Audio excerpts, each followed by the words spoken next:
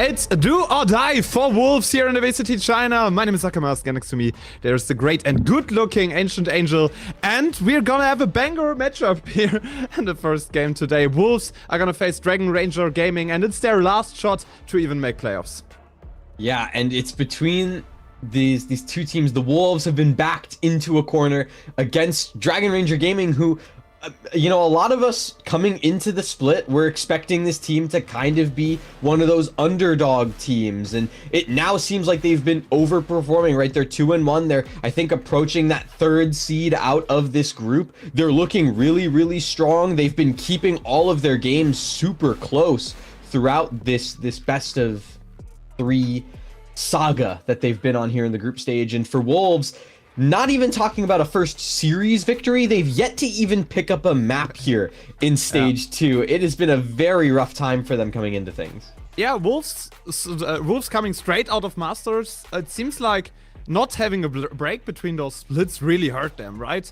They're really struggling with adapting back to the VCT China, and some teams also caught up during their break, it feels. Especially All Gamers, I have to shout out. 2-2 in that group. Probably most of us expected them to kind of fight for that last place slot, right? To not go all the way to last place, but it's kinda interesting to see them improve so much while Wolves is failing right now. And they have to win. There's no talking around this. They have to win today. If they're not winning, they're out of playoffs, and making champs is not in their hands anymore. No, and that's the big thing, is making champs. And for Wolves right now, because of the points that they got from Masters and from that deep run, it puts them in a pretty good spot to still be champions contenders. But this is a league where every point counts, every win will add up, and so being able to secure yourself even just a couple more matches to get those wins is going to be crucial down the line. So Wolves, they're still trying to fight for a playoff berth here, and a win against DRG is the only way forward now. Yeah, you already said it. DRG had an impressive split thus far, keeping all of their matches close. They're 2-1 in groups, and this win against DRG isn't like the only path to playoffs for Wolves. DRG has to lose their next matchup as well, so that Wolves even has a shot. So a little bit of scuffed situation after, you know, having a good run in split 2, right? Wolves were in the finals, only losing there, and it's kind of rough to see them struggle this much going into another split, especially since I think most of us had them really high on their radar coming into split 3. And I think even now we still have Wolves high on our radar. We have the caster predictions, and you can see only 3 people have rooted for DRG. Oh, 2. Volt's actually slightly defecting, but he has officially put down himself. Wolves. Yeah, Volt still believes in Wolves. He still picked Wolves, but like just in case, he's playing both sides. Yeah, he's just distancing himself a little bit from Crafty and exactly. But no, he still did pick Wolves officially. But you can see even both of us, we still believe in Wolves. There's Volt officially joining us on the Wolves side, but I mean, we still believe, right? We still believe in Wolves. They made 3rd in Masters for a reason, right? We're just hoping we can see that again. We're hoping we can see good games out of some of these guys who have just, they've been quiet over these last couple of weeks. Yeah. It's been kind of shocking. Yeah, it's been kind of shocking, puts it in the right place, because for me personally, going into that split, I have to pick Wolves, by the way. There's no way around this. I bought that classic. I have to pick Wolves. There's like no way I'm doing anything else. But for most of us, and especially for me, it felt like that miracle storyline. Wolves finally on top of VCT China, with EDG struggling, with EDG not being in a right place, as it seems. Wolves had a chance to do this right here and right now, and it feels a little bit weird for most of us to see them in that after Masters depression. For me personally, they were like top favorites to actually win the split, because with all the hectics, with all the problems around EDG right now, it doesn't feel like they are really the #1 contender for a title. No, it doesn't. And so there kind of became this power gap, right? in VCT China, and you were hoping for someone to fill that void, and it seemed like Wolves was going to be that team, right? When you have Spring and Juicy firing on full cylinders, Shufat's able to contribute as well in the kind of mid-round situations where he can find a gap as a caller and then help the team regroup. But over these last couple weeks, it's been a relatively quiet Juicy who hasn't really been showing up. Spring has had spotty moments. Shufat's not been contributing nearly as much as we want. And so really the only bright spots for this team are the moments where Spring looks really good and then Lysor. And unfortunately for Wolves, in a competitive China that we're seeing this split, you need more than just 1.5 stars. Yeah, you said as much. You need more than like those 1.5 players only showing up in moments. It's about consistency. I feel like China is one of the regions that are working in kind of similar ways as Pacific, right? It's a little bit, if you compare it to League of Legends, it's a little bit like the same thing where those teams have those high moments, but they don't have those low lows compared to, for example, some of the Western teams. Their consistency is at a much higher level. And I think if you're not consistent in VCT China, if you're not consistently delivering on at least like your mid-ground level, then you're not gonna win, right? Then you're not gonna take home games. And right now, Wolves is really struggling with consistency. They have their great rounds, but they need to bring this through a whole series. And switching topics a little bit and talking about DRG, a team that we actually argued was overperforming a bit here throughout the first half of Stage 2. And they've put up really good showings, right? Every series they've had has gone to map 3. You can argue that's really good from them. You can also argue that's a bit of weakness, right? Not being able to close out series in 2. They always go down a map at some point. But the teams that they've played against, you know, the 2 wins they got were against All Gamers and Nova. And, you know, you can make the argument that those are the 2 weakest teams in this group coming into this split.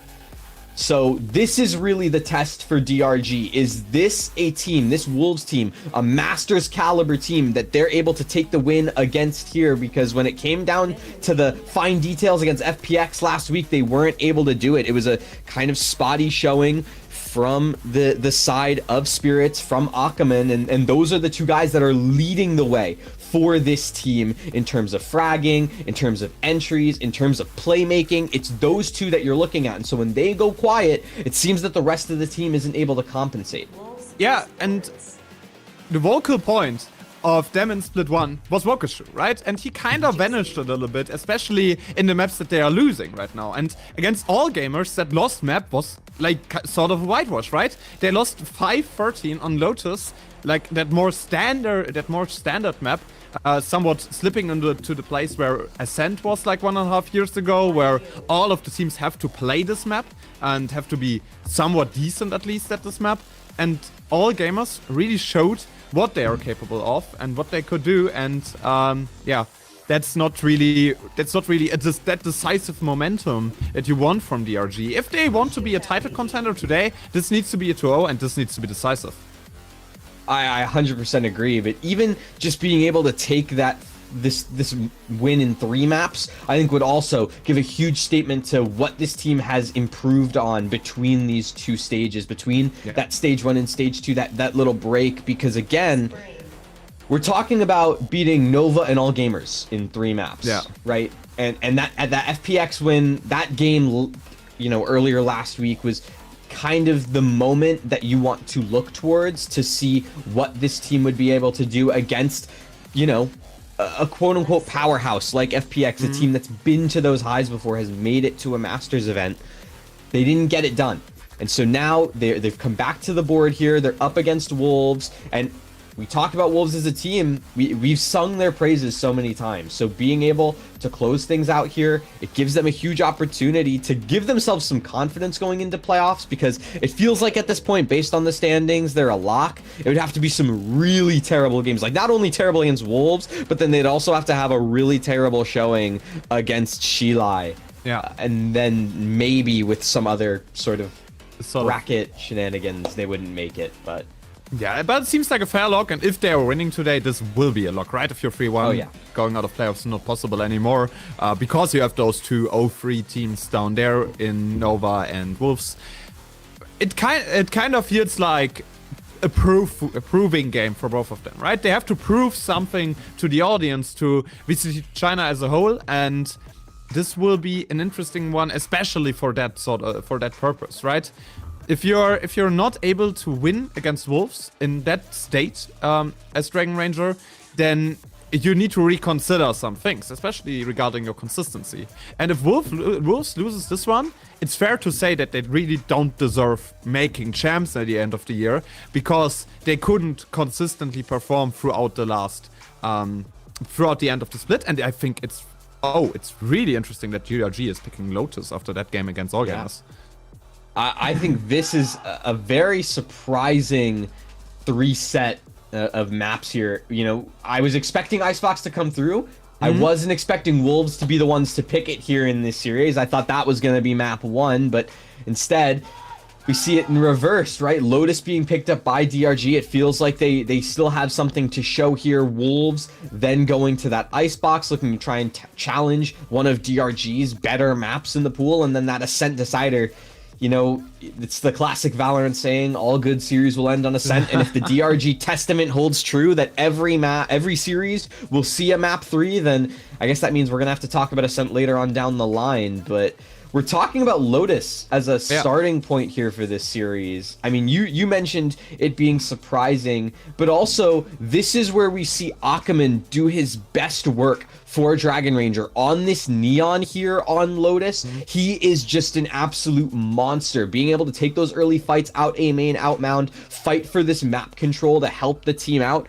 This is what we've seen. And DRG, I love the comp they run, that double duelist with the Neon Yoru. I feel like it gives them a really good shot here against, for lack of a better word, a weakened Wolves.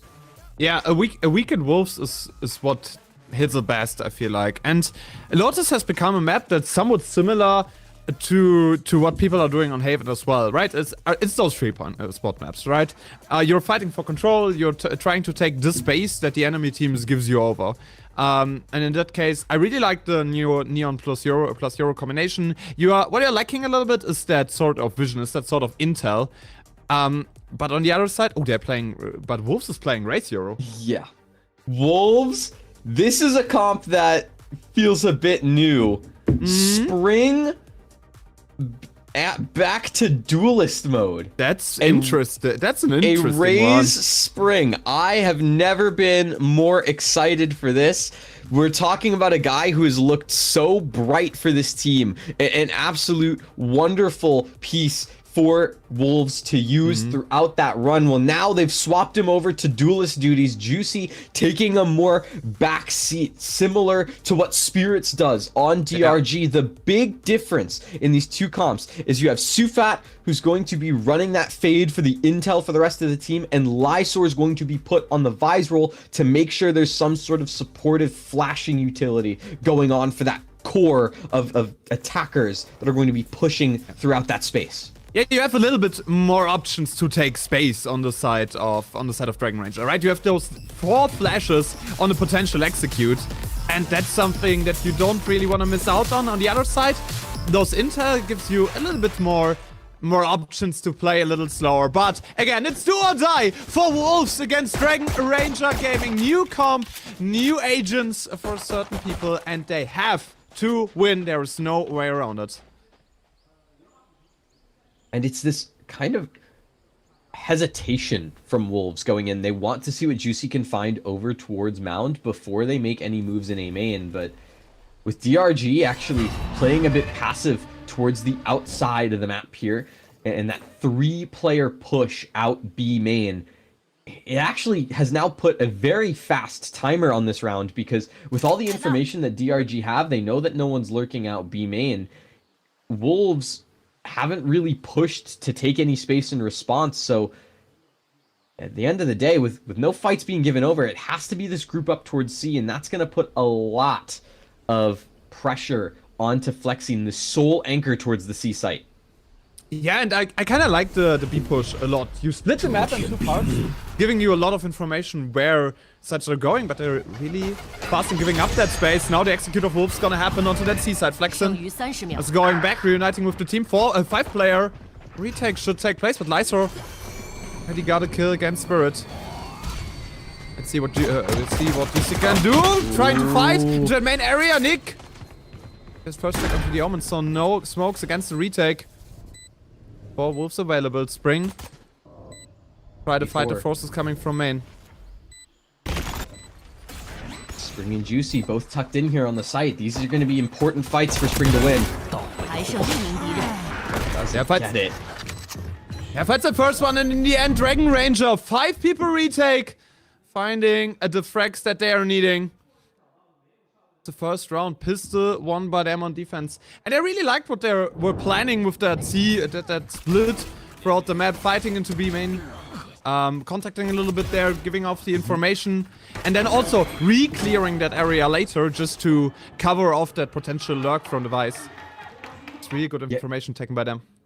And the big thing as well is the fact that they use this kind of group mentality here on the defense. This is a comp for DRG that thrives off of fighting as a team, and you see that with Spirit, Ackerman, and Nick all pushing together in those circumstances. So the fact that we're then again seeing more fights as a group, Spirit here over towards Mound, supported by Vukashu. Through the smoke, he gets one onto YU. Yeah, but Surfet immediately able to retrade this one. That's him. Also finds some contact, but Lightsor is there. Vukashu. Both shots miss, and Ackerman can trade.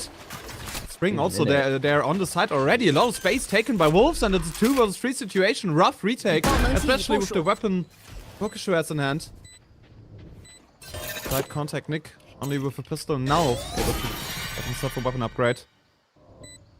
Entirely on the back of Nick here. Swing into one, but Sufat's immediately there, and now Vukashu, you'd have to see some impressive feats, and that just doesn't come through either. So a thrifty round, Wolves take it. It's like the pistol doesn't even matter, and now, Akamask, this completely flips the economy on its head, right? Because we're in a position now where Wolves, they get the opportunity to have some really good weaponry coming into round 3. We're talking Vandals and Phantoms potentially. And round 4, that's going to be almost a bonus for them. Yeah, and especially if you're losing out on pistol and win the follow-up, it kind of stabilizes your economy much more and puts the enemy team onto pressure of falling into that up and down economy struggle. Ackerman finding the kill onto Juicy. Early frags, but you saw a 4-stack over towards the seaside. Vukashu only able to get a trade out of this situation. Still, Dragon Ranger in the lead. Sort of chaotic game to begin with. Trying to retake it. 3 people already rotated over. That main CT area, Ackerman. Double duelist duo already there. Possibly able to flash themselves out of the smoke. They're on side. A lot of space has been taken. They just need to find a real trade. What? What is split over there? Lysa already gets one into his pocket as well. Spring needs to get a double kill here and gets it. The spray transfer working out for Wolves. Her converting that round in much more shaky fashion than we would have wanted them to see. To do. I've seen enough. This is the best role change that I think any team has done ever. Spring has just been playing like an absolute madman. The heroics that he just displayed here, sitting in that corner, dodging all that utility, and that spray transfer at the end just to keep things up was beautiful. You also want to give credit to Lysor, to YU for making some of those plays to help Spring stay alive. That's huge. And this Juicy off, oh, this is about to make a splash. Also that spray transfer from YU. Yeah. Really, really impressive. Shooting the Yoru clone and afterwards spray transferring into another headshot. That was sick. Yeah. And now they have the Nightfall ready. If I see it correctly, so they could clear out rubble with this one to just sort of get access onto that A side. I think they want to save it for an execute. That's what it seems like. We know that Wolves, they love to do these very bursty plays, deathball together as a team, and with the space that they have over towards C, this could be the call, right? Split through that door, eventually take the site. But the take takes a lot of time. He's like they're a little hesitant to move onto the side. Now the Nightfall comes through. Spring already on the side, but gets shot down by Ackerman. Out of the sections, Ackerman the second one on the entry as well. Spirit there to support him from the side. 2 double kills into their pockets. Lysor only able to get one and it's all on his own. 1 versus 4. Yeah, a 1v5 ace clutch is a bit too much to ask for, but you've seen impressive feats from Lysor before. This would have to be another one. I think the time, though, it's just too low. The call was made, and it's the heroics from Ackerman. A 3K for the young rookie to be able to bring DRG back to a sense of stability here and tie us up 2-2.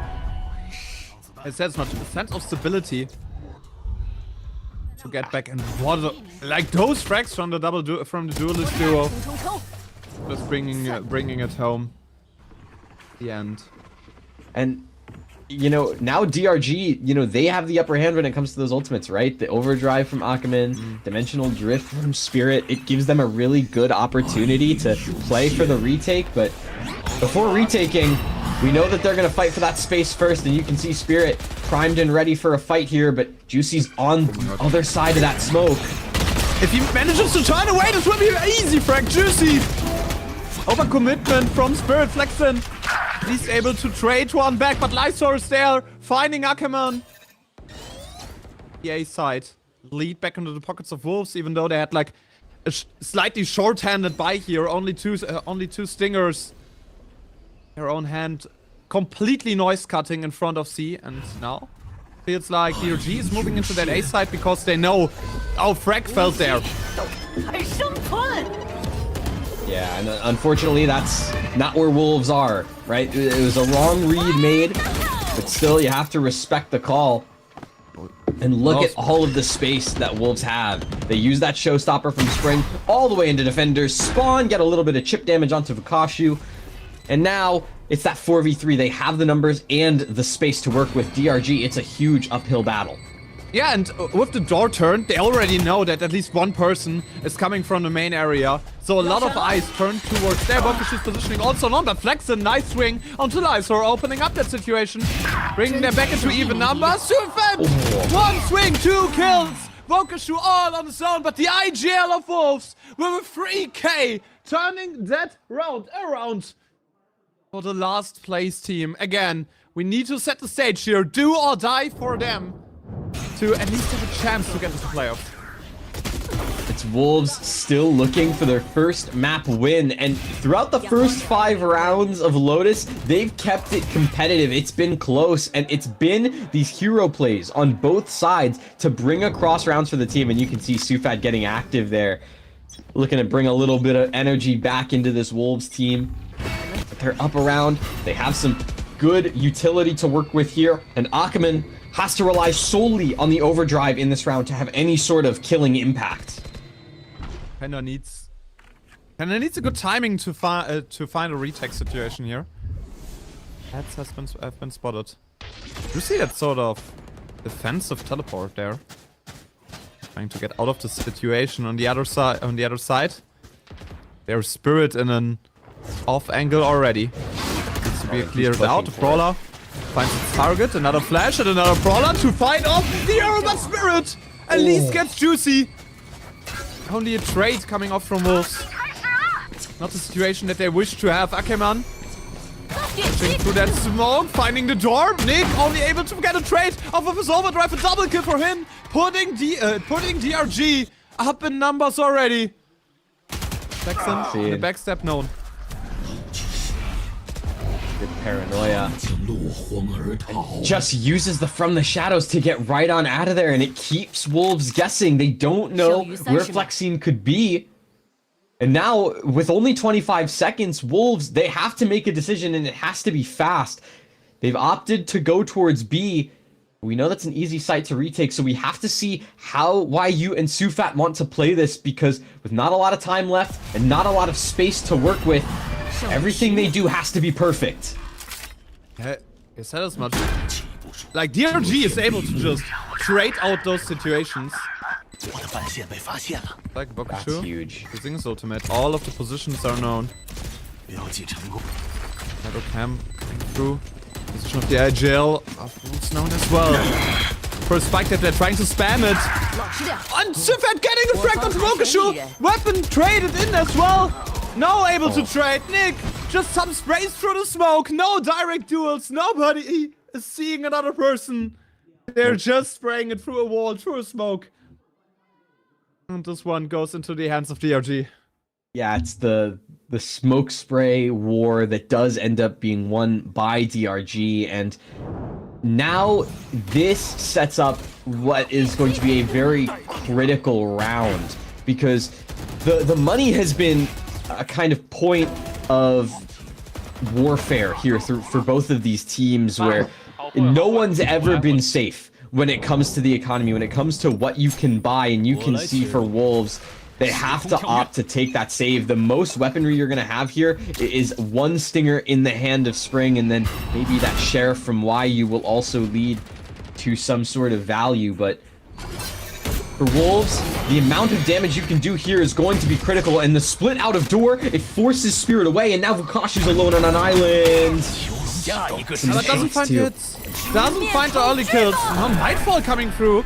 Huge commitment off of the side of Wolves. Big ultimates have been thrown onto the side just to convert the eco. Floppy, can we find a target? Juicy is stunned, is dead. Sifat only able to trade one back, but Bokushu is there with a double kill. Ackerman behind him, killing as well. And then it was just on the omen of Wolves. DRG back into the driver's seat, back into the lead. And what an absolute back and forth matchup here. And that was a lovely call from Wolves, right? Yeah. This idea to use the dimensional drift to get the space, to take some of those fights, get that spike down is huge, but you don't get a lot of damage off of it, right? So you see the Outlaw from Vukashu do just absolute wonderful work there to kind of clean up that over-aggressive push towards defender spawn. And so now Wolves, you have the buy, but you don't have a lot of really key pieces, right? There's no dimensional drift to use in this round. You don't have any sort of ultimates other than the From the Shadows from YU. And for DRG, now they're in a pretty safe spot. They have a Rolling Thunder to use, and this fight that's postured over towards A main, this could be disastrous for Wolves if they don't play this right. Especially with that missing ult economy right now. You already said as much. Only the ultimate from YU is ready, but Juicy, you don't need ultimates if you're finding the entries. Sifat also able to get one of the early attention that Juicy is drawing, and now they are just rushing it onto the seaside. One port over to there, but Bokushu is there in a good positioning, maybe able to fight it off. Juicy is already down, the Euro clone killed as well. No wrong information for him. YU is getting a trade as well. Spring only able to find two, only able to finding the last two players of DRG. Again, absolute back and forth. It feels more like a table tennis game with how they're shooting the rounds back at each other. Yeah, that's 100% right. And the only saving grace for DRG in this round is the fact that they have a little bit of a bank built up, because this round, this was perfectly orchestrated by Wolves. And again, as much credit as you can give to Spring, putting the team on his back once again in this moment, making sure that there's no gaps that can be exploited. DRG, they have the weaponry to work with here, and it's actually them on the better buy. YU only with a Guardian here in round 9. It was a win, but a costly one at that. Ackerman just rushing over Juicy. Another entry. It feels like those duelist comps. You know, just trading fast entries back and forth, and Juicy not on an angle where any one of his team realistically could trade him. Spring getting onto the side, saw the player down there in connector, but isn't able to convert that crack, only able to get Ackerman, but nice saw in the backstep. Wow. Double kill. No. Sifat. Sifat needs to run away really quick, but the C-spot is open for the side of Wolves. They might be able to get a plant down there. Is it enough against the onslaught that Nick and also Flexen could inflict on them? and this is kind of the key now at this point, is you don't know where DRG are going to come from in this retake. So Sufat and Lysor, a lot of space to work with, but not a lot of information. DRG, they got rid of the shear over towards the flank, so it has to be a point of concern for Sufat. You can see him kind of looking that way.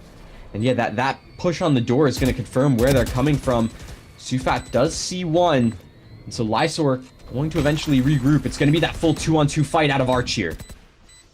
Yeah, just waiting for the hit to happen. The fourth line, not in time. Lysor making a 4K for the round. Important one at that. The funds weren't really sufficient for Wolves after those close wins, but it's a follow-up round for once. And an important one at that to kind of stable your economy. To get back on track. And it all starts with Akeman getting that first frag, but Lysor putting a team on his back. This double kill in a beautiful straight transfer to win the round. Yeah, no, Lysor, that's your moment. That's all you. And just the cold stare. He's just standing there menacingly. Yeah.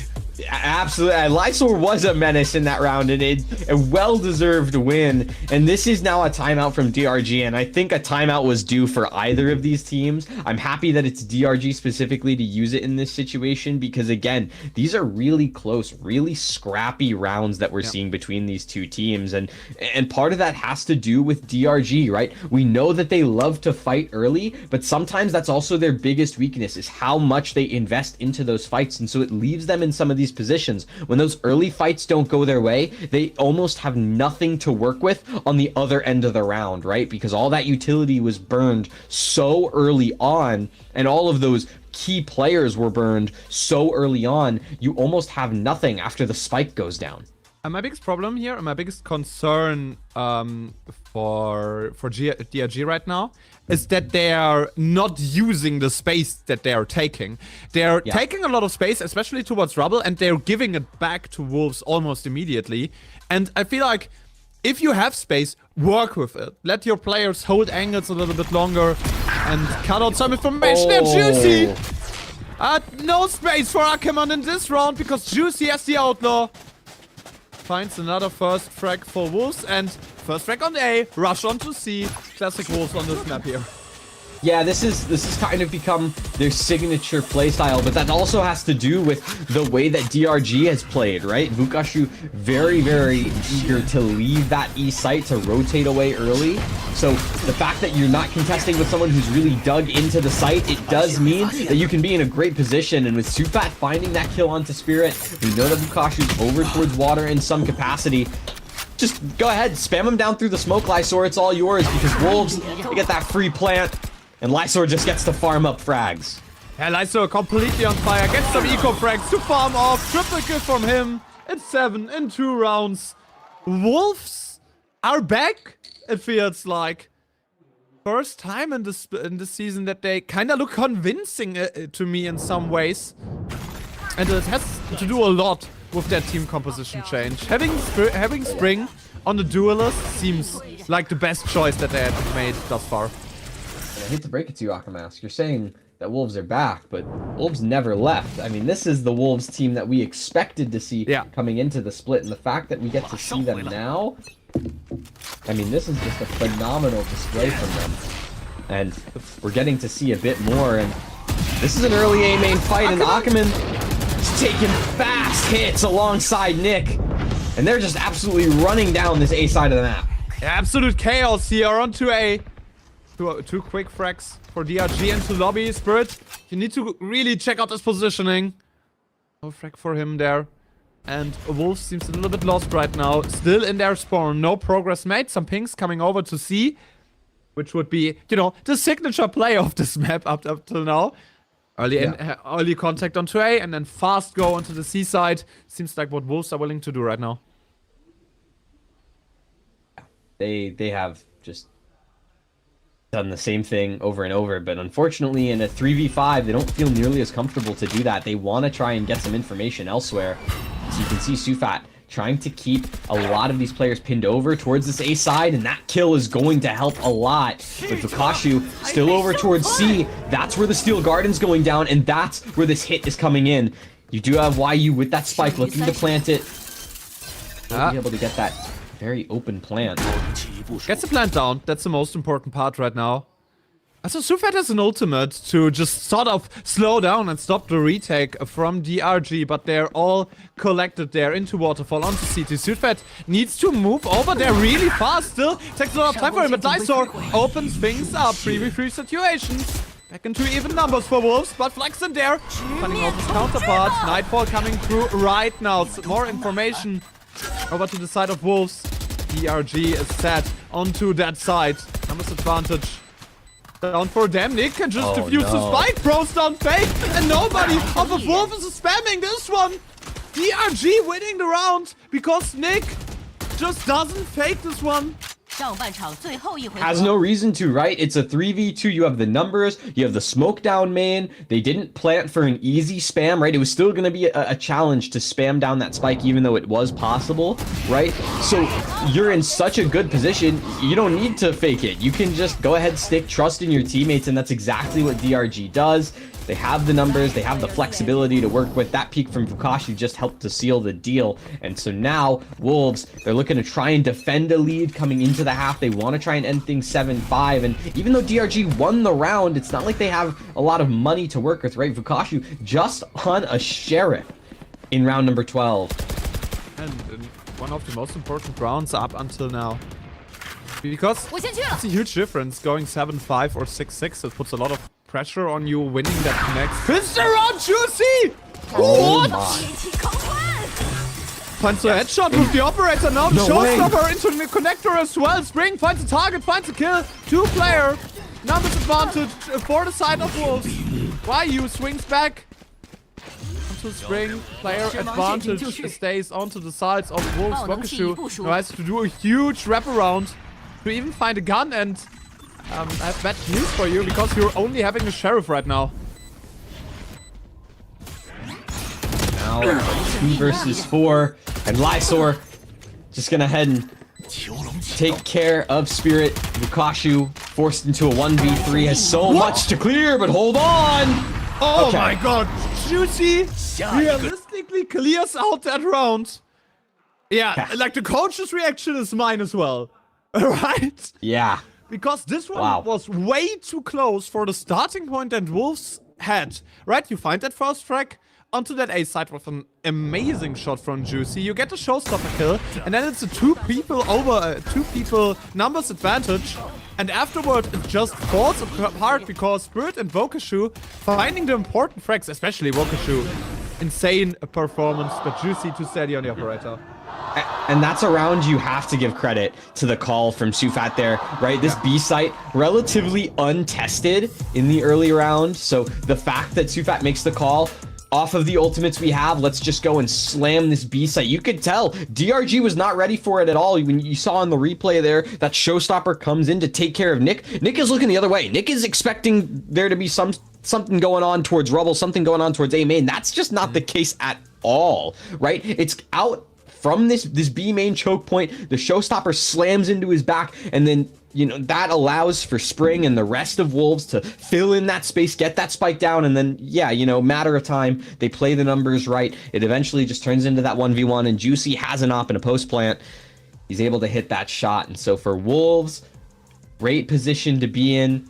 You're up 7-5. Now you get to go on the defense, and with a relatively kind of evenly matched comp, right? Like, these are both double duelist teams. The only difference is, you know, we talked about the fade for the breach, and then you also have the vise for the Cypher, but that fade on Sufat is going to be a really interesting point here, because you have a lot more info to work with, meaning you can, if you want to, fight just a little bit less on the side of Wolves, and that might be crucial when it comes to the retakes, because that was a point for Wolves that they were actually really, really good at, was their retakes. So we'll see if that comes to be the same point here now that they're up against DRG.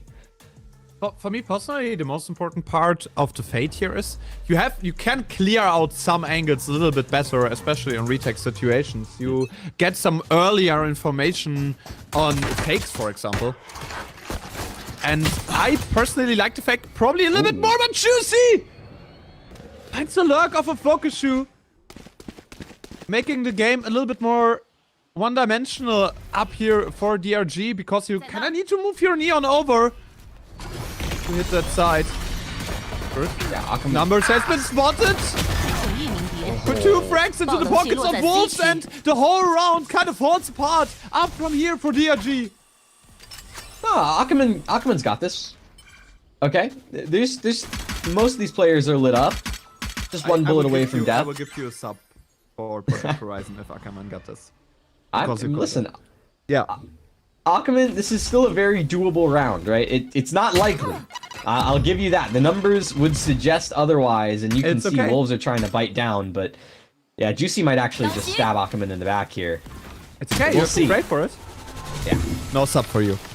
Nope. It's okay. Yeah, okay. Like in the end, that door turn and the fight from 2 angles, just sort of sandwiching DRG right there, is what makes this round in the end very, very possible for Wolves. YU with the double kill, and from there it just falls off apart.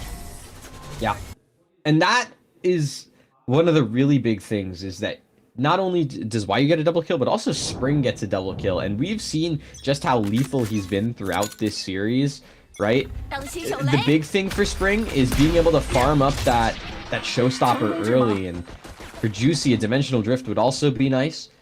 Outlaw doesn't find any value immediately, but there's still a little bit more to work with here, right? You have a little bit more space on the C site. You can play over towards this position, looking for any sort of a fight from Mound. Oh, Juicy. This is a crazy fight to take, my friends. It's 3 ultimate points already on the showstopper. You talked about it a little bit before the game. If you charge this one up quickly, the round can snowball a whole lot. And right now, DRG really want to commit onto that C side. The flash is good to give Juicy some space. 2 outlaw shots, 2 kills. Ackerman and Spirit both on the ground. Bokushu only able to trade against Lysor. Pieces coming in there, just denying the spike plant a little bit longer. Fight coming up onto main. Spring able to trade against Flexen.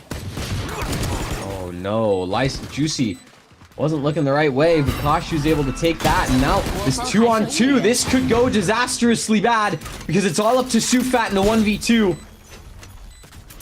And you have Shock giving some more space over to DRG, both players down there in bend. Just waiting for Sufat to make a decision, and he needs to move somewhere. He doesn't have the 21 seconds to wait out the haunt. And dodge the falls, like the kill to Bokushu falls. 3 bullets. Spots the shoulder of the breach, jumps.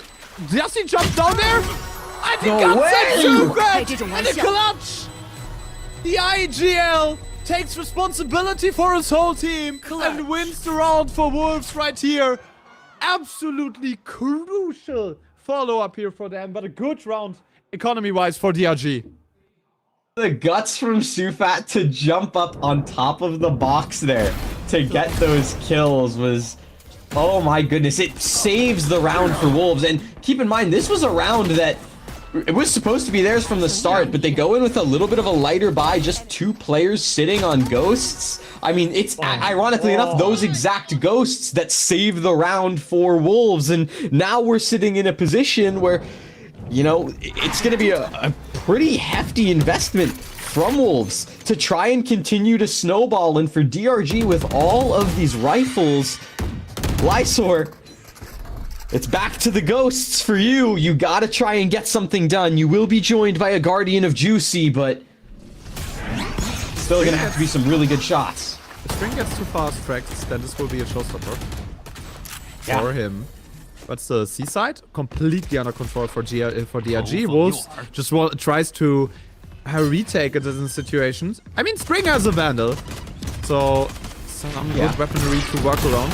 Clone started off, but Juicy can't convert the kill into Ackerman. Spirit also finding Spring, and it all is falling apart for Wolves. DRG with an insane side take, taking the space that they want. DRG goes where they pleases. That is down to 3 rounds for Wolves in the lead. I mean, this is a Spirits we haven't seen for quite a while. now being able to top the leaderboard for DRG. Sure, they're not winning the map so far, but you know, we talked about Akaman, we talked about, you know, the impressive feats from Vukashu. Well, now Spirit's joining in for that big 3 conversation. But Wolves, they still have rifles well into their hands, and it's the swing out from YU. He gets 3 immediately off the rip. But Nick and Vukashu are able to retrade this one. At least it's only a 1-person lead off of that 3K by YU. They've head onto the side, left alone. Small noise cancel, just cutting out all of the movement. For DRG right now, Vukashu slowly contacting towards the side, but spots Sufed up into heaven. Now the deed has been cleared. They know where the execute is gonna take space for DRG. Alone, at least triggering the wire. So you know something is at least towards stairs, but spike plant's down. 1-3, Juicy. Only a sheriff to work with, and that swing out from Lysor. That could be the nail in the coffin here in round number 16, but shots from Juicy, it keeps things close, it keeps things in contention, and now it's all up to the sheriff of this Yoru. Juicy back of the site alongside Vukashu, but it's the clutch from the Sentinel of DRG. Vukashu telling Wolves to sit down and keeping DRG competitive in map 1. Vukashu just sitting down Wolves right here with a 4K, and especially like the shot on the stairs is the important one. And what a frustrating situation for YU. You find that triple kill with all of them swinging single-handedly, and nobody else is able to refrag something there. Vukashu, the 4K. To smash some hopes for the Wolves fans. And now the snowball is kinda turned around for DRG. Oh, showstopper out. Spring, huge value. That's 2. Flexing and Akaman immediately out of the round. And DRG in a position where they were up against Sheriffs and Classics. It's been completely flipped on its head. Sheriff Classics and a rocket, but Spirit! Equalizer set into the head of Juicy. YU now there to at least bring them back into numbers advantage. To the backside. Right from CT, no smokes to deal with. Nick has the ultimate up right now. Rolling Thunder available. Also Fault Line coming in there, trying to give some space over to Vukashu. Lysor has been spotted. The player from Waterfall. Now is the important part, the important piece for Wolves, but Vukashu finds a kill into the IGL of Wolves. Searching around for the Omen. YU has a perfect positioning. If the timing is right, YU will swing this round. Vukashu is dead. But he needs some time. And he doesn't have a lot of this one, Nick. A nail biter round. This shouldn't be that close if you're fighting against Classics and Sheriffs, but in the end, DRG is clutching around. Close, but no cigar. It's still this DRG team to convert against the Sheriffs, despite how impactful that showstopper is. I mean, look at this from Spring. Just, you know, doesn't hit that satchel immediately. The blast pack goes a little bit awry, but the showstopper eventually closes things out, and while it was a good flank from YU to lurk around Bend, it's just those fine moments against Nick, not able to convert the round. So DRG now in a position where they're about to tie things up. It's this op from Juicy that tries to get some value, and instead it's Spirits. The other end, the Yoru takes care of the IGL of Wolves, and DRG immediately get that plan. Already for Juicy. Trying to get some information. First player spotted, Flex and needs support out of there. Down the street is a paranoia. It's great, and Juicy gets onto the side, unseen, unscaped. Bringing the numbers back to even. Spirit also falling onto the band of Spring. No way, Juicy. Finds the second one there as well, Flexen. Able to get ring at least on Spike. Already down, already defused. Flexen, triple kill. In the end, stays a flex and no real impact.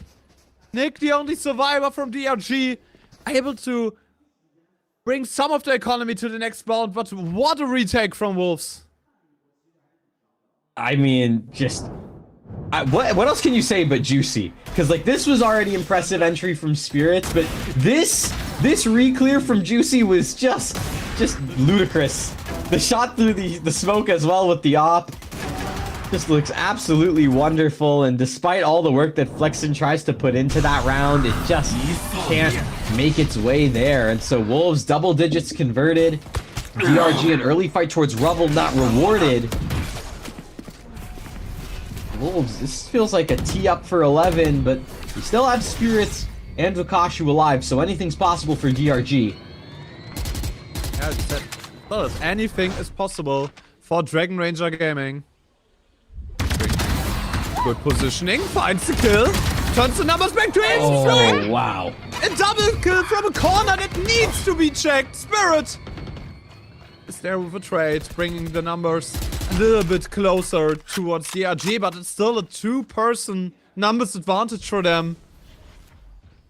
Doesn't really look good for the Ascension team from 2023. Talking about 2023, right? Wolves was a team that didn't have a great performance their inaugural year in VCT, and so the change that we've seen now, the team that's looking to fight, looking to keep things close. Yu and Sufat both here. Plant will still go down, but it's a 4-on-2 retake, so Wolves, a lot of utility to work with. The numbers also looking really good as well. Why you? Finding that entry frag into the backside of Nick, and now it's down to a 1 versus 4 for Spirit. We sung his praises throughout the whole broadcast day, but can he do it? It's a double kill. It looked doable for a second for him. But then there is a trade, and Wolves is up on 11 on the map pick of their opponents. This is a huge opportunity for Wolves, right? They came into today not having a single map here in Stage 2, and now, just like that, they've put Spring onto this duelist, and he has flourished here in map number 1. They're now up 11-8. They're just 2 rounds away from picking up their first map here in Stage 2. And it's another timeout from DRG, and this has to be to talk about some of these fights that DRG are taking early round. Yeah, you said that DRG is overplaying their hand with the double duelist composition. They're running into situations where they don't have intel onto the side of Wolves, and those fights are, you know, falling apart because a corner keeps getting not checked. Because, like, there's something missing, which, for me personally, the Fate gives so much over to the side of Wolves because they have this insane amount of intel compared to, yeah, what DRG is doing right now. And it keeps falling apart because of off angles Wolves are playing. Yeah, and not even necessarily just because of the off angles, right? But it's kind of the downfall of this comp from DRG is the fact that there's no hard information, right? All the info you get is off of your players checking those angles. And so if one angle goes unchecked, that's enough for Wolves to capitalize. Yeah. And when Spring and Lysor are both hitting their shots, I mean, this is a deadly combination. And coming into round 20, still feels like they can do it again. And Outlaw in the hands of Juicy can still make some impact, but it's going to be that B-site tested yet again, and Lysor Steel Garden ready to be used, and Spring won't find any value here.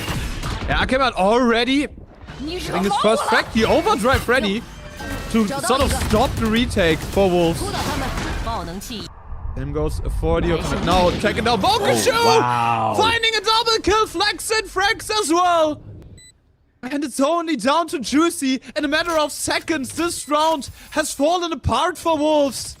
Really smart team crush today, but DRG in the way of Wolves' first map win right now, and Wakashu with another triple kill. The Thanos on that second half right now. The attack belongs to the DRG Sentinel.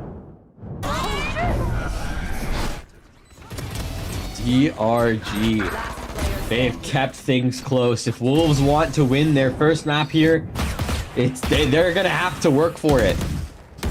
This is not an easy victory by any means, and you can see for Wolves, it's down to Sheriffs. And the last time they had a round like this, you know, Spring had a showstopper to use. There was significant amount of help in the way of the ultimates. Now they don't get that luxury. It has to just be the shots. And when DRG, they can just run into the C site off of the dimensional drift. There's not much you can do. It's gonna have to be a full 5 alive retake, but against full rifles, it's gonna be a rough one. Oh yeah. The double cross over the wall brings you a lot of space here. Spike is planted for the main area, so Vokashu in the later stages of the game, even if like the side take falls apart, Vokashu still has an angle to fight off main, but reuniting with his team back onto the side as the retake happens for Wolves. A nice stun to sort of push them off from that CT area. It's again the split over from two angles. Waterfall and main are being played. Spirit with a double kill. Akimon and Nick fragging as well, and Vokashu closes the round in a matter of seconds. Wolves' dreams of retaking the site are crushed, and DRG are over a 2-10 rounds. This one is gonna be an absolute nail biter. Oh yeah. And, you know, we talked about the retakes from Wolves. Well, DRG, I don't think they care about the retakes anymore. Because this is a team that is willing to dig their heels in after that spike has been planted and fight for it. And keep themselves in really good positions. And sure, you can argue that was an eco round, but it's happened more than once where the entire round ends in the matter of seconds on the retake, because that's how good that DRG are at just cleaning up in these late round situations. And so for Wolves to take a timeout here, it means that they need a change of pace, right? These retakes aren't working as well as they have been. You need a different route forward. And so maybe that's a bit more control on the extremity, right? Fighting for a bit more space. Maybe that means, you know, you set up a trap somewhere earlier in the map, because otherwise DRG, they're just going to steamroll you onto the site and keep themselves there. Yeah, it says it's just like that steamroll, that earthquake that once shatters onto that side. But the retakes doesn't work out as well for Wolves as they worked in the beginning. And for me, the big problem here is Wolves doesn't disrupt the side goals as much as they used to in the start of the rounds, right? They had some great angles, they had some great early fights over to rubble, over to main areas. And now they are just playing very side-centric, very defensive, and I think that doesn't suit their comp as much as like those early, especially info fights. No, it doesn't. And so you can see Seaside Execute comes in. Juicy tries to escape, but Spirits takes care of that entry work. Usual Tuesday business for him to find that entry frag. Yep. Ackerman. Off angle is so annoying, but the ultimate of Vokashu is coming through there as well. Spirit with the kill, also the nade from Spring finds the damage, and suddenly we are back and even outside. So double kill here from him, clearing out from CT, and suddenly Wolves took that round back into their own hands. What a play by Lysor. And again, he stands up menacingly. Sufat as well, just joining in the aura farming. Okay, he has to focus. Focus back on the game, because Wolves are at match point. They are one round away from picking up their first map this entire stage, let alone the first map in this series. Yeah. 1, 2, 3 focus for Wolves here. And one more round. Vokashu up in hand. DRG, they know what this means. Backs against the wall. This could be scary. Wolves, they want to fight Rubble early. Juicy needs to get out of there. Quick port back into main. Spring. Took some space over to A. Vokashu is there with the operator. Bring some new depth. to their game. Oh, Vokashu no. shooting the enemy Omen out of his jump peak. Way on the ground. And killing a smoker this early, huge impact for Vokashu. All of the other players for DRG are spotted by the dimensional drift from Juicy. So a lot of information over to Wolves. The noise cancel has been spotted. Yeah, but there's no rotations here from Wolves, right? They're still keeping this 2A, 2C. And so, Juicy and Lysor, this is a lot of work you're going to have to do. Rolling Thunder goes in as well as a bunch of other utility. And no players to follow just yet. They're waiting for the Visals to fade. But Lysor still can get one. As they can get one. Vokashu there with the operator. His second frag of the round. Juicy already down. 2-player numbers advantage. Over to the side of DRG. They're not making it easy for Wolves. I actually think this round is over. Wolves, they're going to save here. It's a 2v4. You're up against an op and a post plant. Maybe Spring goes and tries to farm up for the showstopper. So you're not just one off. You have it to work with in the next round. But other than that, you know, Sufat needs to keep this rifle alive coming into round 24. Spring playing for exits. Looking to try and keep things costly, make sure that DRG can't reinvest too heavily, or if they do, it completely empties the bank. And you see where Vokashu is, right? Really wants to save that operator. To lose their Spring. At least gets the kill onto Spirit. Spotted the Omen as well, but no follow-up. And with that, we're bringing 2 rifles into the next round. For the side of Wolves, and you said it as much, the showstopper is ready for the start of the round. Yeah, and that's going to be crucial. We know what Spring can do with this, right? We've seen it before, and that shot from Vokashu is just ridiculous. And so, you know, even though Lysor is able to get 1 there, 2 was just a bit too much to ask.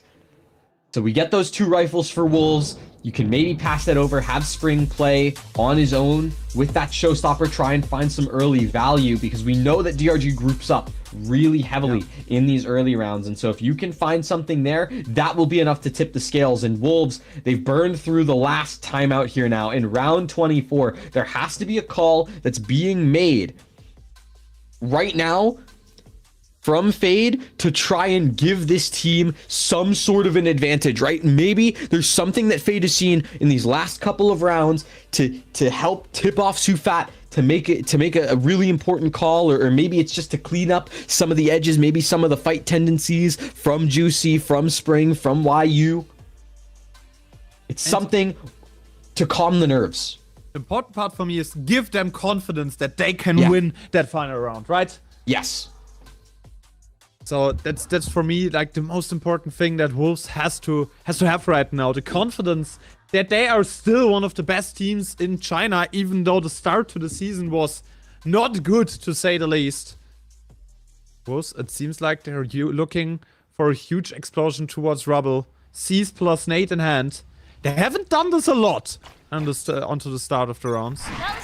Spring has the showstopper ready there as well. If they find some contact, this might be an instant pull of this one. But Spirit, the one using his ultimate over towards the B side. Good positioning connector. Spirit's in towards breakable, but Spring knows that. There's the teleport straight on out of there. Spirit wants no part of that rocket, so and that DRG. And that was just a nice call out, right? You have to teleport out of the connector area, knowing that they probably would commit an early showstopper, and now it's a noise cancel right in front of A, just waiting for something to move, for something to give them momentum for an execute. If it's on. You've got Juicier here, though.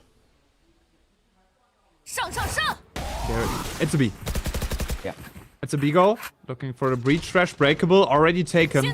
Over to the side of the DRG. But 3 people holding that side for Wolves. Just another fake. Only 30 seconds on the timer. They kind of need to commit to at least one of the sides. The port in by Spirit. It's good. Took a lot of space. But Wolves, some problems with the aim from heaven. Arkeman and Vokashu finding the frags. But only 21 seconds on the timer. You need to plant right here, right now. There's But for DRG. Go off. It's just kills instead, and flexing will close it. They've confirmed it. Map number 1 of this series has found its way to overtime, and I have no words right now because this comeback, if you could call it that, from DRG has just been from the grind, and you gotta give credit to Vukashu here and Spirits in these rounds to drag this team across. Again, it's these quick scopes. It's these moments of just playing with these crossfires. Ackerman has had moments as well, but overall, I mean, it's been a dogfight all the way through, and Wolves, it's just like they're missing that one final piece to push them across to win this map, and now they've got to do it all over again, back on the attacking half. DRG fights Rubble. Wolves, a lot of space. Over into the main looks like a more direct approach compared to their attack rounds in the regular time. Good angle from Waterfall! Oh. And what an aim switch! Finds the kill. Early up onto Spring. Numbers advantage taken there from DRG.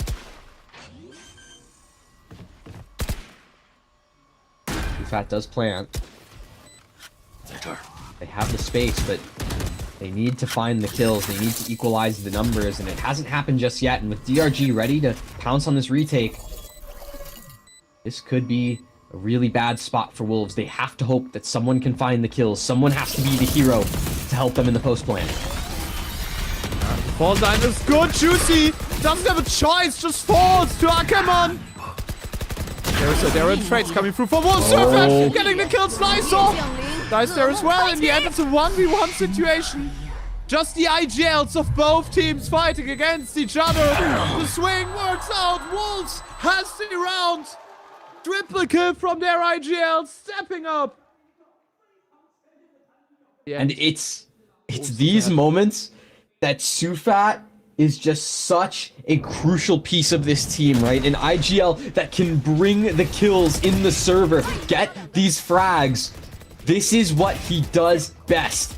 And it's in these moments he stays calm, stays collected, wraps around, and gets that kill, and it puts them back on match point. And now Wolves, it's on them to be the ones to lock down these sites, to prevent these plants, and if the plant does go down, to work out in the retake. And this is another timeout being used from DRG. It's that overtime timeout just to try and collect the nerves, because once again, their back's at the wall, but they're no strangers to this, right? They did it 3 times before, and it was on this attack side that they were able to push it to overtime in the first place. They have a chance to do it again. You have a chance to do it again off of the back of the timeout.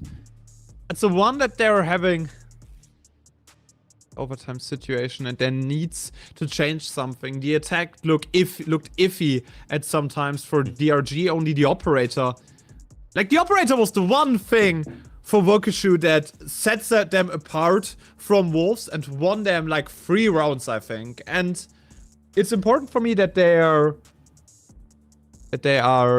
trying to get this going onto in the overtime as well, because that was the one big factor for them, right? Oh yeah, and they're doing it. Yeah. Left can open. Yeah, but why not, right?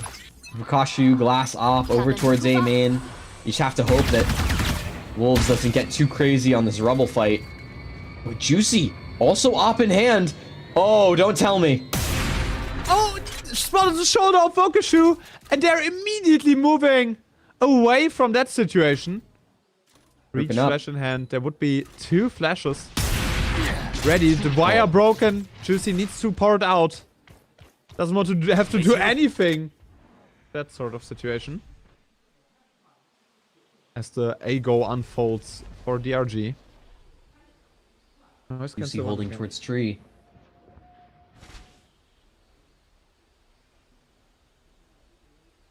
$5 seconds, but this is gonna be a quick pop from DRG. Juicy has to teleport back towards drop.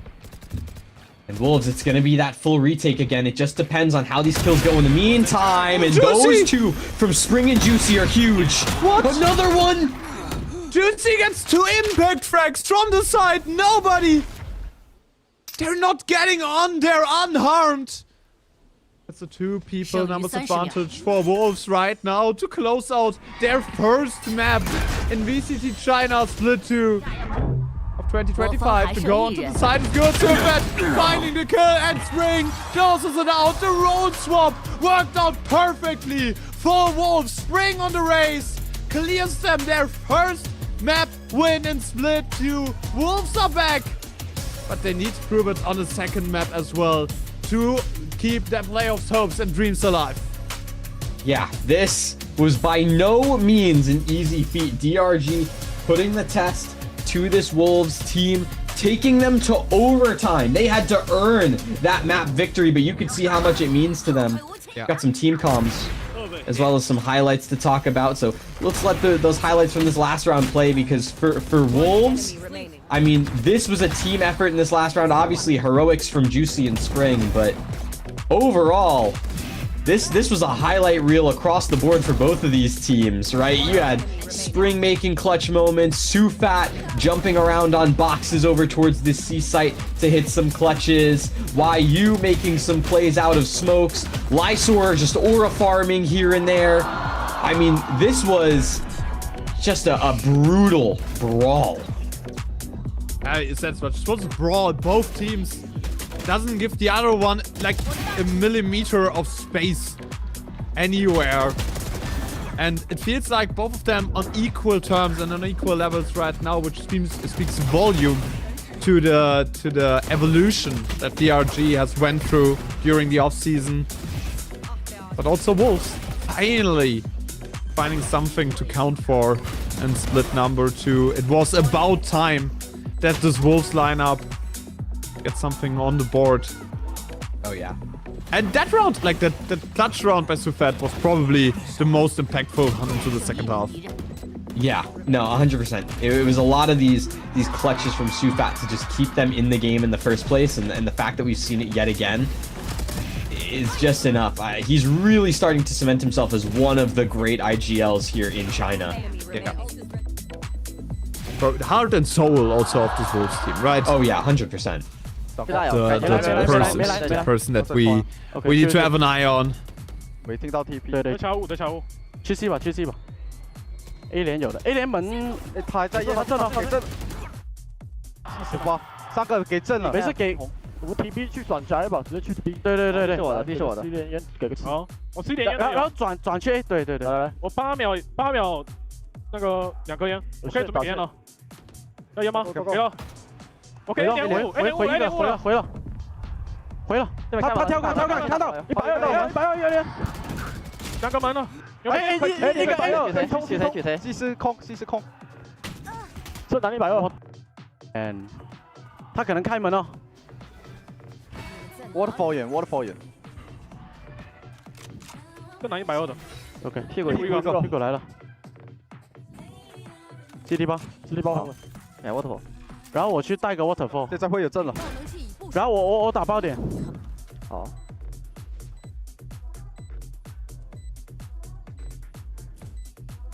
还有烟有阵。等隧道可能摸进来了，小心。开门，给烟，这是给烟，等我。我们隧道，可能是2个。只看到一个，我确定。还不知道，是的。我2秒眼，我这样，两个。也是我躲起来，躲。对。救！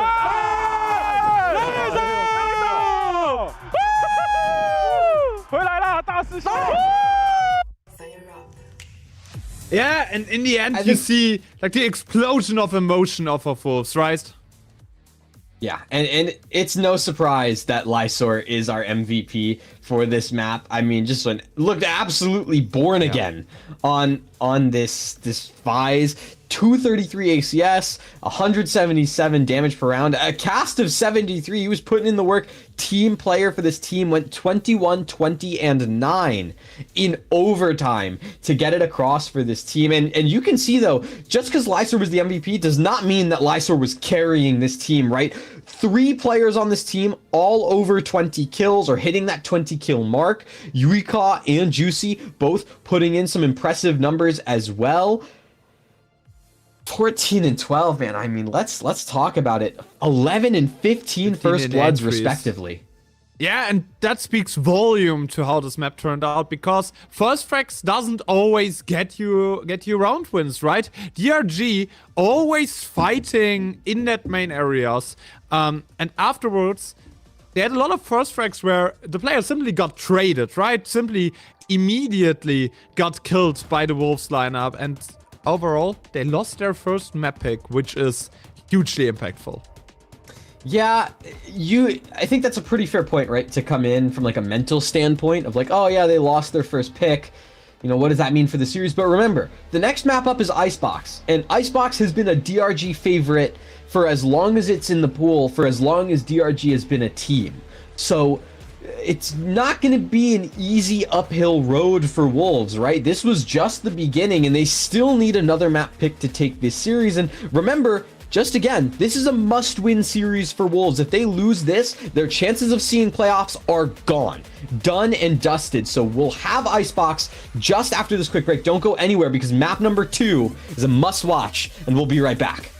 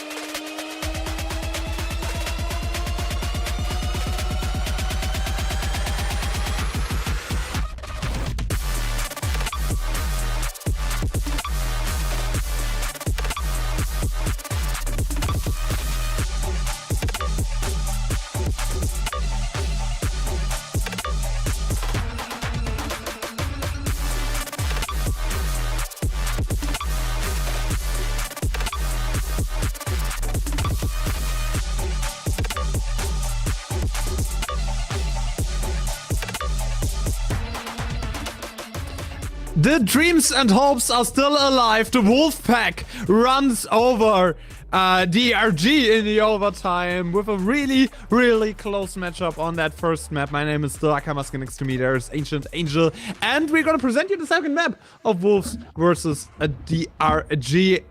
What an absolute nail-biter and banger it was on map 1, right? Yeah, and now they're sitting back down for map 2. We're going to Wolves map pick of Icebox, and you know, I touched on it a little bit, but it's important to reiterate, this is a favorited map for DRG. They love playing Icebox. They love running the Spirit's Reyna on this map, and I think it works out so well for them, right? We see Vukashu go to a comfort agent of the Killjoy, which we know it's what brought him fame and infamy in the first place, was running Chamber and Killjoy. And so the fact that we get to see it yet again here on Icebox is going to be really important. The key that I'm looking out for here, though, is what does Wolves' comp look like now with these presumably permanent role change across the board, where they're switching Spring to being a duelist or a bit more of an entry-focused type of player, because it normally used to be that Spring would be on that Viper. But now that's not necessarily the case, so what does the comp look like out from that? Jet Reyna? Jet Reyna? We're predicting it. I don't know. I feel like Yoru is jumping in here somewhere. I'm not the biggest Yoru Icebox fan. Like, I think you can do it, but I think Jet Reyna is just more of an impactful comp, especially with what Spring has been doing on that first map, getting a lot of quick entries. But with the Race, you can't really get out of those situations. With the Reyna, you just press one button and you're gone. And in the end, that kind of makes me wonder if they are doing it. And no, it's double walls comp with Harbor and Viper. That's an interesting one. The Harbor on both sides. Yeah, and I mean for DRG, this is the comp we've seen before, right? They ran it against Nova, you know, earlier in this split, and it's you know, a comp that has worked out really well for them. We've seen all of these players have pop-off moments on the side of DRG, right? The Gecko and Harbor combo looks really strong as a duo. So on the other side of things, we're really hoping that this Wolves, you know, Harbor Viper can really look to play some delay. You want to play retake with this comp a lot. It's kind of just the Wolves' bread and butter coming into things. Yeah. The key is Juicy last map did really well because it wasn't just him that had to worry about entrying for the team, right? You kind of had some of that pressure taken off with Spring being on the Raze. Now that pressure's back on, right? Spring is going back to being a lurking Viper halfway across the map. Yeah. So you are going to be the focus of the offense a lot more when you're on the attack. You are the vocal point of that team. I have to say, it needs to be a decisive map by Wolves, but DRG lost to Nova on Icebox in their last outing, so some chances, but flexing already finds Spring on the entry. Early fights, don't be main. And down goes the Wolves player, down goes the Wolves Viper. Yeah, Spring's out of the round, and you know, we talked about pressure on Juicy. Well, now this puts pressure on the whole team, especially Sufat, who's the sole player over towards this A site. Will be joined by Yukon in just a couple moments, but will that be enough to protect them from the DRG push? Well, we're about to find out. Yeah, and they saw all of the players rushing towards there. Already counting. DRG is in a good position, and that A spot is notoriously hard to retake, especially without any flashes. Some harbor walls coming through from both sides. They need to slowly contact forward, slowly take a lot more space from the side of Wolves. Vukashu and flexing Nick, all of them are shooting down. In the end, it's a double kill for Nick, and I think a flawless round here for the side of DRG. They're not taking any prisoners. They want to win on their map pick, on the enemy's map pick. Oh well, they have to, right? This is the opportunity for DRG to deny Wolves a chance at playoffs here in Stage 2. They're going to try and take the fight to them, and, you know, we've seen them win these pistols before, especially on this attacking side. We know how lethal they can be as a team that just loves to group up and hit sites. Gives them a really good chance, but Wolves, they're back on a Thrifty, and we know what they can do when they don't have the weaponry in their hands, so We'll have to see if they can score another upset win. Doesn't seem that way based on the fact that everyone is over towards the A side of the map and B is completely open. B is the territory of DRG right now, but with the broken arrow, there should come some rotation at least. Over from the side of Wolves. A lot of space taken, especially onto the side cove, plus Wingman. Gives you less of options to work around. The spike is down for DRG already. Nick gets closer and closer to the fresh coming up. And with that wall going down, Wolves is going into that retake. But Spirit, frag number 1, the drop has been spotted. And no frags for Wolves. 10 possible kills for them and 0 taken. Double flawless from the side of DRG. What a start to that map. Yeah, this is what you wanted to see. This is what I expected out from DRG on this map is just really clean play, grouping up as a team and deathballing, and it's working out pretty well so far. But the question is how much longer is that going to be the case, right? Because that was a full eco round coming out from Wolves. Now they're going to have the Vandals, the Phantoms in their hands. They're going to be ready to try and fight and make a lot more regular approach to this round, but DRG not slowing down at all. Already aggressive angle in the main area, not able to trade him down. Now, come on. Important frag. It's hugely important that Juicy doesn't get out of this angle. Unscaped fighting with Spirit on the ground.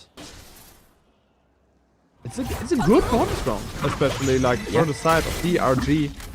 One weapon already picked up by Ackerman. A lot of space taken. Can't really contest this one right now without Juicy.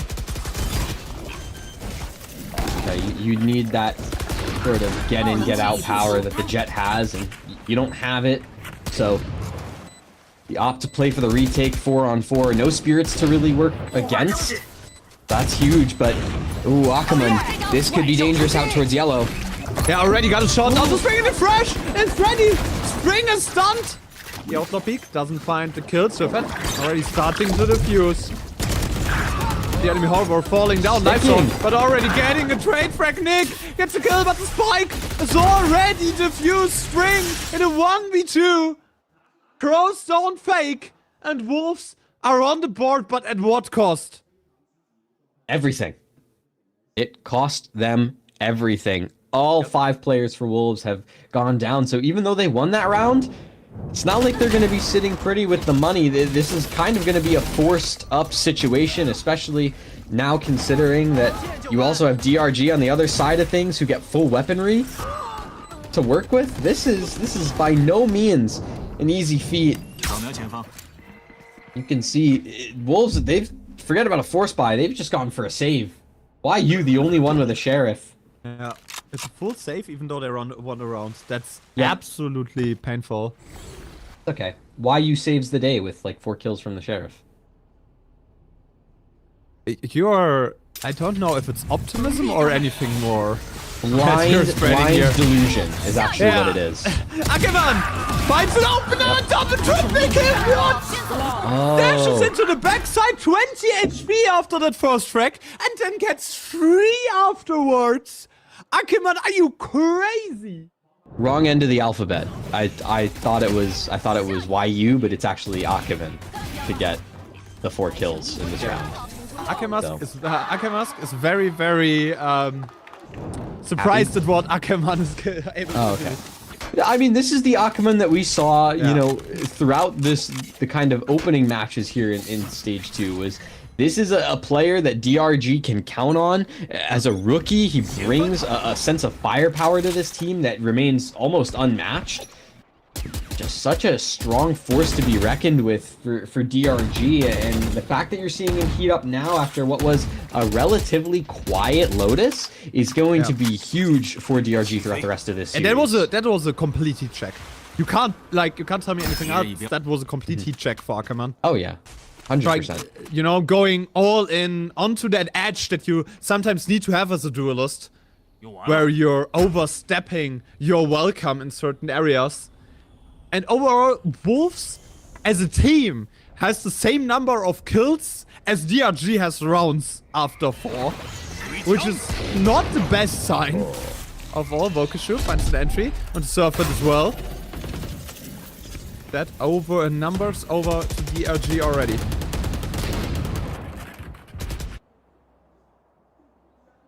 This juicy op though. Been posted up towards B main this whole time, and there's a jiggle from Akaman. Catches it out. Oh, what? What a swing from Akimon! Clears the operator, is able to pick it up as well. Spirit in the middle. Finds Spring, but doesn't get the kill through. Strike has been planted.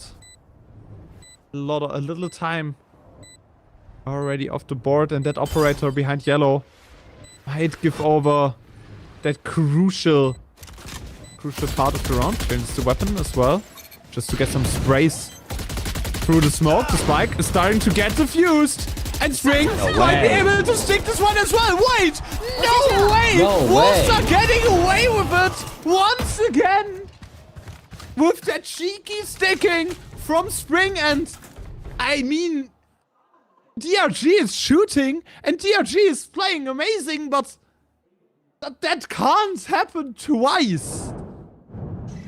This is the power of the Harbor Cove here on Icebox, right? We know how removed these post plants are from the spike themselves, so being able to just stick the spike like this, have that harbor block off your sight lines.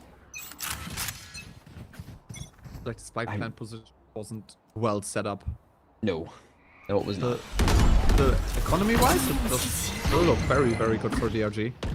Because they're not dying, right? They get the weapons converted to round after round. They're not dying. Wolves doesn't get frags, but in some miracle way, they got 2 rounds.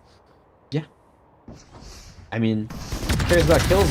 You can just go ahead and get rounds, and, well, Spring sides better. Does take the opening kill onto Akaman. That's a nice little tag from the Hunter's Fury as well. And Spring looking to refight here with a teammate. And it's juicy to get that trade, but still, it's frags both ways. And we're in that 3v2. The 2v2 flexing. Has the ultimate ready as well. Reckoning is coming down onto Wolves. Nice or stunned in heaven. To get off of there, needs to keep moving onto the side. Surfet wants to re-clear behind yellow. Gets spotted now. Bokashu, important flag on the line. Surfet makes it 2. Make it double to get the equalizer for Wolves. You don't need to kill to win rounds, and Wolves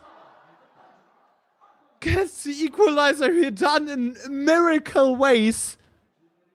Surfet just staring down the camera.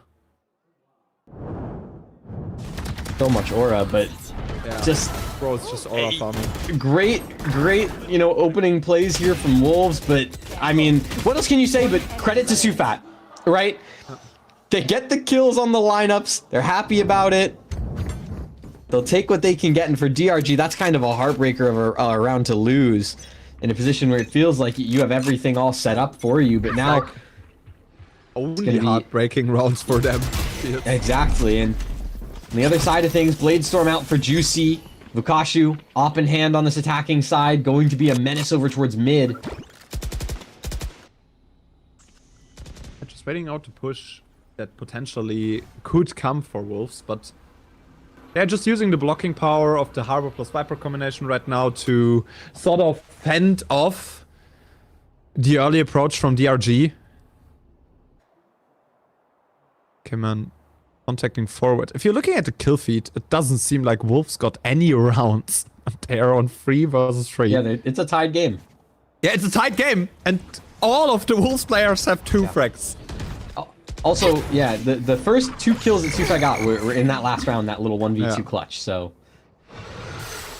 UC gets right on out of there, and this is going to be that B-side hit. The wingman's already out. Doesn't get the stun onto Juicy, which is important that he can keep fighting onto the side, but it's a fake that DRG is selling very, very well right now. Moving into the A side, moving into Lysor. Might be some heroics needed from him, but Wolves already moved over there. 4 players holding the side. It will be a massacre onto A for both of those teams. Lysor starts off with a double kill too. Also Frank against this one. Vokashu Nick only able to get some trade damage, but in the end, Vokishu all on his own, 1v3. The time is running out at Wolves. I can't wrap my head around it, but they are ahead on that Icebox defense now. Yeah. No one on Wolves is positive, but because of the clutch diffuses they've gotten, a couple well-placed clutches, they now have the lead on Icebox, and you have to give credit to Lysor here in this round. Just a huge hold alongside YU. Eventually mop things up. Spring comes in at the very end. And it's just a good defensive calling that they've been having. Their rotations have been on point. It feels like ever since that pistol, they've always been there for these sight hits. That's a Sufetiv right now. Right there, that's an absolute Sufetiv. That It's call the aura. to... It's the aura. I'm thinking about whether or not this was like the Nelson haha that he just thrown at them right there. Yeah. But yeah, it's the aura diff. Like Sufet having a great call out there, and up until now, it's not that it's not the point that Wolves are like the better shooting team. They're just moving over the map really, really smart and calling out how DRG wants to play those post-plan situations. And again, you talked about how good of a map this is for DRG. They still lost to Nova on the same map here, and I think overall Wolves should be considered the by far better team than Nova is, right? So in the end, it feels like DRG didn't really learn from their mistakes there. And what Wolves are doing right now is just absolutely crazy. I mean, you know, that game against Nova, I mean, that was overtime as well, right? And so, you know, we talk about between Wolves and DRG, map 1 went into overtime. This is a strong map for DRG. Wolves is a better team. DRG lost this map to Nova in overtime. I'm not gonna say, but you get what I'm saying, right? History is you get what I'm repeating implying here. It could. Maybe. It could. Maybe. So A little bit. You have the lockdown ready now for Vokishu to kind of get quicker onto the side, but that will be possibly traded by another lockdown. But Nick, second fresh of the game, trying to clear out that Viper spit. This has been called down to fresh. Probably not able to recover this one. Ackerman already in a high angle, almost to screams. But YU able to get that kill, able to get that entry. And with both lockdowns coming down here, this will be a very, very empty side real quick. But the spike plant is denied by Wolves. no spike plant. Viper's Pit's still up and ready, and Spring goes in! Make it a third, why don't you know? Bukashu denies it, and now a 1v3, 13 seconds left. Wolves, they don't even need to go in, they can just let Juicy hold at that op and collect a 5th round. Round number 5, 2 rounds lead in such an ultimate heavy rotation right here. Yeah. Right, you saw both Killjoy lockdowns go down, the Fresh and the Viper Spit. But in the end, it's the gun of Spring that gets us to round number 5 for Wolves. The pack is up, Sufet loves it. Wolfpack He's is feeling back, baby. it right now. Oh yeah. This is what we needed. Spring's firing on all cylinders. Juicy might be the next in line with this op towards Garage. There's the swing, and the shot is good. YU, does get revealed by the Dizzy, will get cleared out, so it's a lot more pressure on Juicy here as DRG, they're looking to try and commit towards this B site. Spring is low as well. Nice to fight a little longer behind yellow. But Juicy just holds the entry, just holds that angle. In the end, YU maybe overplayed his cards there, especially with the Gecko. That does give up so much information. And Lysor's watching for this rotate, right? So it's not like this is gonna go undetected from Wolves. But you don't know how much crossed. You don't know if everyone crossed, so you need to have at least some players over towards the B side. They're not budging. Wolves are committing to this retake. Yeah, 100%. the question is, will the kind of sheer distance between them and the A site buy enough time for the spike to eventually go off, right? Because DRG, it's even numbers, but the HP is a little worse for wear on the side of Dragon Ranger, so they're going to be able to plant the spike. But Blackson should have the ultimate ready. Blackson should have the ultimate ready right now. And now Wingman is going onto the side. The setup is there. Lysor's in the back of the site. Gaming, No! but Lysor! The call out from Vokashu finds the enemy killjoy on the side, Swift. Up until heaven. Some utility ready, but doesn't really want to commit it right now. Arrow's going there. Spirit gets under. Doesn't get detected. Now there is an ultimate for Flexon. The ultimate for Harbor Reckoning coming down. Operator finds the target, but no kills. Wolves have to keep moving to get closer towards the site, but the time is already running low, and they're just saving their weapons because the A side too hard to retake here. Yeah, they don't have the weaponry for it, right? Juicy on an op. You don't want to give that up. You want to keep your economy in a pretty decent spot. So Sufat and Spring both opting to save here. It makes sense. And, you know, you have to respect the play from Lysor. It just doesn't work out in his favor.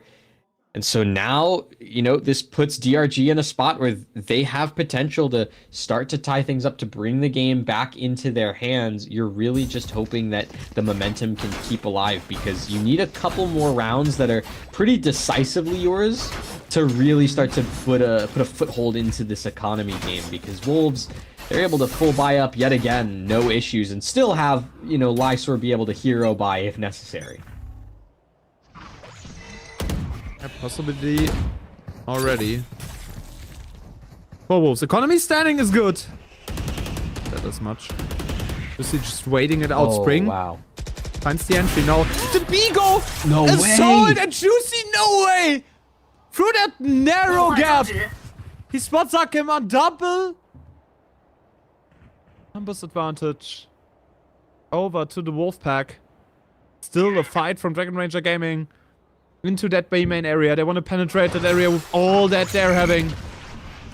Jumping down, but Juicy works with the one-way. Were you also able to find one of the DRG players, Nick, all on his own? The initiator can't defend against the flawless round for Wolves. And it's number 7 for them. A lead at halftime. Archangel. Angel. I have to say it. Wolves are back. Yep. I wanted to wait just a little bit longer, but no, the Wolf Pack is back. Wolves doing such a great job. We have thrown Dragon Ranger to the Wolves. Yes. But they didn't come back as leader of the whole pack. No. Things just falling apart from them. It's a good bit. I think we should continue this Wolf Pack bit. I think I just quoted Bring Me the Horizon there. Yeah, probably. Yeah, but more movement. For Dragon Ranger, they seem a little discouraged after losing the last few rounds. Ackerman needs to commit to the overdrive right now, but gets immediately taken out by Spring. The push into Nest doesn't really work out for Flexon as well. A double kill from there, but his whole team has died during the go onto the side. Vokashu doesn't find Spring as well. A triple kill. And Wolves is on lead at halftime. This map doesn't go the way DRG wants it to run. And with some black magic, Wolves are just in the lead right now. Not at all. This is a new Wolves. This isn't even the same Wolves we saw at Masters. This is a team that is fully locked in, ready to play, taking care of everything, and Spring, just absolute brains going on right now in the server. Holding, consistent, making the right play, using the right utility, and now in round 12, it's going to be this mid push from DRG. Lysor the one to be tested. Does fall away. And Spirits and Vukashu both only on Sheriffs in this round. Like, it's not start to such an important round that you really want to have 8 and 4 has some very, very different implications compared to a 7 and 5 at half. Put so much pressure on you during that pistol round. Theoretically, there's the Reckoning ready. 4 Wolves on the other side. The ultimate economy has been busted. Some stuns coming through. Ackermann is down there in the trenches. In the nano swarms of the enemies, and Spring gets that first entry kill. The Reckoning going down as well. Wolves are holding their sides, are holding their lines. Nobody of Dragon Ranger Gaming gets onto the side unharmed. They have to noise cancel. They have to wait in front of all the utility that Wolves is throwing to get them. But Spirit does such an impact frag. Isn't able to recover that weapon, but the frags are falling back and forth. Even now, from Stupid, the IGL. And these shoots into a 1 versus 1. Juicy. Last man standing for them. Flexen on the other side has to plant onto that A side, but the Reckoning gives him enough space and time. Yeah, Flexen's able to plant, but Juicy able to grab this Phantom here, but can't beat the timing. It's crazy that Flexen gets that round. Yeah, and it ultimately saves the half for DRG, right? Because you mentioned 7-5, much different implications than 8-4, so they get that 7-5. They're able to, at the very least, keep this to a 2-round game. And remember, we saw a 7-5 half last game, and that ended in overtime. So keeping things as close as you possibly can without it being tied, able to get yourselves to this kind of next half with a new mindset. And you can see that Fade, coach of Wolves, not happy about how that last round went. Probably going to have some words to speak. Way too much chaos. Yeah. So, okay, quick little meme cam. Getting our inner Zen going on here. Why aren't we doing the meme cam? I think, yeah, we have to. We'll show it once the map ends, but just keep this pose in mind. We keep this pose in mind. Finding their inner Zen is what's also important for Wolves and DRG right now. This was a very, like, the last few rounds were very, very chaotic. And yes, obviously, some ults were involved, especially the Reckoning always, like, throws off some rounds in the end.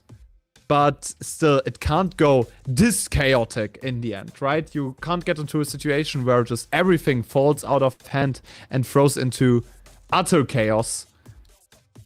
And that's possibly what Fate is also thinking about, because yeah, in the end, you need to reset your focus and you need to refocus on what worked out for you. Yeah. And for Wolves, this was especially like the team play and the holds where everyone fought for each other here. It's something very crucial for Wolves coming into this half is being able to either, you know, thrive in the chaos or figure out how to best pick up the pieces afterwards. And based on the way that DRG have been playing, we know that they love to kind of make that chaos, get some of these weird chaotic setups. You can see a triple stack over towards B-Long. They're playing just a high-low of absolute doom. High-low of doom to fight. We made situation, but the enemy harbor finds in first frag. Spring only able to trade it. Spirit finds also a kill. Good swing, triple kill for him. Numbers advantage over to the side of DRG. Juicy. Shoulder spotted. Ackermann's positioning on the double swing. Ends in the kill for Ackermann as well. And in the end, Flexen closes out the round. DRG, we talked about the importance of that pistol round, and they start off much better here. Yeah, this is the DRG pistol that we expected. We know how good this team is at these rounds. And so once again, to see it converted here is huge, especially if they can take that anti-eco, because if they get that under their belts as well, now all of a sudden you're talking about a tied game, 7-7. Get to move into the rest of this half with, you know, the advantage economy, the advantaged ultimates. Everything is in your favor, so critical round for Wolves to just get some damage here. That's a high investment. Only Nick Oh yeah. kept that pistol. Everybody else invested heavily into guns.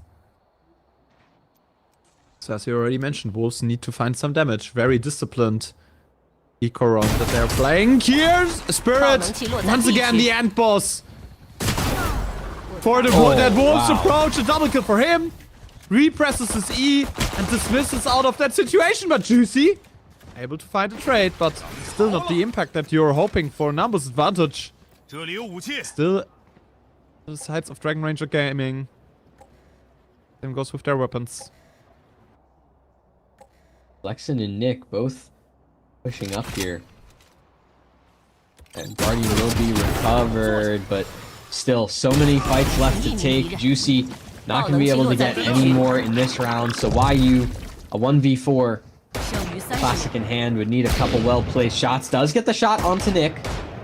Takes him down to very little health, but this wrap, it will eventually come through, but 2 kills plus a ton of damage from DRG, or onto DRG from Wolves. That's about as good as you could expect with all classics. So now for Wolves, right? Now the real game starts, right? You get the full rifles out. You can really start to work into your game plan on this attacking half. This Barber hyper, this kind of control that you're gonna get. This B site is going to be tested more than once throughout this half, but with rifles finally in their hands, Wolves, they decide to go look the other way and opt towards this A site. Yeah, but still a good buy off of the side of DRG, and they didn't reveal that they play those 2 outlaws, which might come in very, very clutch, even though you have full shields across the board. For Wolves, the pack playing together, trying to sort of fight into middle. And it's Spirit's angle that needs to be checked this time. They had a lot of problems with Spirit fighting that entry onto B main. But now they're trying to get him off with the drone. And just tuck back towards yellow, though. No clears off the rip. Spirit's gonna try and play around this little cascade with the shots. Ooh, not ideal in the slightest. So Wolves, they take control of yellow. The rest of the B site is next, as well as a plant incoming off the cove. A nice little setup they've got going on. YU will be able to stick it. Oh, the shot from Ackerman. It means that things are in favor of DRG here on the retake, but Wolves, they still have the better weapons. I said, still have the better weapons, but numbers advantage out there for Dragon Ranger Gaming. Trying to fight some contact. Spring looks into this one. The harbor wall coming through as well. Sifet's positioning is the overall lifesaver possibly for Wolves, but he suddenly is a 1v3 situation because Ackerman just rushing over the side, just running over them, even though the overdrive isn't ready. DRG, a retake out of hell for them. Fast tracks into the pocket, and for some reason Wolves not able to hold their ground once it goes into the retake situations. And it's with a Guardian, no less. He's able to do it through the harbor wall as well. Confirms it, locks it in for DRG, and that was a critical round, and you can see just how important it was because Wolves calling that timeout fade needs to get some words into the rest of the team because this is now a pretty scary spot to be in if you're Wolves, right? Because it's going to be another eco out. You're going to be down 7-9. DRG are just on the brink of getting to double digits off of this one round that they were able to collect after that pistol. And keep in mind, Wolves came into this half up 2 rounds, right? It was 7-5, and now the lead's been completely flipped. Wolves don't have any sort of ultimates that are just around the corner for them to use or really try and exploit here in this round. So this has to be a timeout talking about to keeping things clean, making sure that you can find your way forward through this half, because otherwise you're going to find DRG running away with it here on their defensive side, and then we're going to be talking about Ascent very, very quickly. Yeah, and for me personally, I think the most important part should be right now that you get Spirit off of those more aggressive angles, right? That you get him into a situation where he isn't comfortable with staying where he was. get a lot of comfort off of the side from DRG's Reyna. It's already up on boiler. This is such an important off angle. Flash in hand, flash ready. Fights it outright. Now the Reckoning also falling down. Juicy finds an opener, but Nick able to refrag this one. The Reckoning from Wayu might be able to find the impact that they were hoping for. The swing for Surfet also works out perfectly, but Flexen and Nick from the backside with a double kill on their own. And suddenly Surfet alone stands against the mighty power of DRG, but a good round when it comes to economy damage, but you can't really buy rounds off of this one. 9 and 7, 2 in the lead, and 4 in a row, 1 off of the side of DRG. Yeah, you know, credit as much as you can to Juicy, to Sufat for making this round close, but you just can't compete with the rifles when all you've got is stingers. So now Wolves back with rifles in hand. Spring, the only one opting for the Vandal here on the side of Wolves. It's DRG now being able to play off of the op from Akaman. Hey, you said it as much. Off to play off that operator from Akaman. Has the overdrive ready once he finds a frag. Also, it's important to see the barrel. The barrel has been spotted. Some spray shots to maybe find a little bit of damage. But the Neon absolutely disciplined. Spot has been taken over by the pack. There's a fresh ready. Some options for ultimates. Reckoning is falling down. Wolves need to move. A lot of chaos onto that side hold. Going back to Mace already, but Juicy still finds a kill onto Vokashu. But Spirit, the Empress onto the Ascent makes a double kill. But Wingman just takes over the defuse DRG. Round number 5 in a row. And all of Wolves are on the ground as well. It's another round. It goes the way of DRG.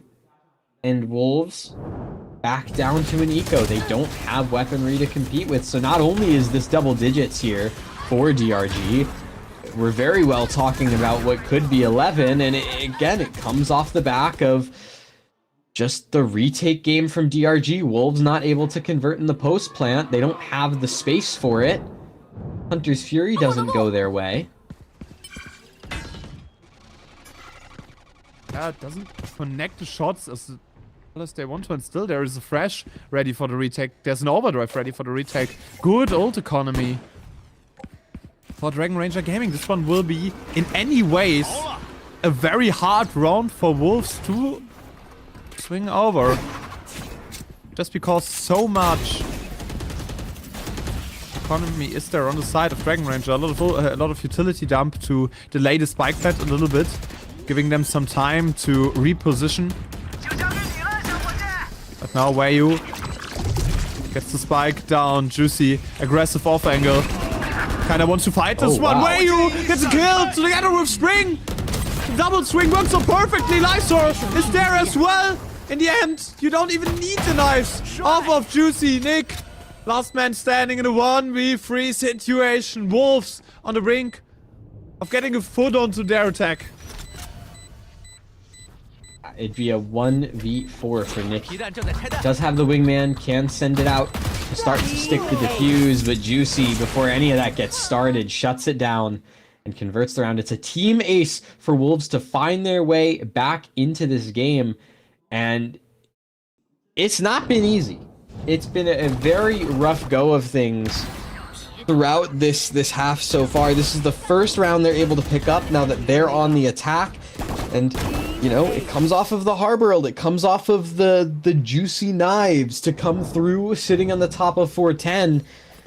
You're hoping that they can find some sort of repeat success over towards this A site, because otherwise it's going to start to be a complete runaway for DRG. If they don't find the damage over to A, this will be a rough bit to sell for Wolves. Still the overdrive ready. for DRG to sort of play the retake. A is the got the vocal point of Wolves. 2 hard to clear angles that DRG is playing here. Able to trade off of each other. 4 players moved over there. Now slightly moving more towards the middle, and Vokashu finds the lurk of Spring, which gives off so much to them. Now Wolves need to commit to the execute because the game got so one-dimensional right now. Akeman swings a peek there, but gets a double kill off of a side overside from Wolves. Back to dominance for DRG. Yeah, and it starts with Vukashu catching out Spring on that lurk, but after that, it was all on this A site, and Ackerman and Flexen both able to convert, and that hurts. That hurts so much for Spring because, again, it's through the smoke. It's just unfortunate timings, but well played, well thought out from Vukashu there. Takes the timing, gets it, and Wolves backed into a corner now, 8-11. Again, economically strained. This is a timeout where it's just about playing more reserved, right? Not letting DRG get these timings in the first place, or it's just to keep the mental up, because when you're down like this and you need ideas, someone has to be that guy to talk you back into it, and it might as well be Fade, head coach. Yeah, sometimes you need that outside perspective, or just, you know, someone telling you, guys, can we stop playing like this? Right? Sometimes you need someone to just bring you back into, to snap you back into reality. But right now, not like, yeah, again, not like the best of circumstances for Wolves. 2 rounds missing for DRG to bring us to map 3. Which would be Ascent, which, again, an interesting one. Off of the back of Flexen right now, especially. He's like 18-8-13. What is that line? That's an IGL scoreline right there. Not dying and throwing assists to your teammates. He's also top fragging, by the way. Yeah. Casually as an IGL. Yeah. Why not, right? If Sufat can do it. Then Flexen can do it as well. Yeah. Wolves moving slowly towards the side. The execute now poised to happen. Ackerman down there in the backside spot. Shoulder of Lysor. But his positioning known as well now. Lysor gets another frag. Juicy swings towards screens and is successful. Also the other Raptors players taken down by Spring. It's only Vokashu in the backside. Able to fend off some more approaches from the Wolf side. Spirit moving towards the side. The positioning of Vokashu now 9. The bot jumps up there. Trying to move back. Trying to reunite with Spirit. But that's not the Spirit right here. Right now, 1 versus 4. Lysor gets the last frag and Wolves are back. Wolves are still living. I wouldn't say that they're back, right? They do get 1 round. It does keep themselves in the game, but it's still quite a ways to go before we're even at a tie game, before we can even confirm all of regulation will be played, right? They still need 2 more after this round to get to that point. And it's not like these rounds have been coming easy to them. So they're able to... That's a pit fight, right? Yeah. Gives them a chance, for sure. Spring and Lysor both have their ults here, and not like those ults are something to sleep on. Viper's Pit and Lockdown, and DRG, look at this play. 4 players down mid, overdrive from Ackerman to be used here on the flank. I think Wolves are a little bit confused on where DRG is heading, because nobody is onto that A side. The bot spotted the backstab, which should give off more than enough information to Wolves that there's a huge backstab coming. 2 high impact ultimates just thrown down to keep them off the side. Viper's Pit down, Lockdown down. A lot of time for Wolves to reposition and to reassess the situation. Nobody of DRG inside. 5 versus 5 situation. First blood has not been drawn. the key is that there's no overdrive to work with. So Ackerman just has the classic. And Wyu and Flexen are both now super low because of the fight they took in mid. Yeah, and Ackerman just swings over with the classic spring. And Lysor getting all of the frags. In the end, it's a double kill, a triple kill. For the Wolves Sentinel, we are back to 1 round of difference. DRG overplayed their hand a little bit with that 4 people mid push and just giving over that notoriously hard to retake A side to the Wolfpack. And great awareness, great calling from Wolves, right? They recognize the flank as a huge threat. The Neon does use that overdrive towards that area. So they commit the Viper's Pit to the post plant, which was already necessary, but then the positioning of the lockdown there to counter the overdrive, make sure there was no way in for DRG. It gives them this huge opportunity, and now we've gotten to double digits for Wolves. DRG on a little bit of the back foot. They're going to be struggling a little bit economically. They may be able to get a buy here in this round thanks to how much they've been able to steamroll through this half. But this timeout from DRG shows they're at least a little bit concerned about what Wolves can do. Yeah, as you already said it seems a little bit concerned. Also, you see the pressure in the faces of the Wolves players. No standing up, no like aura bantering in that second half. It's just focus on the game. It's just fully trying to get in control in your head and trying to get back into the game. Oh yeah. Wolves are fighting for their, not only for their lives, for the fans, for everyone out there. And it seems like they're fully focused and poised on doing this. EMV's locking in right now. Wolves trying to tie us to 11 all. DRG, they have Vukashu on that Hero Vandal. Ackerman, a stinger in hand to try and take a close range fight, but for Wolves, it's this off A play, right? Not playing on the site, leaving just the alarm bot here to watch that central choke. And it's spotted Juicy already. Vokashu. Yeah. Over towards screens. The buy is not optimal, but Vokashu, the player who has a Vandal in hand, tries to deny the spike plant because, you know, that area is where Wolves always generally plants the spike. Retake has been fast, but can they keep it up? Because the small weapons are still in play. And once that harbor wall fades, there's a lot of space, a lot of vision for Wolves. Triple kill coming up from Rafters for the Wolves harbor. Lysor gets a kill as well, but they're still thriving. Over where you triple kill Juicy, close to round. It's equal numbers, 11-11.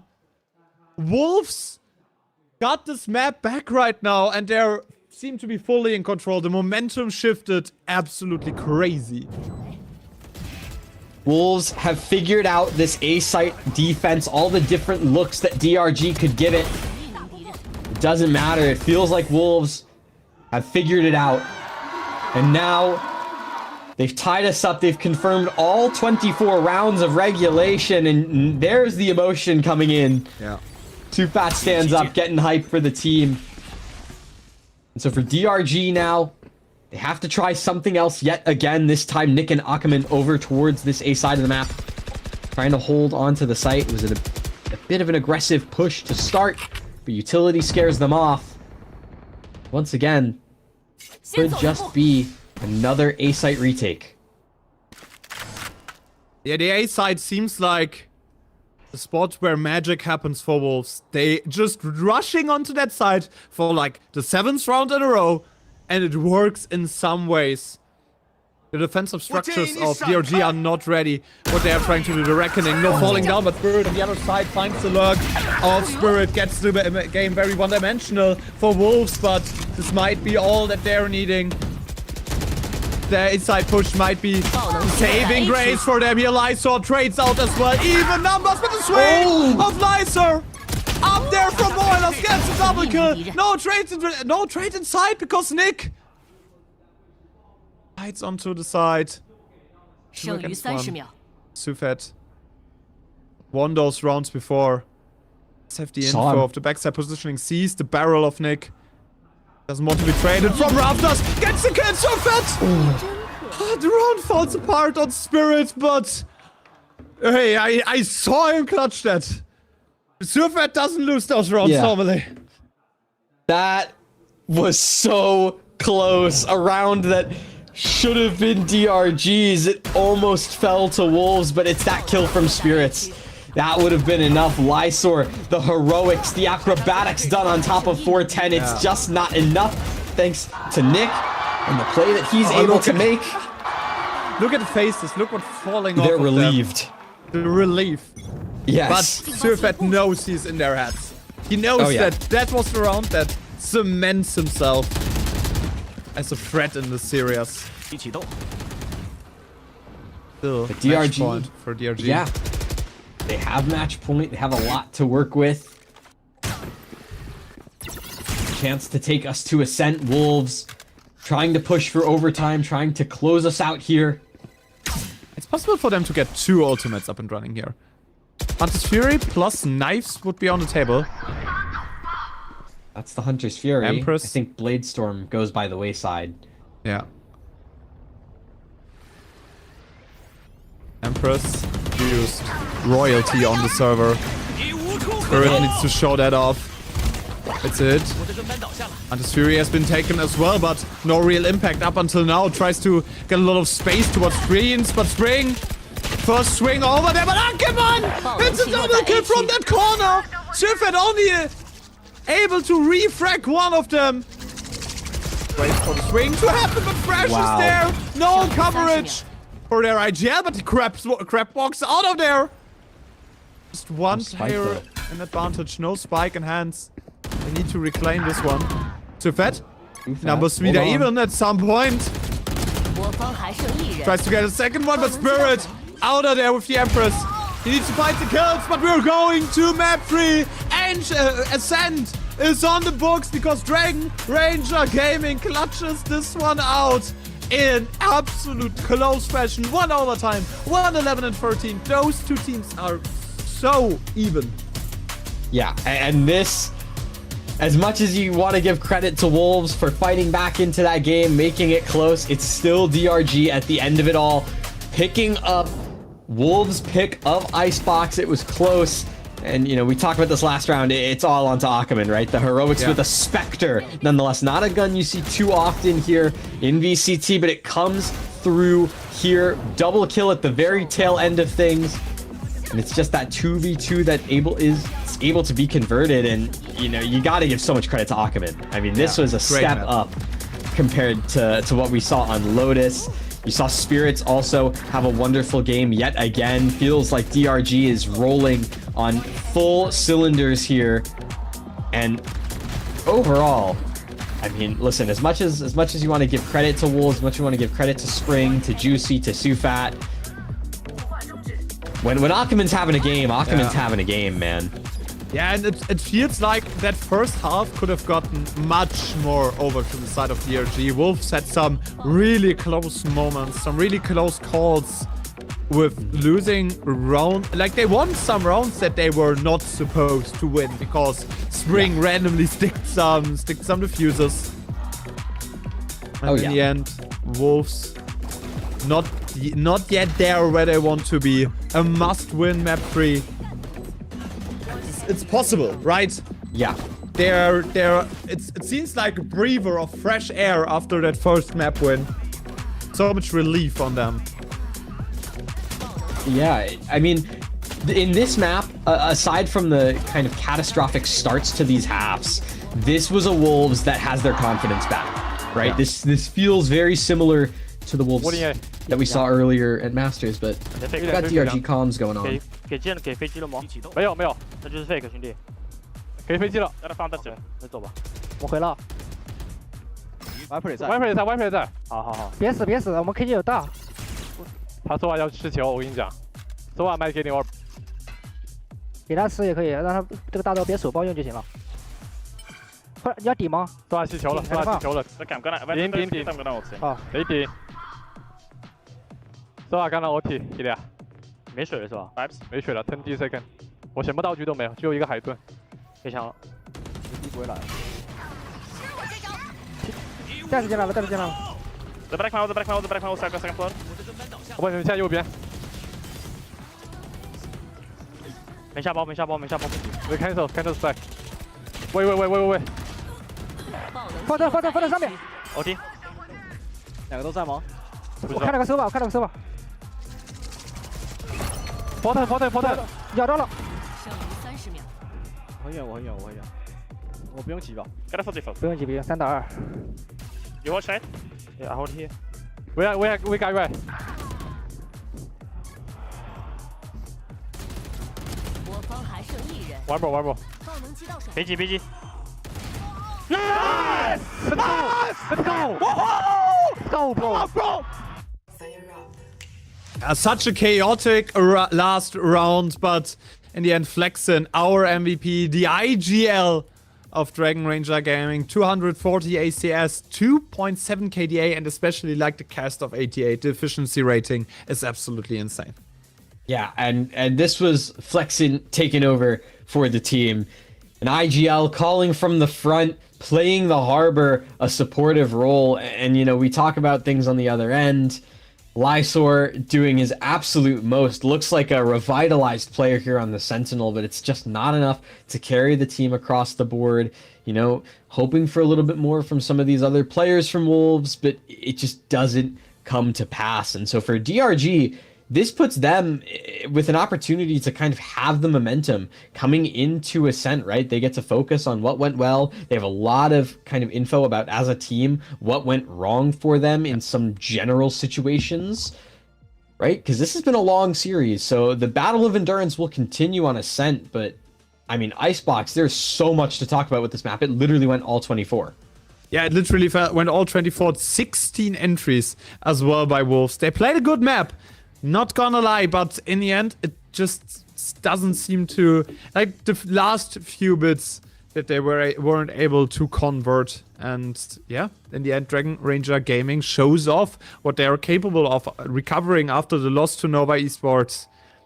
And now we are on map 3. Last call for Wolves to get into the playoffs. The hype train for them needs to continue. The Wolf Pack needs to work together to make it into playoffs on Ascent into that last map. But we'll see that after a short break. So stay tuned with us. And we'll hear from each other in a minute. Bye.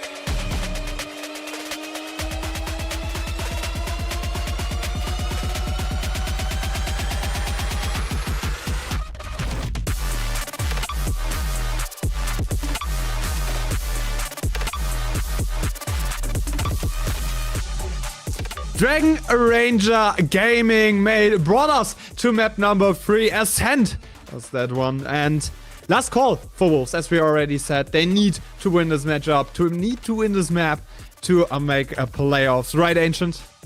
Not only that, but because they lost Icebox, it's gotten really difficult for them to make playoffs in the first place. Yeah. There's only like 2 possibilities, 2 specific combinations of ways that these future matches can go that sees Wolves enter the playoffs. But not only that, but it also means that if they lose this map, champs becomes borderline impossible for Wolves, and that would be absolutely heartbreaking. So this is not only a must-win map for a chance at playoffs for Wolves, but this is a must-win map for a chance to make it to champions for Wolves. So this becomes very, very important as we see in, you know, dare I say, the pressure might be on for Wolves. They might be feeling it now.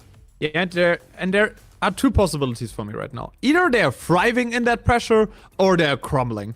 There's nothing in between. We see the double dome smokes combination off of the side of Dragon Ranger Gaming. They're playing with the Omen and the Clove together with a Vice and a Yoro. Interesting comp, especially for Ascent. And on the other side, it's a little bit more standard, but still double duelist with Yoro, a plus Jet, an Astra, and Decisive for Lysor. I'm excited to see what this Lysor Cypher has in store for us on some of these lurks, but even more than that, seeing Sufat on the Astra. This is an agent we don't see a lot of here in China, so being able to have it come out here and see it on Sufat, a player who's known to clutch up as an IGL, I'm excited. Astra mains rise up. This is our time. So yeah. It's a perfect post-plant agent, right? Astra is the agent for possible post-plant situations, and you need to see if they're able to convert it, because this one is the possible last chance for Wolves, and one of the last chances to even make it to champs. We are on the brink of going into our 3rd map of the day.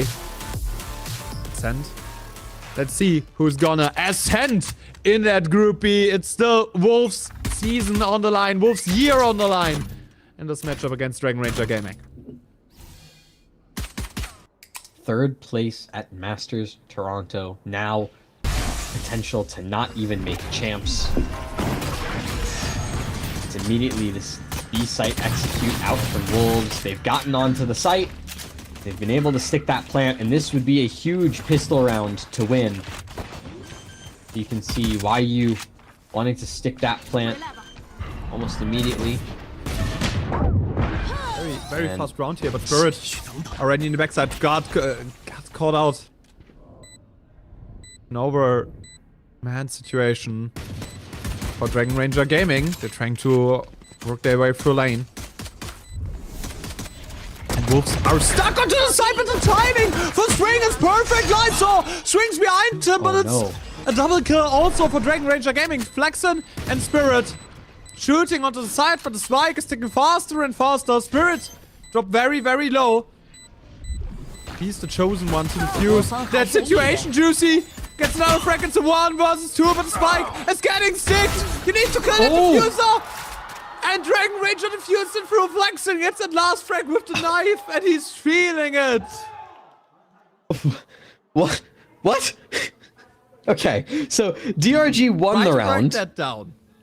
DRG won the round off of the defuse, but Flexen ran out of bullets trying to fight YU, so just runs in with a knife. And gets okay. Yeah, no, that makes sense to me. Perfectly normal. Yep, runs out of bullets, gets the knife kill. Whatever works, right? You get the round across. It's DRG yet again winning another pistol round. That puts them at 4 of 5 of pistol rounds so far in this series. Yeah. Doing a really good job on this one, Juicy. Teleporter's been spotted. Nick should know where he is, and 180! 2 headshots to go! But Lysor were able to at least trade it. We didn't really talk about it, but Wolves forced up the Spectres First up the Stingers on that second round. Maybe swing it into their pocket. That Nick dies down there is unfortunate. Dragon Ranger, but no real weapon on the ground.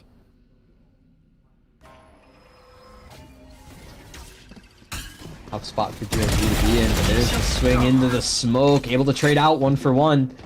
You still have spirits to contend with here with that outlaw, but can't find the value. Overrun. So now this is very doable for Wolves. Oh, never mind. Never mind! Focushu for double kill! 2 shots and 2 wolves on the ground! It's hunting season for them here! Too fat. 1v1 with Ackerman. Position. 2 bullets in that Singer and Sifet! The IGL clutches up again! The force buy worked! And with that wolves equalizing after that lost pistol. And it worked, but at what cost? Right? Everyone's down. You only have 1 stinger to carry on with you here into round 3. So sure, you damage the economy, but it's not like DRG put all their eggs in this basket. There were a couple pistols being pulled across here. But this was still, that was a must-win situation for Wolves. A weird economy here. Yeah, very. But it resembles a full buy for Wolves. On the other side, complete saving. Or Dragon Ranger.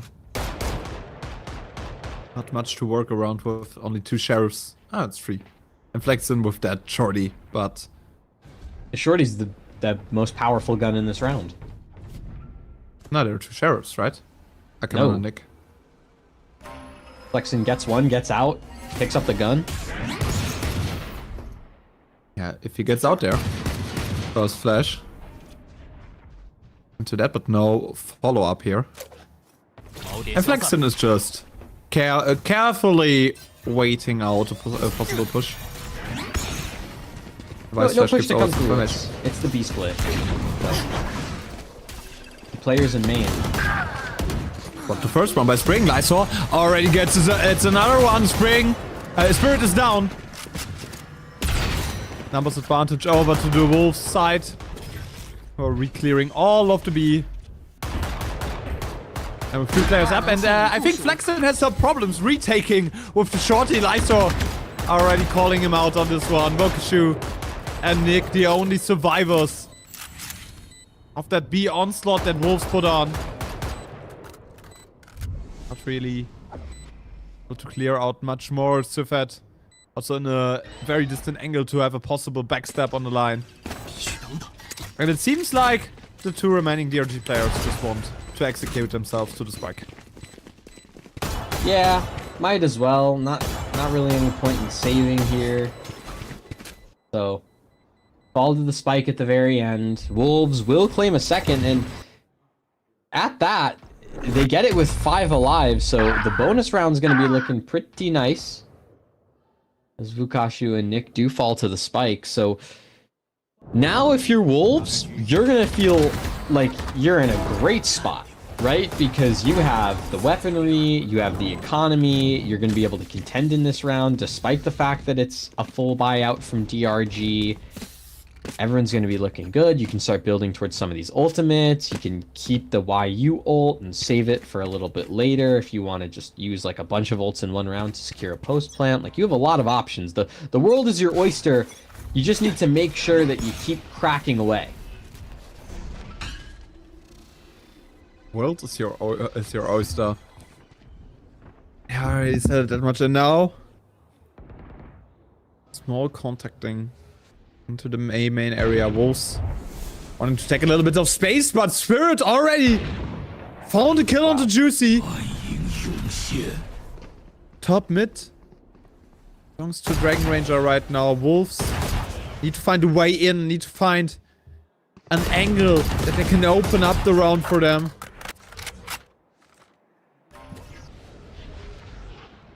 Seems like they're going for a mid split onto for a mid A split. With Decisive still on the log. But Flexen dodges that initial Nova pulse, but does take out Spring. There's the trade though, and so Nick alone on the A site, soon to be joined by teammates in hand. Spirits the first. But there's the pivot. Lysor with one of the Ackerman. Against 3, getting dodged by the Euro ultimate. A little bit of more info over Nick! Oh my Aim god! switches into main. Lysor makes it a triple kill. But it's a 1v2. He's known. And Vokashu sets that last frag. The aim switch onto main. Locks it in for Dragon Ranger Gaming. Nick is their savior here. Yeah, that Also, was... this map seems to get really, really close real fast. Yeah. 剩余30秒，还是 This all of a sudden became way more competitive. I mean, yes, it was a round that DRG was in theory expected to win, but in that fashion, no, not at all. And so for Wolves now, you've got the full rifles on deck. You don't have the Hunter's Fury anymore. Why you did burn that in the last round. Spirits. Doesn't really 扑倒他们。 work the Pushed catwalk off. angle. Pushed off of this one with just a Euro clone, but 2 players stacking up 3 for a potential fight in Terra. Third one joining as well. Flexen outside of the smoke, gets in there, finds Juicy with the knife, but the aim is a bit iffy. Also Spring calls out Vokashu. 2 fast frags into the pockets of Wolves. Ackerman needs to make meters, needs to make work with that judge. 禁止偷看。 The timing also there might be a little bit against him. Lysor. Right timing into the smoke, and Wolves are in full control of the B spot. Yeah, and Juicy with this control over market, it means that both of these players for DRG, they have to go through defender spawn. Sufat just looking to line him up. 还剩1名敌人。 Go ahead, start farming up. Just get some more kills, why don't you, Sufat? Lock it in, Wolves. 3 rounds to the better now. Like an Amazon now. That moment kind of swung that round around. One enemy remaining. Because you start to be in a situation where you can just trade yourself off of swings from your team. And Wolves right now back into the driver's seat. Their double duelist comms look much more sharp and precise compared to what they were doing with the more default heavy or double controller comms. And that has to do with Spring as a lurker. You know, a very active player, wants to be in some sort of action, likes to take space, so put him on the duelist, and he shines. Just as much as Juicy does. Entry frag for him. Yeah. Once again, the Wolves in the lead. Just waiting for a momentum to go on to A, but Spirit way too open on that angle. Flexen only able to get 1 out. Good trade for him, but nothing more comes out of this. The spike now it's down in Gardens. This Vokashu had another timing for his team. Door closes to re-clear from jungle. Then the door break into an execute. Your flash is ready, you have some smokes ready, everything on the table to work with in that 3v2 situation. Bring carefully. Repositions a little bit, stays into that smoke. Vokashu is down. And Ackerman all on his own needs to find a kill to get a little bit more HP, but Spring, just without compromises, sprays him down. In that tree area, 2 rounds up, the Wolves finally finding a follow-up round. Yeah, it's a huge opportunity for Wolves now. They take a very nice lead at 4-2. It's gonna mean that DRG kind of feels, they're gonna start to feel that pressure a bit more now, because they're in a spot where they have the rifles. They're gonna force up the op into the hands of Spirit. A lot that DRG are investing here, and if they don't convert this, that's gonna kind of put them in a spot where Wolves could really run away with this half. Yeah, and running away with that half might be what Wolves are doing. Spirit on the operator. It's kind of the saving grace that Dragon Ranger has. He needs to find more entry frags because Wolves are doing so well in that department right now. More forward contacting, but does he check on Juicy's angle? Misses the shot on the player taking the ult orb. And with the camera dart in him, he needs to retreat deep onto the side. Both players hit by the Steel Garden. There's an Astro ultimate as well towards CT. Splitting players of Dragon Ranger Gaming right now, Spirit. Getting out of the situation, and it's a re-hit for Wolves towards the A side, but there are still 2 players of Dragon Ranger Gaming standing. Two tucked in towards the side of the site here. 爆 Oh, 器落在 A 区， huge kills from Nick and Flexin. It's now that 2 versus 4. Spike is in heaven. Lysor turns into a 3, and you're right, the Spike in no man's land. Akaman and Spirit can just go ahead, clean things up, keep the investment minimal now into round number 8. They do convert, they keep the op online. I mean, this is a great spot to be in if you're DRG, especially after what was a really confident start to the half from Wolves. 落在 A 区。 Yeah, and it's such a chaotic game. It's such a chaotic go onto the side, right? Yeah. Like the overall pace of that go is way too fast. So much chaos after that failed side take onto B. And Wolves not able to restructure their approach in a proper timing. Cypher Cage gives away the positioning of Spirit. 在这 He 儿， needs to get off that angle with the operator. Are Wolves able to inflict some more damage? 你没事吧？ Akeba, nice swing here! Fine spring! Finds such an important first track.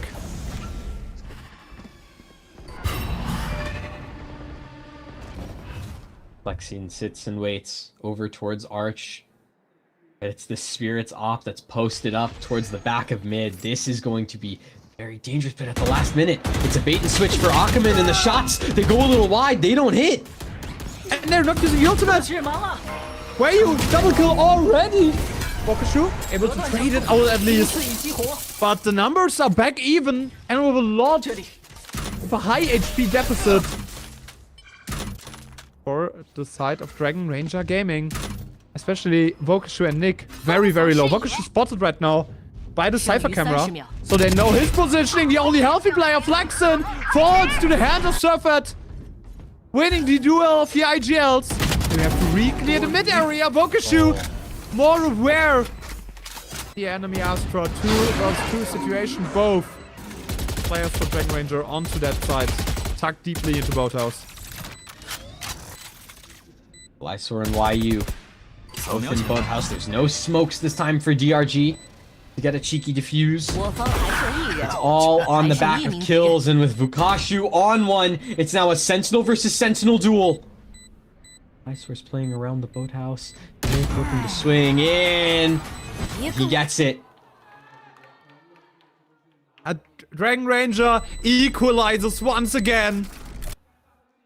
Wolves not where they want to be, losing out on that, you know, numbers advantage situation. That's not how you want it to be played out. And it all falls with Surfet moving off that angle, trying to get back into tree, trying to reunite with his team, and Wakashu being more aware than the Wolves IGL. Yeah, and Wolves now in a spot where you're forcing, you're in a like a half buy situation. Lysor gonna hope to find something with the hero rifle here. 12 and 6 in 8 rounds. Doing the absolute most, 爆 but 能器落在 A 区， Spring! Knives into enemy's head, 2 of them to be precise.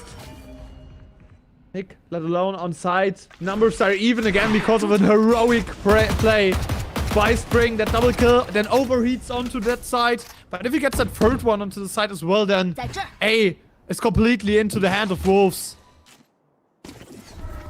Lukashu has to go back towards B here. That pause from Wolves that gives them a bit of question on the side of DRG, but you still have Nick and Ackerman both here on the A site. So if it is going to be this A site split, which it still feels that way, still a lot more work to do for Wolves. A lot more work around for Wolves. Got straight to that smoke. His positioning is known right now.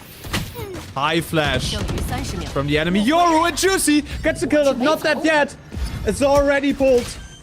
But Dove needs to fight right now. Needs to get the kill. Onto the side fight. Nice off. And suddenly, DRG back into the driver's seat. Turning around on his head. Off of the back of that Dove. Ackerman continues his momentum from Icebox.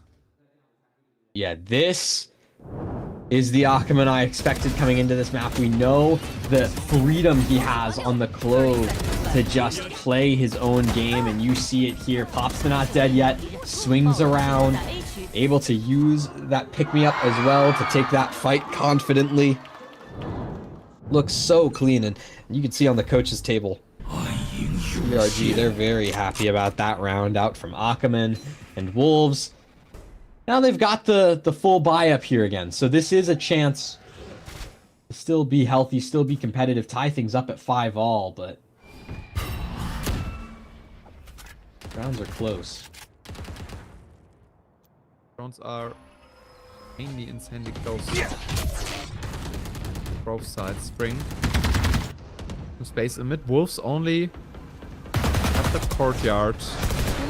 Pressure right now. And with a flash and with the brawler, it's a fight back from DRG. Ackerman and Spirit. Too fast, frags into their pocket. Smokeshoe. Short peek out of the smoke. Fast kill onto Spring, and now there are some problems for Wolves. It's only their IGL and their Sentinel. Some pressure. But no easy way to recover the spike up there on Catwalk. Need to get more and more information out of it. Wolves not where they want to be the split, and this feels so disconnected from them. No, DRG have completely given up the spike, but of course Wolves don't know that yet. Fortunately, by the time they've realized it, it's way too late. Lysor, a 1v3, position known, and 15 seconds left. This round is over. DRG, they found their way to 6, and you can see they're starting to get really powered up. Yeah, that's what I love about VCT China. China players are have different auras than everyone else. Oh yeah. But it's that double swing from Ackerman and Spirit that turns the round over to Dragon Ranger Gaming. They're giving up the spike, yes, but it's completely fine for them on that momentum. Wolves need a timeout. Fate giving some information over to his players, giving them some intel to work around. Right now, it's not the Wolves that we know and love. And it feels like the confidence has vanished after that insane Lotus. And after, especially the loss on Icebox. Yeah, this is a Wolves team that is starting to look a little defeated. The pressure is starting to mount.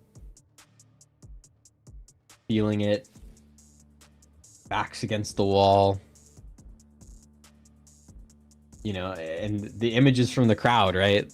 This is a fan favorite team in Wolves. And you can see the moments of confidence that this team has had, the moments of brilliance that they've had. This is not one of those. This is not the same team we even saw on Lotus in the first place. It's a team that still needs to find its way. And they're hoping to try and do that throughout the rest of this first half, tie us up 6-6, and then take it into the second. But for DRG, I mean, this is their opportunity to deal the killing blow to what was at one point a top 5 team in the world. Yeah, it was a top 3 team in the world at some point. You know, third place I already said it at Masters Toronto just a few weeks ago. It's not like it was their, you know, performance from the first Masters this year. It's like a few weeks ago that Wolves played out of their mind. Showed the world that China has more teams than just EDG. But right now, it doesn't look too comfy for them. Viceball tripped, Bokushu needs to have a small workaround, but falls to the hands of Spring Ackerman. Down there for another trade, gets two on the entry!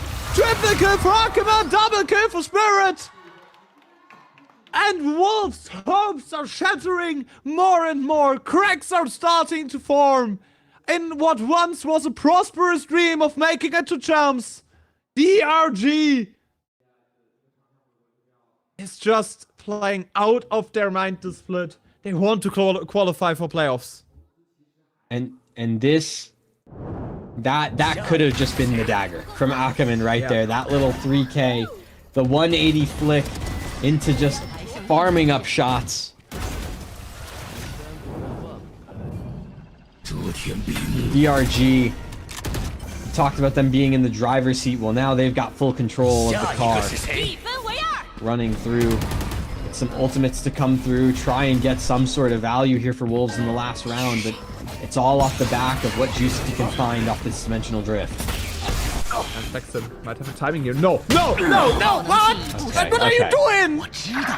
Flexen just free swings with the knife through that wall.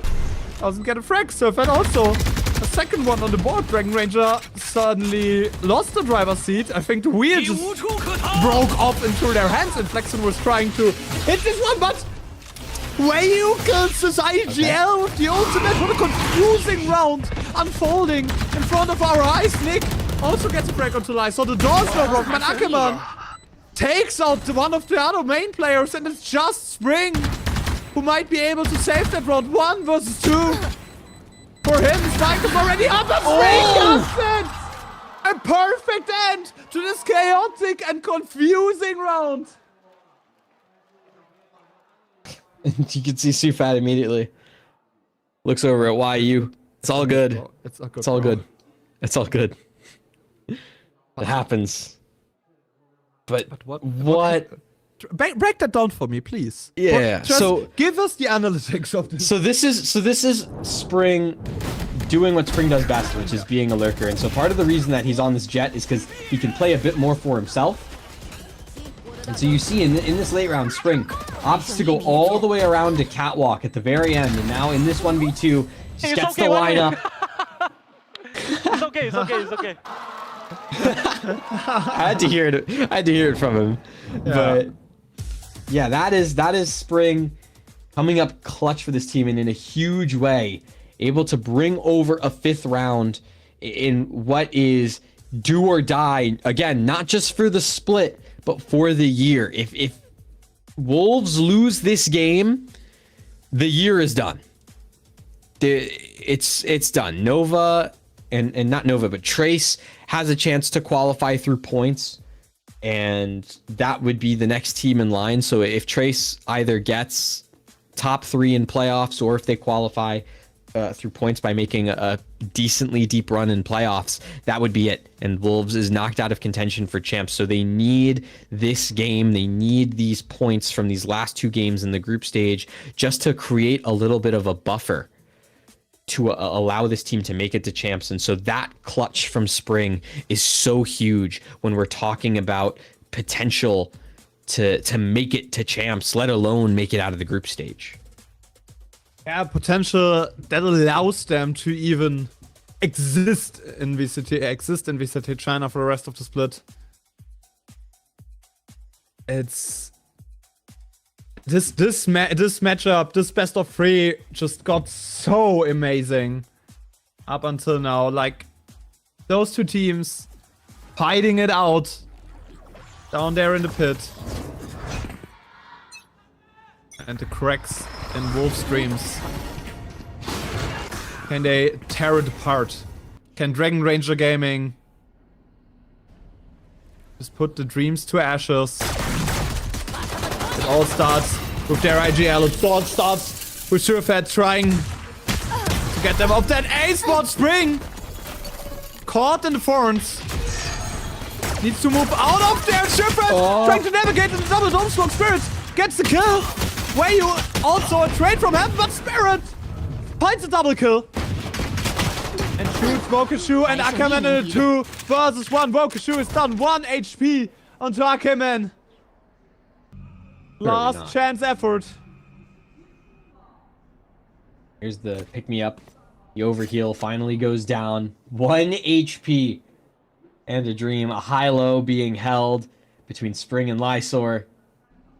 They know that Akaman has to cross in order to get the spike. In 35 seconds, it's not like Akaman has the opportunity to do much else besides throw the smoke. And again, any errant bullet would do it. They just wait. They play together. They wait for the tap, and they're ready to swing. Akaman all the way back behind the generator. There's the swing. Fakes the plant because of the footsteps. And there's that swing. And Wolves, finally, it took them 3 maps. But they grab the most important pistol in this series. Yeah. And bring a 6th. That was the important one. Yeah. For them. The 1v2. Touch from Heaven Spirit. This is everything they could do. But in the end, not enough of the side of Wolves.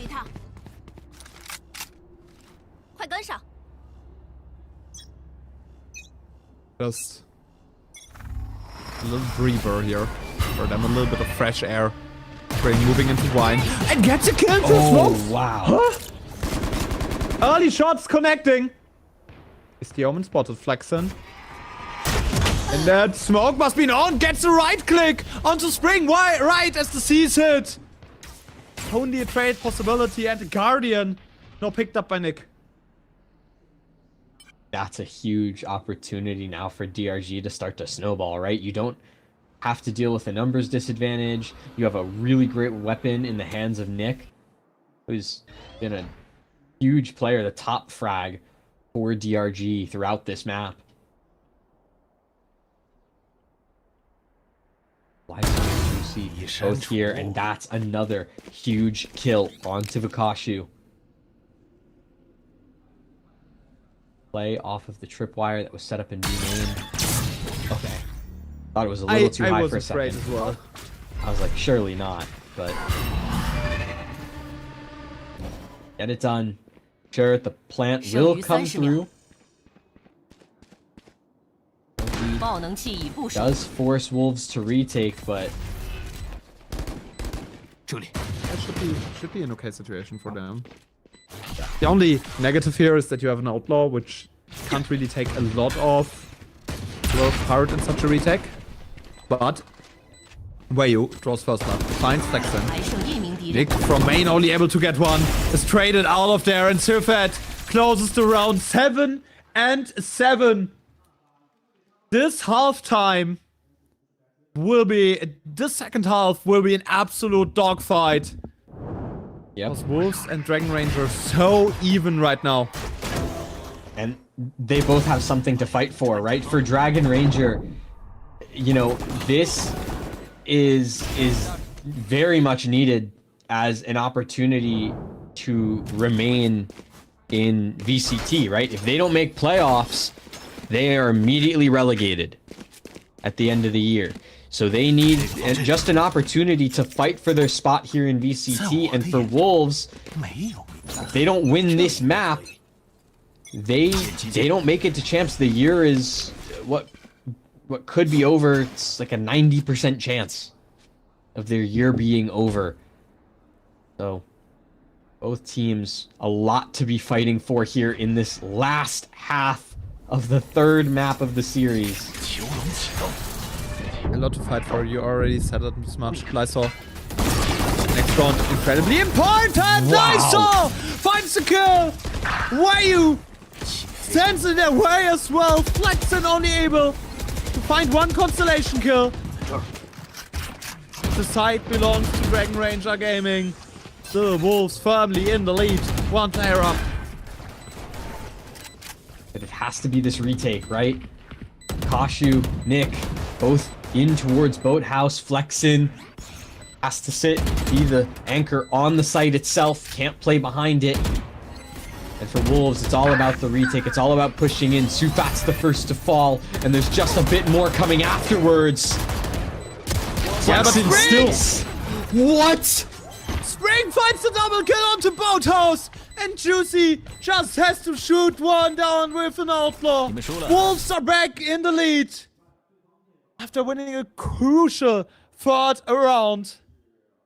That's a bonus. It forces DRG down to another save. They don't have the weaponry. This was supposed to be DRG keeping their lead 8-7, and it doesn't happen. Look at the shots from Spring. Beautiful. Pushes Wolves back into a living form. They have so much to work with. The comp switch for Wolves, a gift to summon Spring into action, to summon the demon that he is. And he's inflicting all of that damage, all of the curses possible on DRG! The double kill in mid, Nick! Only able to find Juicy. The constellation, but the demon that Spring is. He just shows all of it, leaves all of his heart and soul in that matchup against Dragon Ranger. Serpent, no able to find Nick. And that eco seems more and more likely to fall for Wolves. Numbers advantage taken, even though Wakashu has a gun now. That hero buy doesn't find anything more. Now Spirits, it's a 1v3. Lysor puts him down, and it's Lysor and Spring. The role change for these two, but a revitalized team off the back of it. Spring leaping into action early in this round. 2 kills through the wall, and Lysor as well, ever stable. I mean, this is a phenomenal play between these two. And you can see it, they're getting fired up now. Yeah, and the pressure was mounting on that Wolves players. I don't want to know what they were going through in that last few weeks. Surfer tweeted that it was his worst birthday ever when they lost on that day. Yeah. Wolves are not... That's how I'd feel too. Yeah, same, kinda. But when you're old, every birthday is the worst birthday ever. Okay. I'm turning 26 this year. I'm scared. Calling Sufat old? No. I call myself old. Okay. You know, for me, it's every birthday is the worst birthday ever. Okay. Because you're... I'm not going... You know, once you're 30, this one will be much worse, I think. Probably. Alright, well, Sufat, let us know how you feel when you turn 30. And then we'll go from there. Hey, this would be angel numbers. So... DRG have the full rifles back out in hand. Dimensional Drift in the hand of Spirit as well to be used. But an Odin in the hands of YU, this could get a little dangerous. And the tech side Odin is also a sight to be seen. Immediately the nightfall for Dragon Ranger Gaming. They want to go onto that They want to go into that A side. Dimensional Drift in hand as well, but there's YU. There's that Odin that we talked about. Just spams down Spirit. No more Spirit bombs for them. Now trying to fight to take back that side. There's the ultimate as well. Akeman finding the kill onto Lysor. The Clove starting to frag out, and the Fury doesn't find kills. Akeman! A second one into his pocket as well. Flexin finds Spring. Finds the star player of the previous round, and it's just down to the IGL. Shut down by Bokashu. Timeout and the right timing to bring Dragon Ranger Gaming back onto that map. What a take.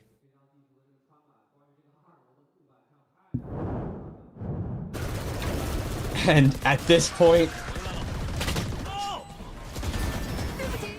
I have no words. Ackerman is a demon, and Flexin as well, taking that opportunity, that timing, up towards heaven. Does it perfectly. And DRG, once again, completely stunned the Wolves' momentum, even though it's this B main play, even though it's good chip damage from YU with those shock darts. It's still a must-win round. It's still up for grabs. DRG looking to push out B main. They've already found their way towards the site. Shoot fast T garden. That's a wide wire there. The side of Wolves, but wire destroyed. Drop down now. The first frag falls onto YU Juicy. Thinks it's a good timing as well. Gets a double. But there's still not that yet for Ackermann. So Wolves are just turning their backs. They're running away from that enemy clove. He want Ackermann to just run it out. To go back to a 2 versus 2 situation. Ackermann now down. And Wolves are poised to retake from CT. Have Surfet's utility still on deck. On the other side, there's Vokashu. There is that Vice. The entire blocking power onto their side. No flashes to get through that smoke. They're trying to do it with a smoke. On their side, Spring falls into the hands of Flexin. There's no close-up of Shorty. I find the lack of Spring, but no real damage. No time. 1 versus 1, no time. Against Vokashu gets the frag, but no time to defuse.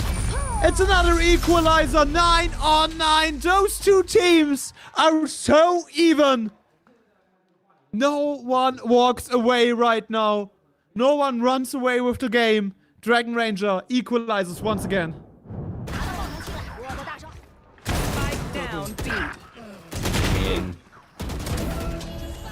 DRG, it just feels inevitable. Good positioning from Flexin again. Just consistently catching this Wolves team off guard in these post plants. And Wolves, they're feeling it now. Only hope you have in round number 19 is the Blade Storm from Spring. Other than that, it's all pistols.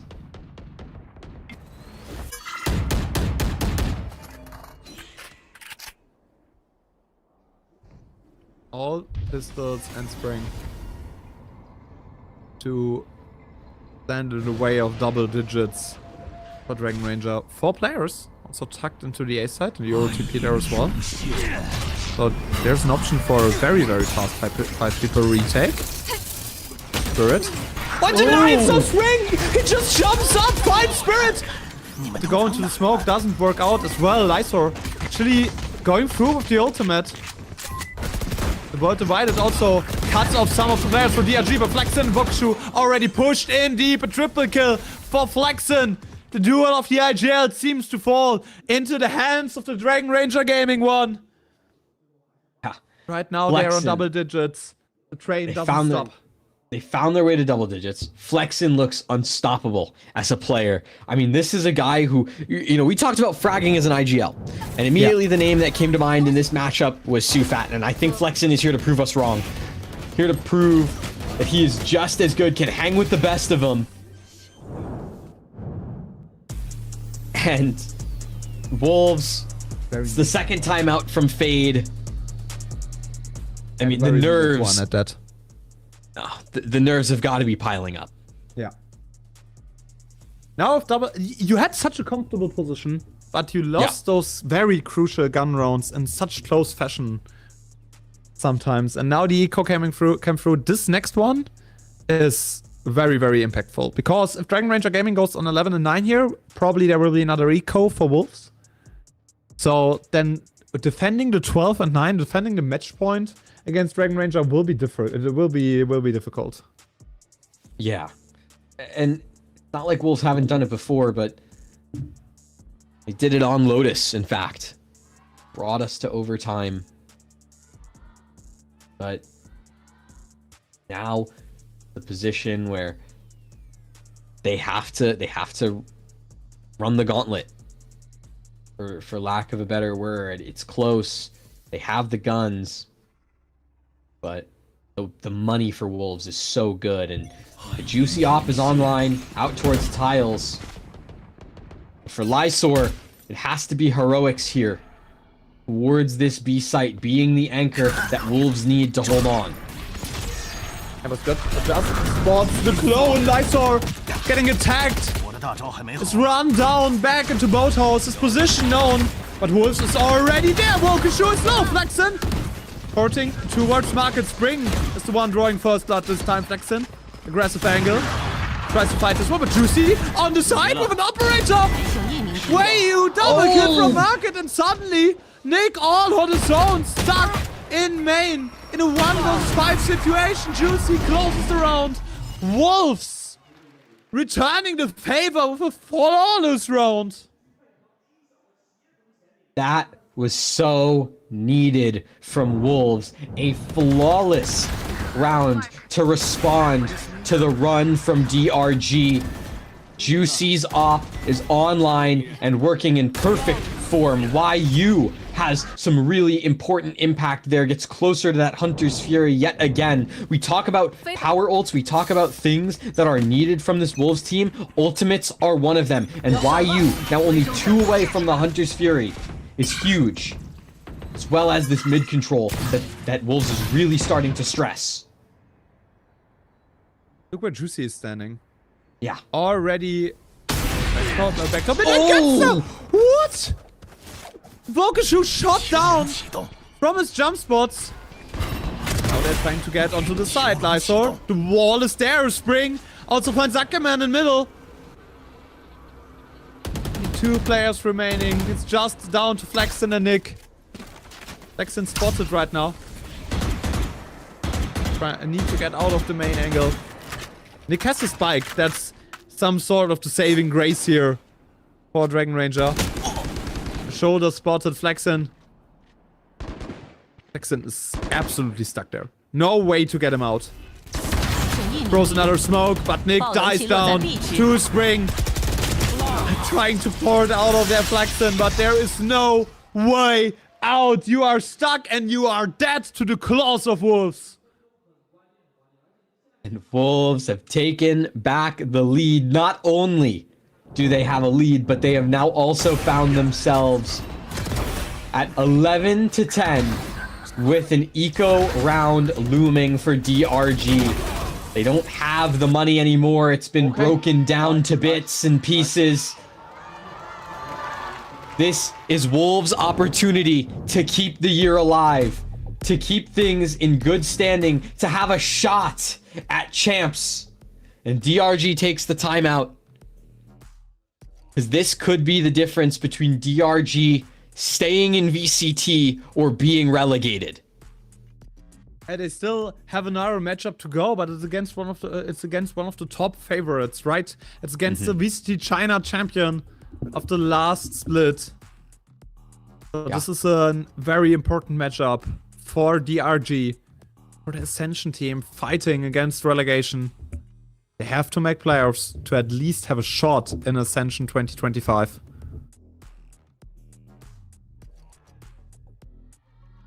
Important timeout, important moments that their coaching staff is taking. DRG does have a buy here. They were able to flex around the money. It's the last buy, right?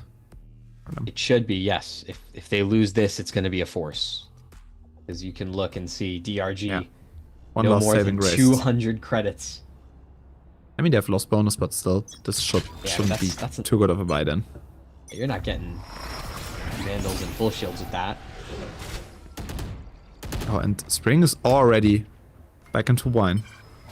They are predicting that fast go onto the side. Flexen stuck in that angle. Spring's stuck here. He can just wait out the bullet spam. Waiting for someone to take the ult up. But that works more of a bait. Spring is low, Surfet's low. At least some HP damage that Dragon Ranger Gaming could take off them.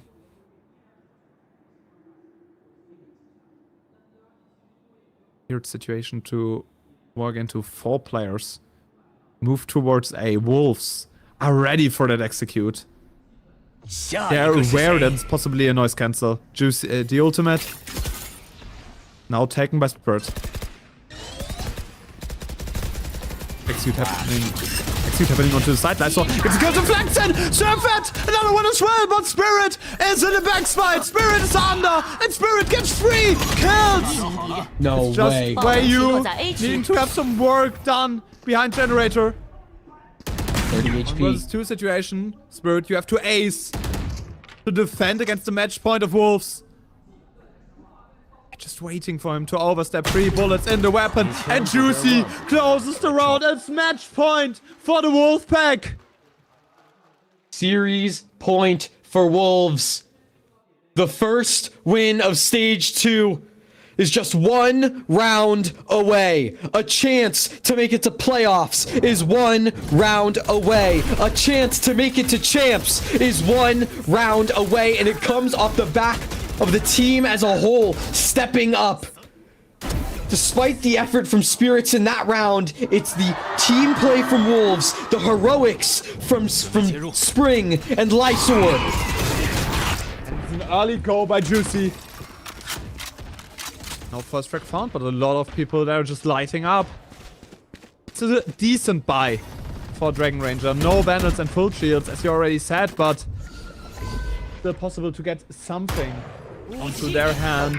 Steel Garden has been taken. I think Wolves are fine with just giving up the side. But Flexen already low. The Hunter's Fury gets a kill. Where are you? Opening things up. And already Lysor is back on the side. Interesting angle. Spring also trying to commit on this one. Nick, the spike falls and the rounds are falling apart for the Ascent team of 2023. Wolves, they have their last chance on the line and they will make it count. Flexen is the last one standing between Wolves and the Dreams. The howling is already audible. Flexen is waiting a little bit, but Spring turns around. Wolves are activated, Wolves are not done, and Wolves are back.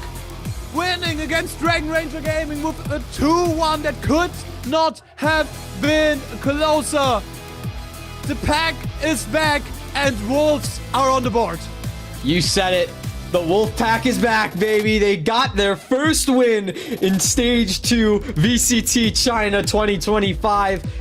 And you can see just how much it means to them. Keep their year alive. And of course, for DRG, the job's not done either. They still have another best of 3 to play against Shilai next week. There's still a chance for them to make it to playoffs. And on top of that, it's not like last place is going to be on anyone's mind anytime soon. So much work left to do, and likewise for Wolves. There's still one best of 3 that needs to be played for this team, and it's against Nova, a team that's gone winless thus far in Stage 2. If they can close that out, it gives them a good shot at the playoffs. It gives them an even better look at champs, but I mean, this team, there's still fight left in Wolves.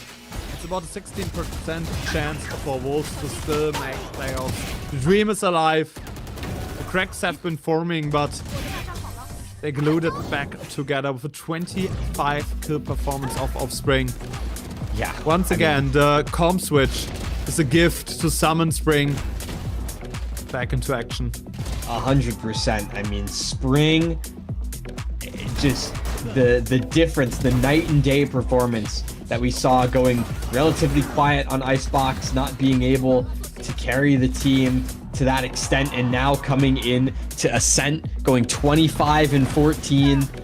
I mean, this is a guy that we're expecting to be the star player for Wolves, the person to bring this team out of those dark times. And so this comp switch not only activates him, but Lysor as well, both of them having phenomenal games here in map number 3. It's what brings Wolves across the line at the very end. It's so much credit to Wolves here, because without these 2 players, I mean, we're talking about a year that would have ended in kind of an underwhelming tragedy. After that 3rd place finish at Masters, it's just, you know, a situation that you don't want to find yourself into. Going 0-3 at the start of the season, losing to all gamers, losing to FPX and Chilai. just a rough situation overall for the Wolfpack. But they made it happen. They won against DRG. 他没出来，准备小心再补个阵，你们可以去再补个阵。OK，可以去 A 吗？留我 B。补了，真的，关门可以。右边。没有，我可以给 A 回来。小心小。小心 A 啊！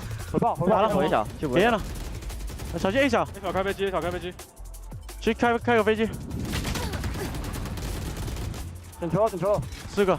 炮开到了，准备。可以打爆点，开到打一个。对，我可以给个麦口烟。我们直接点。没，我要补那个 A 明烟。再加一小。10秒见。所有地方都解放，兄弟。我只剩一个星体了。能晃一打。不用，我在跳。好，冷静。哇，可以打吗？冷静，不用。等一下，所有人出来把这个 A 的给出。哎，朱喜，你等一下躲在我那个烟里。A 大烟。A 来 A 大烟，准备进这个 A 了。我一次就是了，很多。我一次就是吗？准备开烟，打闪，补了。有眼，烟打了，死了。8点后。2楼117。A 大跟2楼底跟 A 大。我快来了。8点117。起落在 A 区。绿伤2楼底。没有，2楼底还在。我有出。不用拉，不能出。OK， 一起，不用拉。不用拉。架好助己。Nice! Let's go!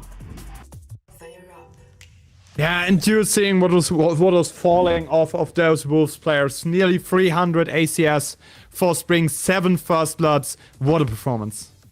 I mean, 7 First Bloods is enough to make you MVP in my book. I don't even care about the rest of the stats, but it's still impressive. Almost 300 ACS, over 2 KD, 189 damage per round. This guy was averaging a kill per round just in the damage alone. And we talk about the rest of this team, right? I mentioned Lysor being the 1-2 punch alongside Spring to deliver the final blow to DRG here in map 3. And, you know, it was still a really impressive showing from Flexin, from Nick, the kind of supportive core of DRG. But like we mentioned, you know, Akaman, Spirits, Vukashu, the big 3 on this DRG team, not going huge, going a little bit quiet here in map number 3. It's what led in part to DRG's downfall. But Wolves, I mean, we talked about 7 First Bloods. This is insane to talk about. Spring had as many First Bloods alone as DRG did for the entire map.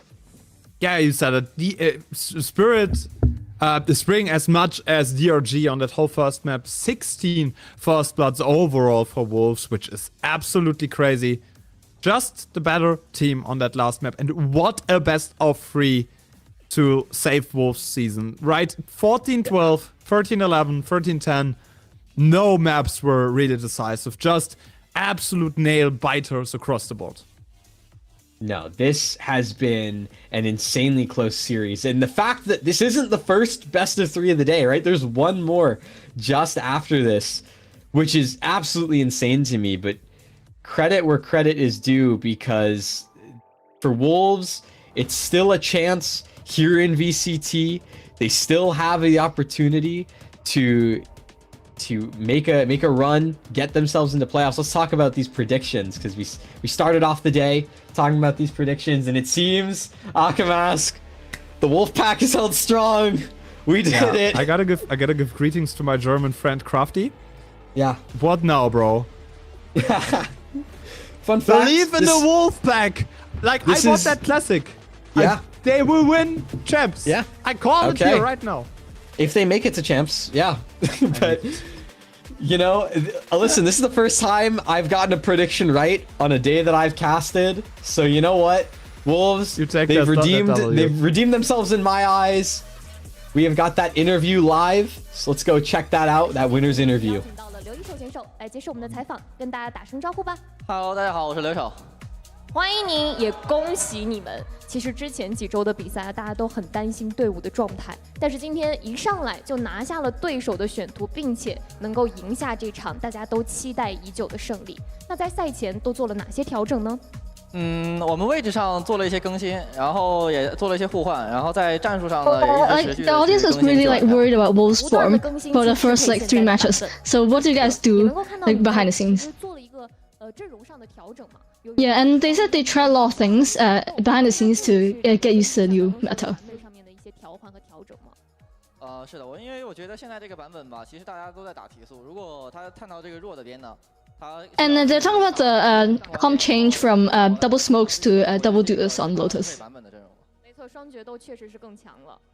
那今天的比赛我们也看到了，你不只是 Yeah, and he thinks that this comp is just more suitable for current version. 现在的你似乎是队伍当中最稳定的那颗定心丸了。那你在比赛当中又是如何去调整的呢？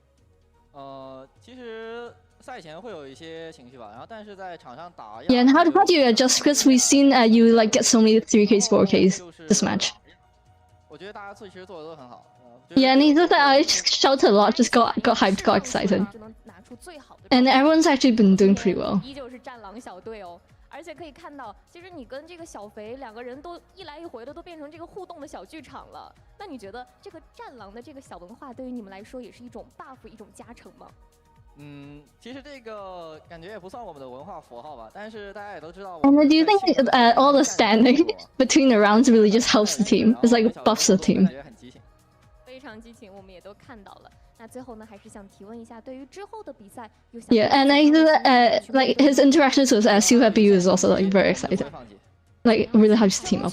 那最后的一线机会，我们也期待你们之后的表现。And he says we still have one last chance to get to playoffs, so we won't give up. 大家不要走开哦，精彩比赛马上回来。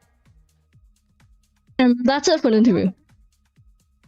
风电竞椅职业战队的选择，连续5年中国电竞椅销量第一。And what a relief for Wolves in the end. As I said, you know, the talking between matches is something, and between rounds is something that they really value. I think Wolves is such a vocal team, is such an energetic team out there. That's why they're having so many fans, so many people supporting them, because they are just that energetic, sort of, you know, outgoing team, and something you not see from all of the teams, especially in China and Pacific. But Wolves are just built different, and it's good to see them smiling again, right, after that really rocky start to the season. And that was the big takeaway I took from that interview with Lysor, was the fact that this wasn't Wolves. The difference here wasn't that Wolves had a good game plan against DRG. It was just that Wolves was believing in themselves again, and they had this role change, and Lysor was feeling good, Spring was feeling good, the rest of the team was feeling awesome. And so the fact that they're able to convert this win, it gives them a whole brand new look coming into the last week, week 4 of VCT China. There's a chance for them to make it to playoffs, but like we mentioned, there's still a whole other best of 3 that's happening basically right now. It's gonna happen in just a couple minutes. It's gonna be Shilai versus FPX. We're gonna pass the torch off to Volt and Kumquat. Aka, thank you for joining me here today. I'm sure you feel likewise. Just shout outs to all the production, and don't go anywhere, because that next best of 3 is coming up right after this. Thank you all so much. Yeah, bye bye.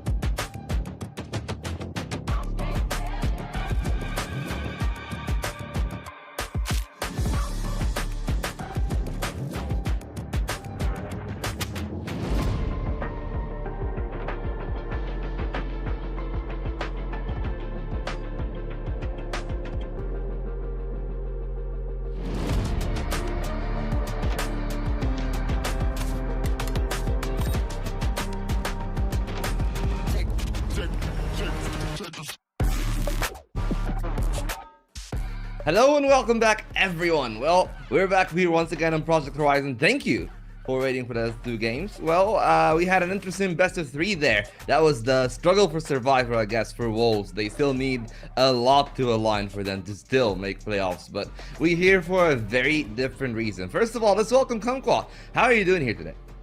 I'm good.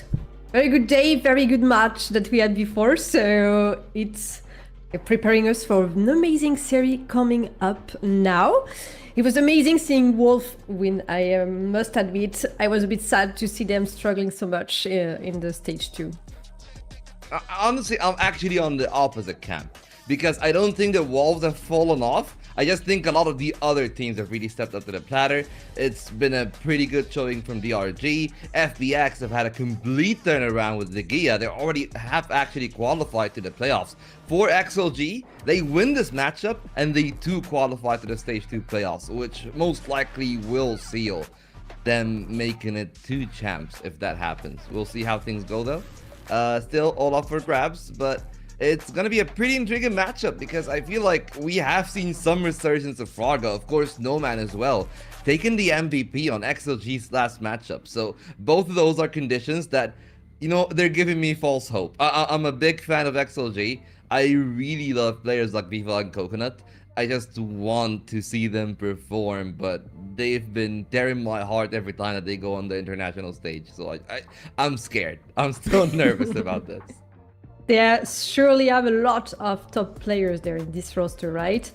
I think that Rarga is the first ACS player in the whole VCT China for stage 2 right now. So definitely a huge player that you must be careful with if you're FPX.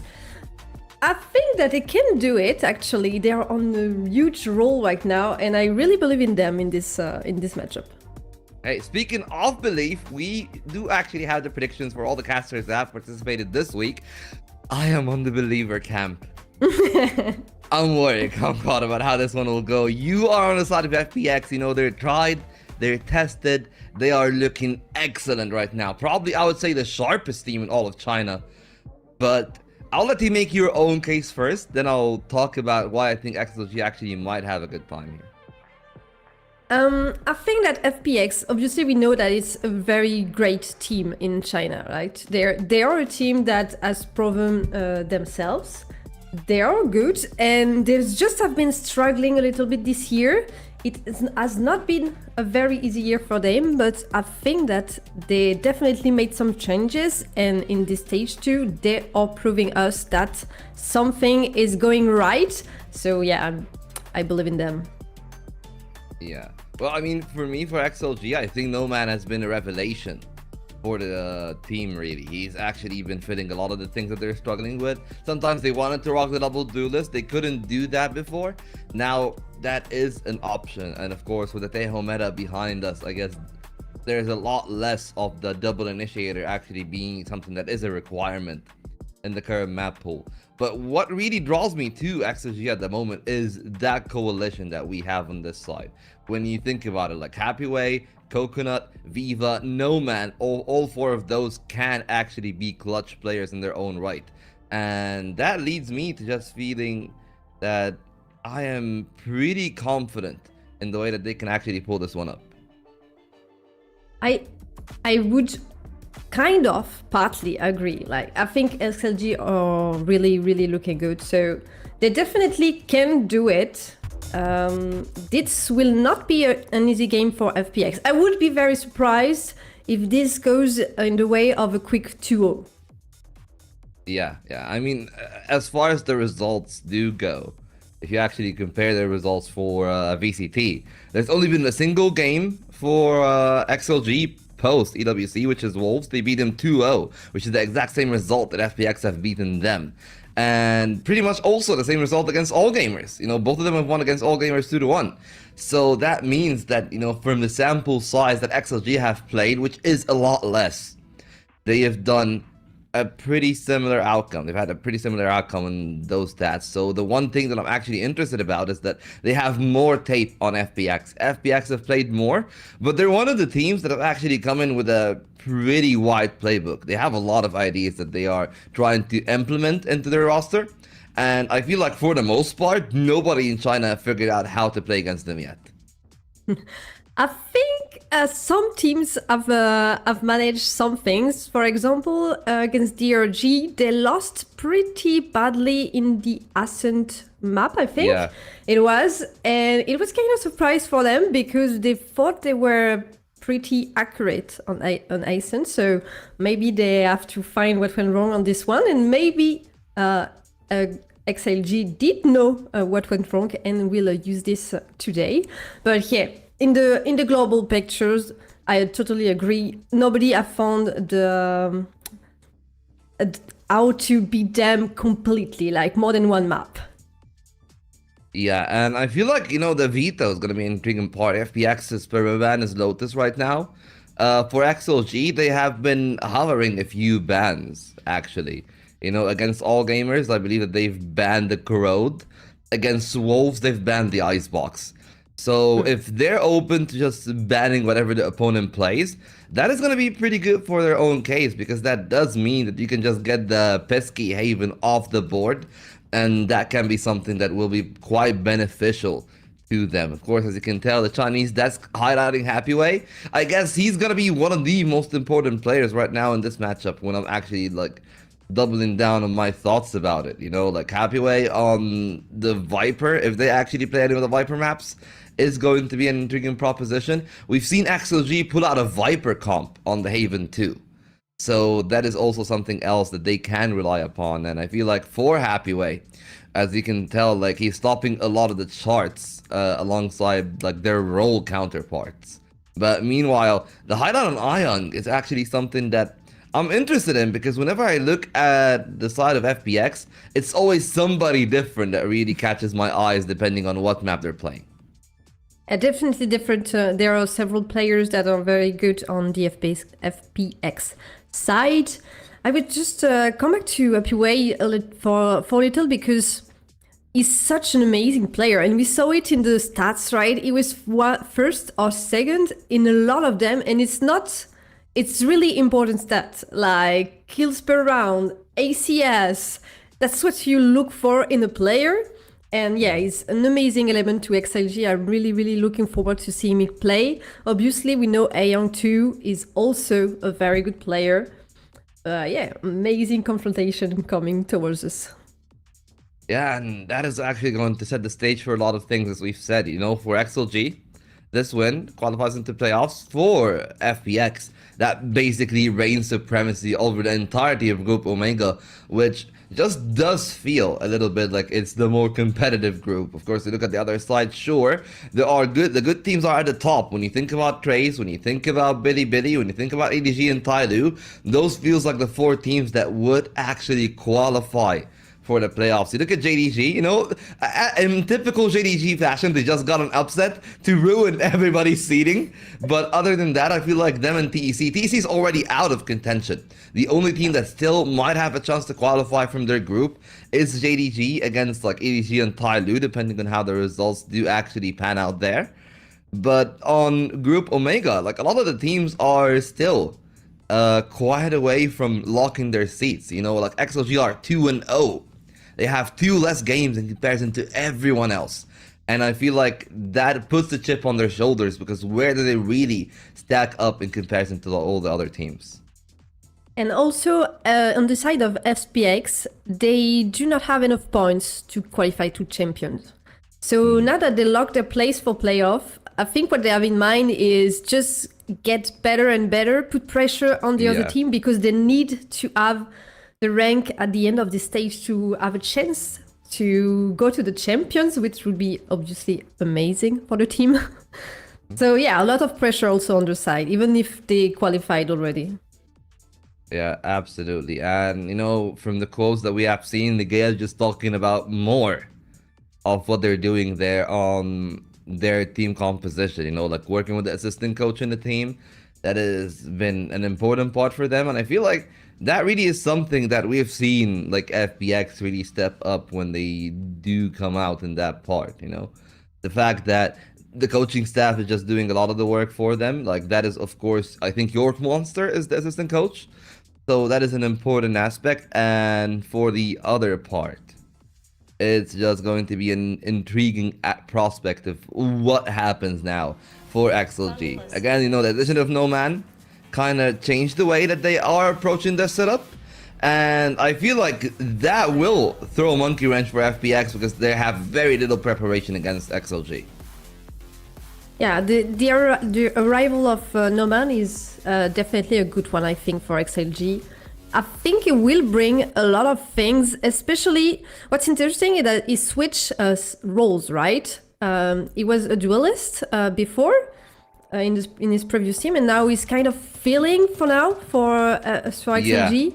Yeah, he's actually played both. He's played some initiator, but he's primarily been playing the duelist role in the VCLs. So for him to come back in the VCT and just say, I'll do whatever is necessary, I'm going to be a soldier for the team, and then marshalling on to get an MVP in his second matchup in the Chinese VCT. You know, that is an impressive achievement in itself, but one of the highlight players for FPX is definitely Life that is just past there, because he fills a pretty similar role. You know, he plays the duelist, sometimes he flexes to other roles depending on what they want to do, and a big performance from Life I feel like is going to be necessary, because his head-to-head against Rarga is going to dictate a lot in this best of 3. Yes, it's as you said, there are also a lot of role switching from SPX. Like, there are some players who keep to their roles, especially Aeon and Berlin, I think. I don't remember the other, but two players usually play the same. But the other 3, they switch. Like, you see different players on Omen or on the second duelist, for example. So it's very interesting to see how, in this region, how much players are able to play different roles and to adapt to what the team needs on a particular map.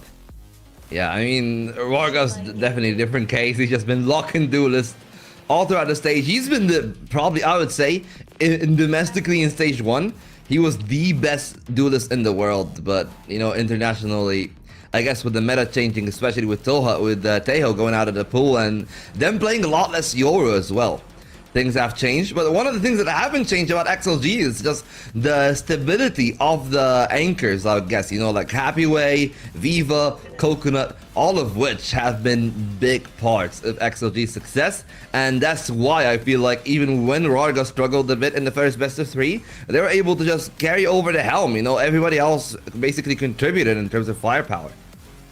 It's also, if we look at the history of this team, it's pretty impressive what they were able to achieve. Like, they went into VCT from Ascension last year. So it's their first year in VCT and they already won a full stage. Like, they won stage 1 as their first year in VCT. That's pretty impressive, if you ask me. Yeah, absolutely. And, you know, one of the things that I feel like now that they have is like, they feel we have won, right? We have won stage 1. But all the turbulence that has happened about, the usual C celebrate. Okay, somebody's a big CR7 fan here, and I don't know, like, you know, like the shouting, the vibes is excellent from No Man. I feel like it's one of the things that they've talked about early. They said No Man's just energy is something that they've been lacking in the team, and it does show. You know, they're one of the quietest team in what pretty much is one of the most hype, most trash talk prone VCTs. You know, like every matchup you see people standing up. If you just watch Wolves, basically every round they win, they would just go ahead and trash talk. It's not the case really for XLG, so I feel like for their morale, it's great to have somebody that can fire back when they're winning.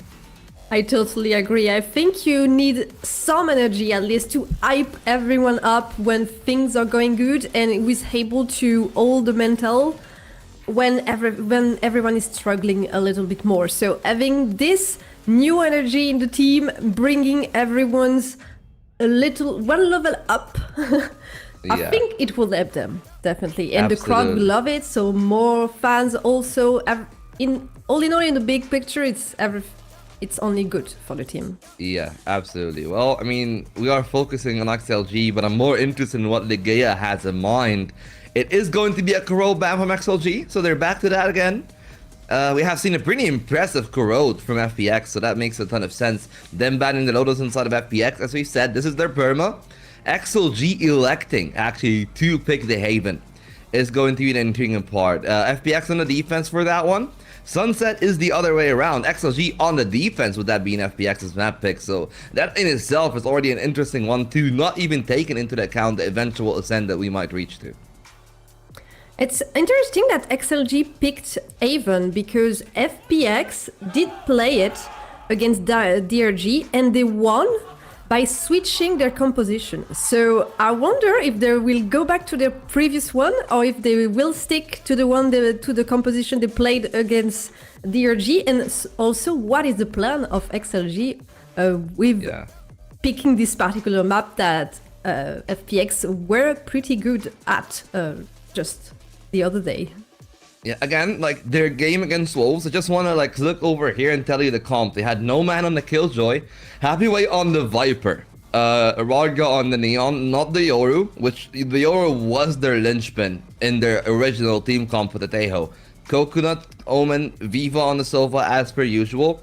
It was just an insane overperformance from No Man though on that one. He went 22 and 10 to basically, I guess, carry them into that victory. Maybe things will be a little bit different. Again, as you said, like Rarga's been looking pretty good against Wolves, and if he's able to replicate that kind of performance here today, I would definitely still say that XLG might have a horse in this race.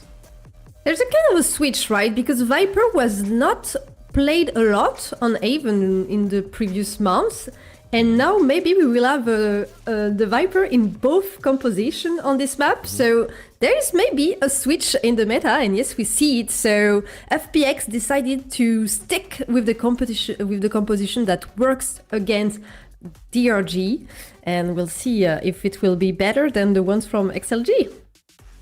Yeah, XLG pretty much running it back, as we've said. FPX, though, their main difference is picking the Vise, and I feel like the Vise probably gives you more flexibility.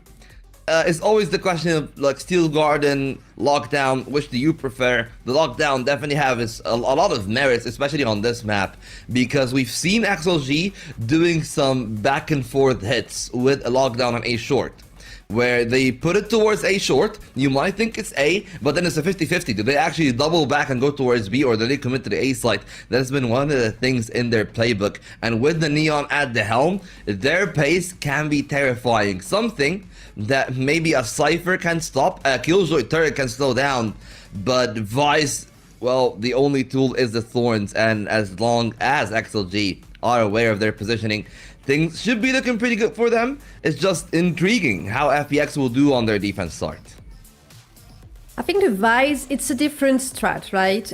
If you have the Killjoy, you can put the alarm bot or the turret somewhere and play with more players around elsewhere on the map. If you have Vise, you have more of a stronghold on the site, and you can get more time to wait for the other defenders to arrive. So we'll see which one is better at the end.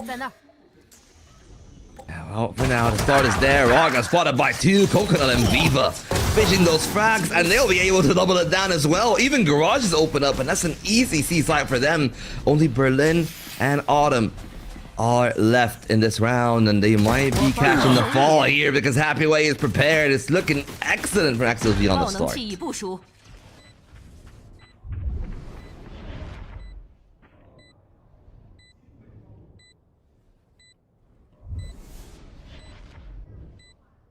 Only Autumn is left now, so an amazing start of the round for XLG.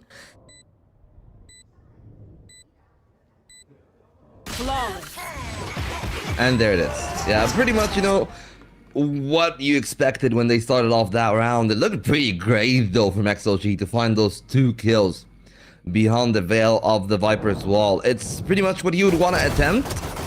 But then again, XLG, they were prepared, and they looked really sharp taking those duels. Everybody has found their mark pretty much in this round.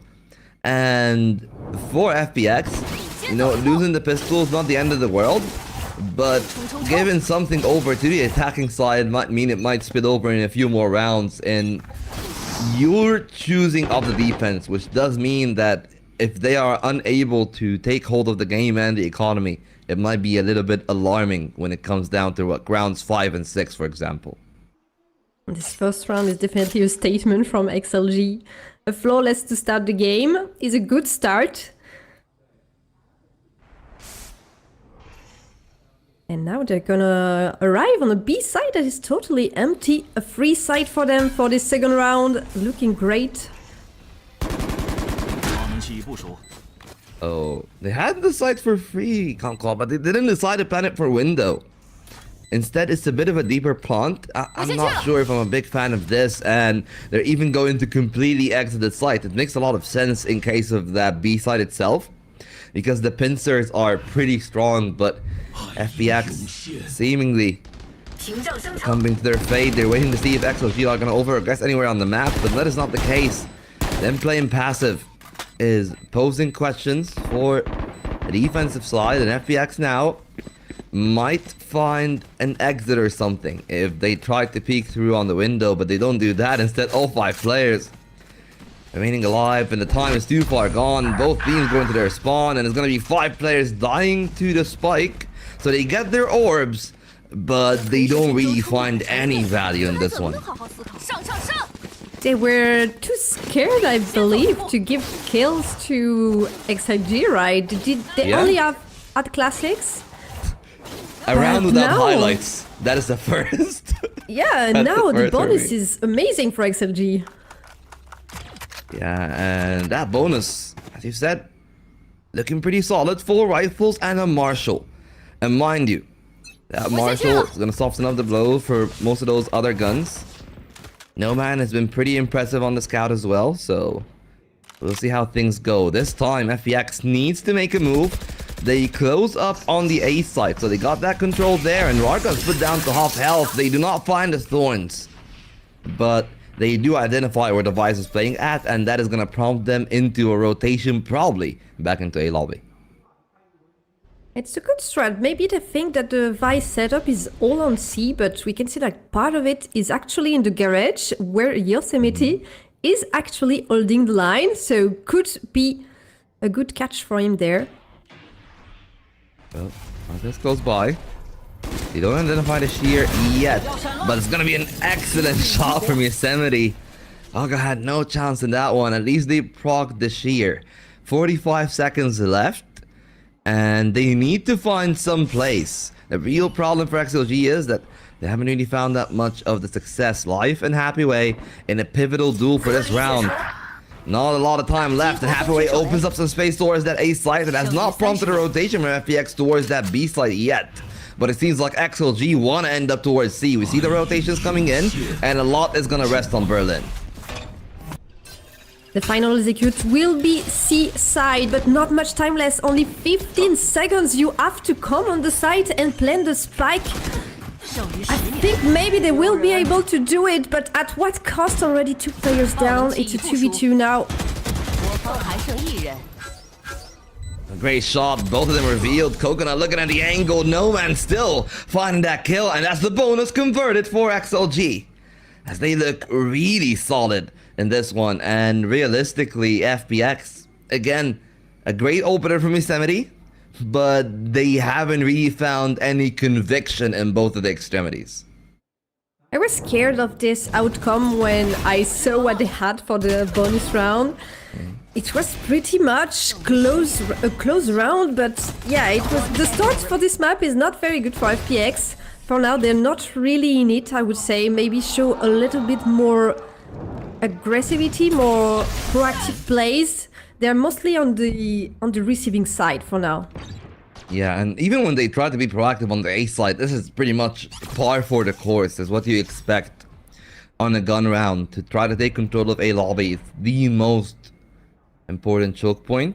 Autumn with the Bucky. Did find the kill here. The connection is not good, and No Man is going to beat him to the punch.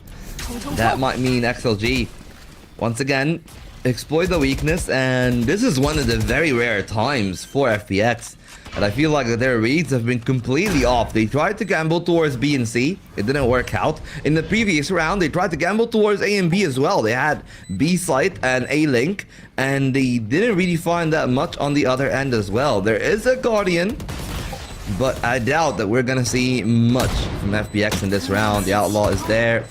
holding the angle. 3 players at spawn, and it does seem that FPX will probably still try to fish for exit, at least with the sheriffs.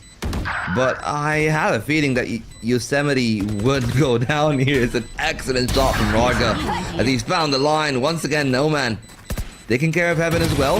Even Life next in the chopping block. It's a flawless round for XLG, and this is a squandering FPX. It feels like it's a flashback to the stage 1 team, if anything. I'm really impressed by how they're playing for now. It's very precise. They really know what they're doing, and they're perfectly reading the position of FPX. They always choose the site where no one is there, or almost no one. So it's, yeah, amazing play from XLG, and I think FPX have to change something quickly if they want to have a chance. I'm also a little bit surprised that they did not use a timeout, because I feel like in China they tend to use it pretty quickly when things are not looking great. Yeah, but there's something that I feel like a reason for them to do that. As you can tell, already in this current setup, they got the operator there on that C site, Rarga, triggering the shear, able to jump back. And that has actually pronged some movement. As you can tell, Life now is looking at the garage. But once again, XLG have just pieced out that play pretty well. Sure, there are 2 players on B, but as long as they get the spike plan down, it should be pretty confident for them. They got the double TPs into the back of sight. And Coconut now in a pretty solid angle. As long as they don't give away anything to Ion, should be an easier round. Once again, they get the plan. This time around, though, Rarga sticking around on the smokes. He's trying to do something a little bit tricky there with the shorty. Maybe he will find it using Hunter's Fury. Headshot from Rarga also with the Vandal. Looking great for now. Only 2 players left for FPX, and once again the round is not looking great for them. They find absolutely nothing. It will maybe be again a flawless round, and now you have to hide because you want to keep that operator, right? But careful, because they're chasing you. Yeah, the chase is on. A great first shot from Autumn, but they're stuck inside the snake's bite. They're losing HP fast, but the relay bolt is not enough. It's a hat-trick from Viva. 5 rounds from XLG, and FPX are looking mortal. They lose 2 players there, but their economy is perfect on their side. They're having perfect round after perfect round, so it's a lot more valuable for them to chase for FPX players. A lot of damage have been done, and they will have to have an economy round probably. Maybe a low buy if there is something, but yeah. I mean, yeah, now the timeout comes in, it makes a lot more sense. You know, you tried a few more things. You tried playing the operator. None of that have really found the value. But what can you really do in that 1 minute that would be enough of a communication to change how you fundamentally approach the map is the real question. On the round that we just saw, they were once again trying to play for the retake, because there was the smoke that was placed by XLG on the B side, and they waited outside. They did not throw any utility except the shock dart, and they waited for the retake, but in the end, it was almost XLG who pushed first. We saw Rarga go get some kills with his Vandal. So yeah, they're not really trying, I think, to get over XLG. They're more waiting, and maybe waiting a little bit too long. Yeah, and that little bit of patience, maybe that will change in the next round. I don't know about this one. It's at least they seem to have a play in mind. 4 players striking on that A side. They start off finding a happy way, and that could be the first piece of the dominoes. XLG has got to be careful. At least that's 1 kill. I think it's the first time they get the first kill. Well. So, and weapon retrieve also. A Phantom for Life. Okay, Life spotted. They're trying to push him out. They use the paranoia that brings the fast lane out, and Life is able to escape. Now they got 2 guns. Still got a lot of map control, because if you look at the other side, Yosemite have actually assimilated into C-Long. Might catch a player off guard. The whiff is not good, but they recover to find the kill on Viva anyways. And that is exactly what they needed. They keep numbers in their advantage. And while, yes, the rotation is quick from Rarga, the real problem is, as he walks in, he just catches all the utility. Ayang is able to find a kill with the Hunter's Fury. And it seems like XLG have been stunted. For them to lose against the Thrifty would be absolute disaster. But it looks like that is going to be the case, because there's no way Coconut will find all three. And FPX back on the timeout. They instantly find a round. And this is what I wanted to see from them. They try some actions. We saw the push from Raga, being able to find a Phantom, and also the push on C with the Sheriff kill, which was a little bit messy, but he finds it, which is the important thing. And it's enough. That's all it takes to make XLG maybe shake a little bit and allow FPX to find their first point. So good thing. Also for the economy, it's perfect to win a Thrifty. Absolutely. It changes the state of the game now for XLG as well, because now they're worried about the aggression life back on the operator. They open up some space for life, so at least they know that the immediate sight line is not going to be a problem to set the op back up. I love the fact that XLG are a little bit more patient as they try to route life out as well. But he too doesn't really want to let it go. Now they take care of the Thorns as they are forced out towards Garage. Again, it's the same play, the exact same setup from Yosemite. And it seems like XLG, their solution have been just try to make some movement towards B. They forced out more utility from FPX there. Not a lot of time left though, Kumquat. Only 50 seconds on the timer. And if they go to the A side, they have a lot to clear before they can actually plant the spike. The operator is still there, but FPX did use a lot of utilities, which could play in the favor of XLG. They will try a full 5 people attack on this A side, and it's the operator, a quick miss for life. Ah, not the time to miss the shot there, life. At least there's a good thing about this one, that the rotations have already come in. Ayang with a kill, but Happyway trades. The Steel Garden comes out as a triple from Ayang. And Berlin has found their way in. Yosemites flicks back to back. And FPX double down. This transfer was something else. Very good from Yosemite, using his ultimate perfectly there. It was a bit of a scare after Life missed a shot, but in the end the defense was already there on site. They were really prepared. That this time FPX read well what XLG was planning to do, so they were here to receive the attack and get the round. Yeah, it's a great comeback here from FPX. I mean, the highlights are definitely that triple kill from Ion. And a double match spray down at the end from Yosemite. Life back on the operator, not finding a lot of value again. The overdrive coming in from Rarga, already fished for a first kill. Coconut and Hell have forced one into short, 2 players to spawn. It's a pretty quick pace of the round, but they've cleared out the A site and they can easily plant the spike down. If you look at the side of FPX, they don't have ultimates, which should actually really be in the value of XLG, while they don't have anything but the lockdown. I doubt they want to use it for this round, but they need to find the kills. A great start from Rarga, a player in heaven is dead, and it's only Autumn on site, and Coconut will take him down. The paranoia was good, but there were too many players on site. You cannot eat everyone. They had no ultimates, as you said, and not enough utility to really clear the site with only 3 players. So this one logically goes to XLG, changing the pace, and it pays off. Yeah, it was so rapid from Raga there, of course, you know. Sometimes they get caught off whenever the neon is actually there, so it is great to see that XLG are able to utilize that pace as well. Probably I would assume that they wouldn't go for a burst rounds back to back, I'd assume. And they're back to aggressing a little bit. We see they try to push a little in the mid, and Life gets away with the first kill. Drone will clear Yosemite, is alone in his garage, and he will not be able to get away with his life. It's a 1-for-1. Yeah, an excellent trade there from XLG. Now that Yosemite is dead, they want to threaten through C-Long though. You know that the Vice utility don't carry a lot of value anymore. Now that she's gone, C-Slide should be a lot weaker. But if you look at FPX, they got a setup prepared. Berlin and Garage, Autumn.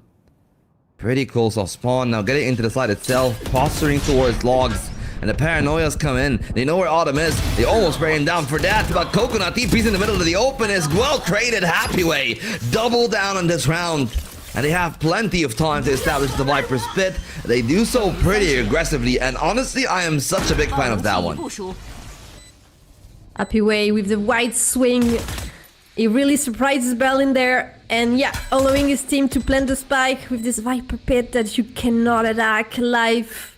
And Ayoung, they would probably save. I think that's what they're thinking right now. No chance.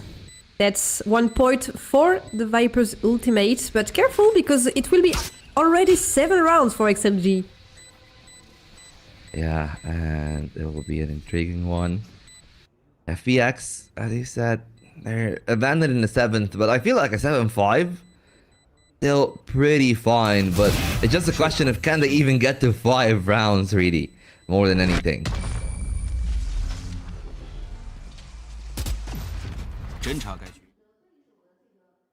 At least 4 would be a start. The 5, I think, will be difficult because XLG are looking pretty good on this attack side. Yeah, the wide we see the wide swing from Happy Way really surprised Berlin. Was not expecting to shoot this angle.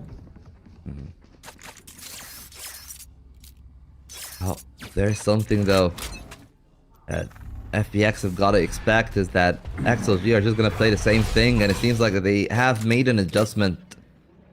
Sure, Yosemite is broke. The rest of the team are all anchoring in towards that B site, understanding there's a Hunter's Fury.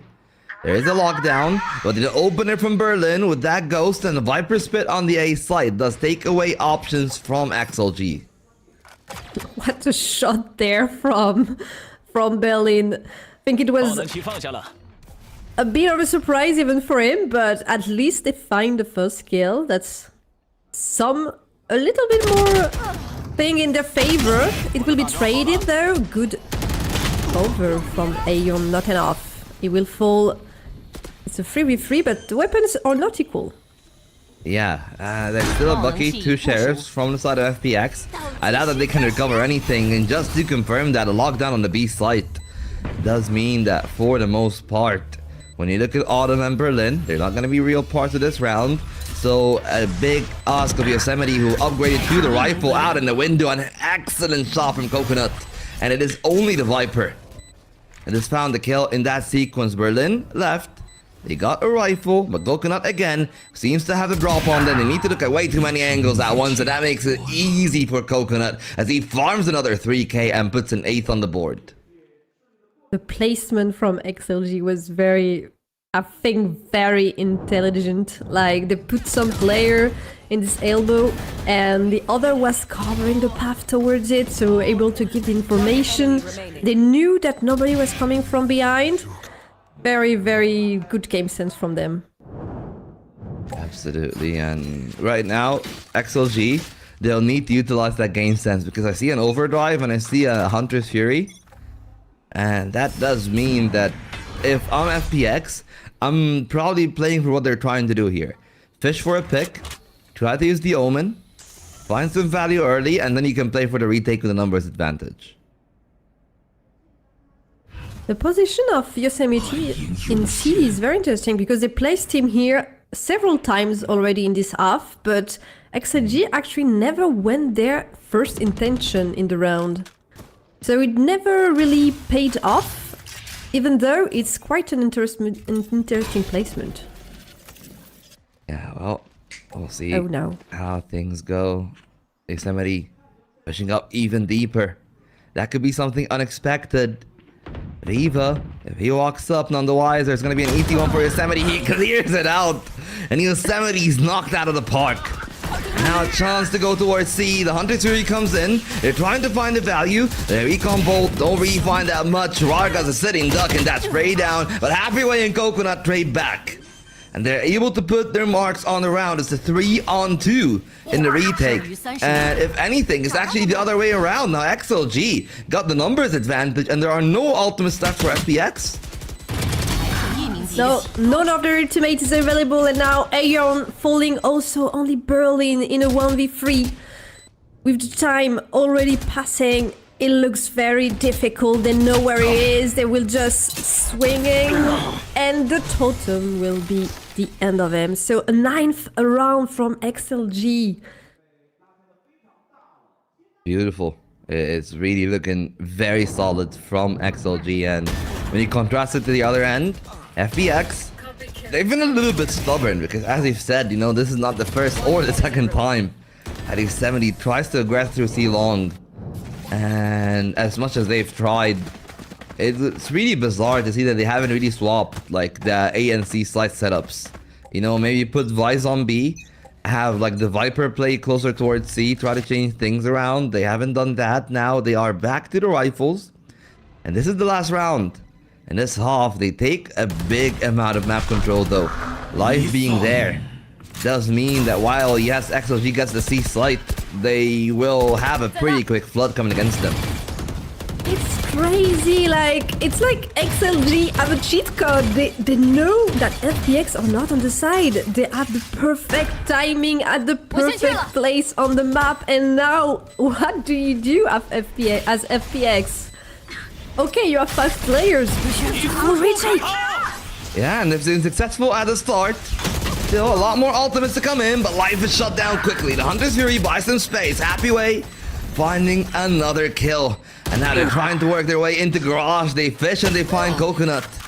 And leaves No Man, Viva, and Happy Way. The latter holding for a kill. It's already 3 for the Viper. Needs to find a 4th. It will be No Man doing that, and leaves Autumn in a 1-on-1. And Viva is pretty patient. He's down to 30 points of health. He peeks, he scores, and it's double digits for XLG at the halfway point. 10-2 is hard.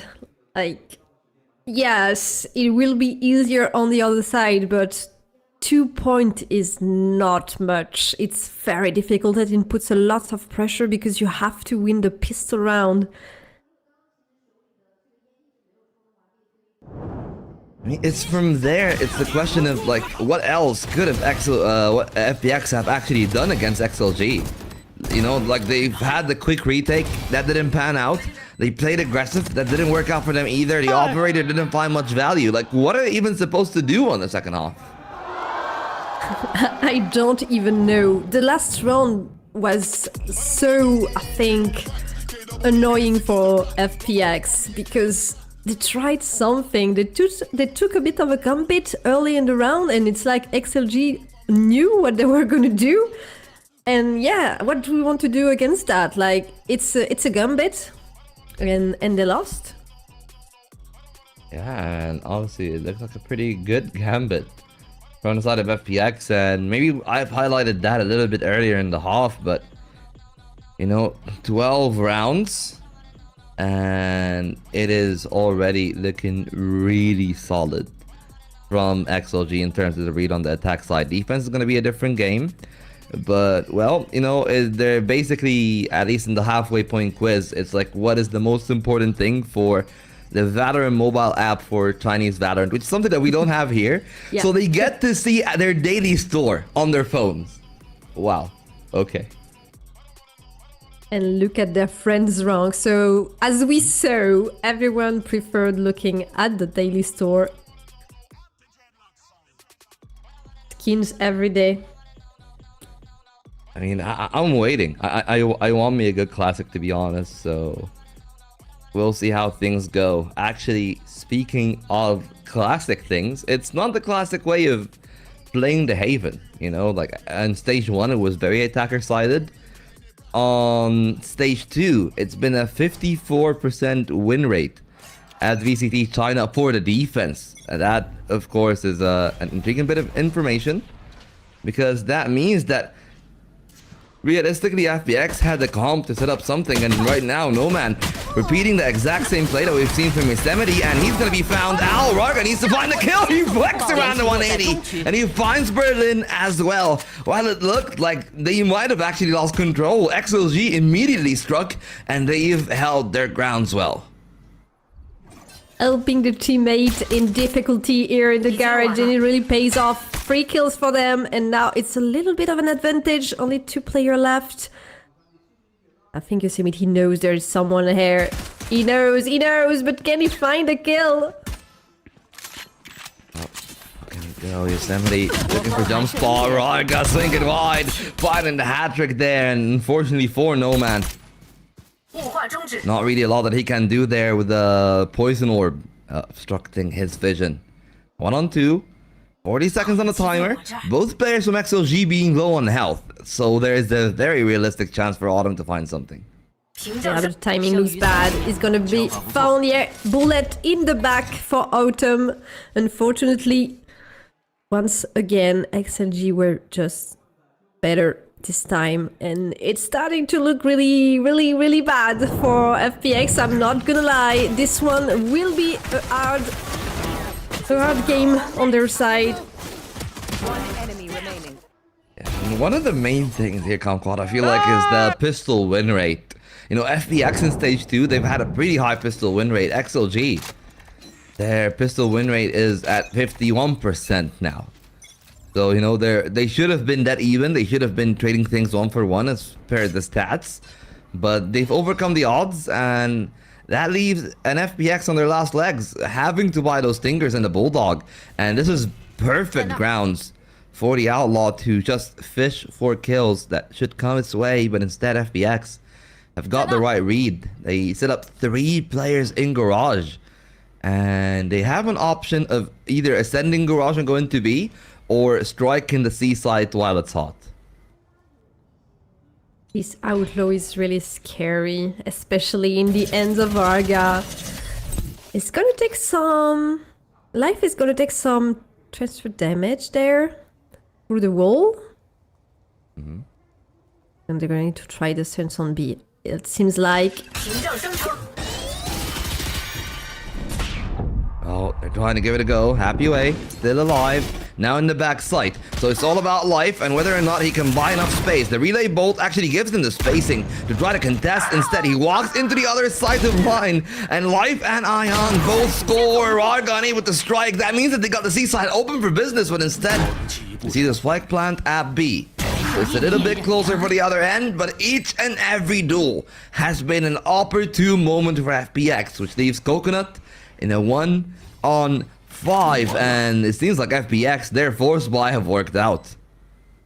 I mean, they're back against the wall, and they find the first flawless of the game. It's amazing how this player can be so precise and so good with so much pressure. And they do it. They will stay alive a little bit more longer. So we will see maybe their chance to come back. Well, there goes the flawless. Yeah. Still, the bulldog in the hands of Coconut is definitely the most important part. FPX picking up both the Spectres and the Outlaw. So there are definitely plenty of things that they can work on if they want to. But for now, XLG has still plenty of a buffer that even if they lose a few more rounds, I wouldn't be worried until this game gets really competitive, because all they need is just 2 rounds. Really. That's not much. You can be patient, they have a lot of time on their hands, so not too much pressure for XLG. They're just playing, they will play their game and wait for the time. For now, it's an eco on their side. Only a Bucky for Happyway trying something mischievous on this B side, and the Bulldog that was saved. Yeah, that Bulldog transferred over to Rarga. So Coconut still got the light shields, but only a classic, which is something that can come back to haunt them a little later in the round. But for now, they try to go towards C. No man got the sentry towards the spot of the angle. The 2 players at B have not moved yet, but Rarga is in garage. And he's making sure that No Man knows that there's only a single place that they can strike from, but they will still But a good connection on the Killjoy. An attempt for the fire. The recon bolt comes in with a massive amount of value life. And the last bullet there with that Spectre is able to find the kill with a spike plant as well. He's 3 away from fighting the overdrive, and I feel like this is definitely the round to try to farm alt orbs if you are on the side of FPX. Try to push the pressure. Apply more and more towards XLG. Once again, a very good run on this side and no damage taken at all for them. For now, obviously, I think there will be after. They're going to try chasing a little bit, not leaving any weapons, but there are none. Maybe they don't really know. Oh, second time around. The Lucky does strike. As we said, another orb for XLG. So they get 4 ult points total there. 3 to the death, 1 for the kill. The Spectre is not the end of the world. They're gonna afford a full buy anyways, their Kumquat. So it's really a question of what do they do from here? Because yes, their attack has been looking pristine, but I'm not certain if it is their, I guess, setup, or more so that their economy have just crumbled in the second round. Maybe that timeout, I feel, is a tad too early. But what do you think about that? They have 2 left, so I think it is okay to use the first one now because they will have a full buy. So maybe they want to close the game as soon as possible because mentally wise, maybe the more dominant you win the game and the more confident you're feeling for the next one, right? So maybe that's the thinking there. You have another timeout if things go south a little bit, but you can use one to try to win it right now. Well, we'll see how that leads to them winning it right now. Of course, remember, FPX took their timeout on a thrifty. They had a 4-player push into a lobby, and that was the working formula that they based that round win upon. It was their 1 of 2, and they found those 2 in a row. Then they gone completely quiet. For XLG here, it's a different timing. They found a timeout on a buy round, and one that they, I think, might actually have a good position for the ultimate economy. Look at that. It's not too far off from the overdrive. They need only 2 more for Warga, but there's only 1 alt point for life as well to find that. No man is there at the angle, and once again, FPX threatening C early on in the round, unlike what XLG have been doing when they were on attack. And it's the same as we've seen in the last round of the first half. The C side that is totally available, but this time they might have a chance. Look at that, the pincer is great. And while they've lost the C side, they got the numbers lead, could find more. Happy Way there, fishing a second kill on the exit. And the relay bolt don't find a lot of value. Instead, it's Happy Way and Warga trading 1 for 1 with the relay bolt, or the fast lane rather. Coming in a little late, it's Yosemite against the world. He starts to spray well, but he could not control it to the end. And it's gonna be XLG on map point. the timeout pays off. A very good round once again from Happy Way. Really defending this side. The catch also on Autumn. The idea was good from SPS, right? You want to plant someone on the flank to be more unpredictable, but it will not be enough. XLG are just one step ahead. Absolutely. And it does make a lot of sense in the way that they played that one. You know, they played it almost like they played the pistol round, where they had a pincer ready. They had players at the extremities that were very prepared to the peak on the other end. Now FPX are switching up their motif. And what we do see is that they try to go back towards the A side. The operator on attack actually finds a good bit of value. That's an opener on a Viva that if he had a kill and the orb, that would have been a Hunter 3 for him on a defense. Now, they've opened up a ton of space, but it is only No Man that is on the A side itself. The rotations, though, are coming on their way. You look at Coconut, he's already in spawn, and he's probably going to try to help the Killjoy. He's on the right side. There is also Happy Way who has a lot of information, putting so far ahead on the C side. He will trigger the Vice wall, I think. So they can maybe expect they both it. don't find a connection though. And they don't have a lot of time. Do they rotate back or do they stay here? They want to force. I think they want to force. They will wait for the wall. But there is also the smoke. They lose one more player. Life falls down. Second smoke coming. You have to push now. No choice. 30 seconds left. But you lose 2 players. They are able to answer the double from Aeon. And finally, they have a little advantage. The spike will be planted. And it's all on Happy Way to win the round. Yeah, Varga found the kill. That might have been around right then and there. Now he leaves it in the clutch. The flash knock goes from Yosemite. And Happy Way almost finding a connection. Unable, however. To find a complete spray, so they will go 3k for 3k, but FPX still got one more in them.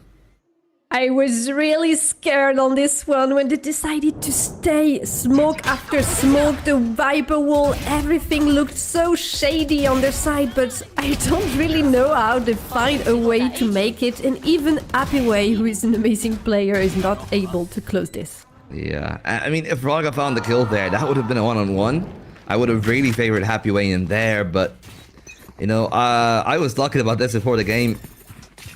Like, that's the thing about Warga for me, is that sometimes they have complete lifestyle performances. Right now, he seems pretty mortal, and he will need to find a ton more value before they will be able to etch out their win. XLG on a weaker buy, but they got 3 players locking down a lobby, so it's a fool's errand to walk in, especially if you're Berlin with a spike. The greeting committee is here. Everyone, I think they should. Yeah, they're really expecting it. But do they expect 3 players? Even if they don't, it doesn't matter. They will get the kills. And now it's only Noman, who was on the other side of the map. Probably will not be able to do anything. And nice headshot. That's a nasty one. And no man had a shorty anyways. So he wasn't even able to really compete at that kind of range. And it's great for FPX that they found a few rounds back. Because, you know, they have been looking a little bit lost. I feel like the operator definitely gives them a lot of direction. That's not something that I would have expected Life to be the one piloting, especially on the gun rounds. But hey, if it works, it works. Walls of definitely paper sometime. And 4 ultimates now for FPX. 3 on the side of XLG. Things are starting to eat up a little. Oh, right now, that pressure is palpitating towards that C side again. I really like the setup from Happy Way. He's just more than happy if completely giving away Garage, as long as they find something somewhere else, because Raga had the off there this round, and this time it is a defensive Neon. They'll be able to find the kill on the back of it. Berlin still picking up the sniper. So they are really adamant on trying to find something with the op. I don't know if I'm a fan of that when you're down in players. I feel like picking the rifle up and playing with the pack, or even with yourself on the flank, would have been a better call. For XLG, they found the space, and there's not a lot of time left for FPX, so they will probably need to actually commit to the A site. Find no one with the drone, but they still decide to stick with 3 players in this A site, which is a good call because all of FPX is there. And it's their last chance. The operator is so forward. I don't know if they will expect it. It's the still garden, so no more operator. Yeah, but they found the kill. Berlin walking out there. Remember, the op, not the best weapon for the job, but Ayong got the rifle. And he's able to provide. The pick comes in. Berlin still fishes for one more. And that leaves a 2-on-3 for XLG. The Viper playing in the pit, making sure it doesn't fall down. But now it's all onto Happy Way. And it seems like Happy Way is going to be happy enough to back up, keep that one gun. As FPX apparently have mounted quite a bit of a comeback. Remember, they were 11-2 when the pistol round ended. Sure, XLG have got their match point, but FPX have fought back tooth and nail now. They're really finding the answer to XLG's defense for now. They also, XLG have no more credits in the bank, so they will have to do a low buy, so it's maybe one more round, and it's starting to... The gap is really starting to close now. Only 5 runs difference. Well, we'll see if that difference dominate too much on this round, because I was thinking if Braga maybe have saved the overdrive for a round like this where they're broke, it would have been different. They still got the Hunter's Fury. They still got from the Shadows. They're 2 away from No Man's lockdown, so I feel like that hero rifle, if it spills first blood in that round for XLG, it would have been great, but for FPX, they've picked the opposite end. But Yosemite has not been a stranger from taking duels at sea long, and if he gives one away to Raga, that might be a problem for them on attack. FPX are expecting something maybe aggressive from XLG, but they're staying nice and slow on their side.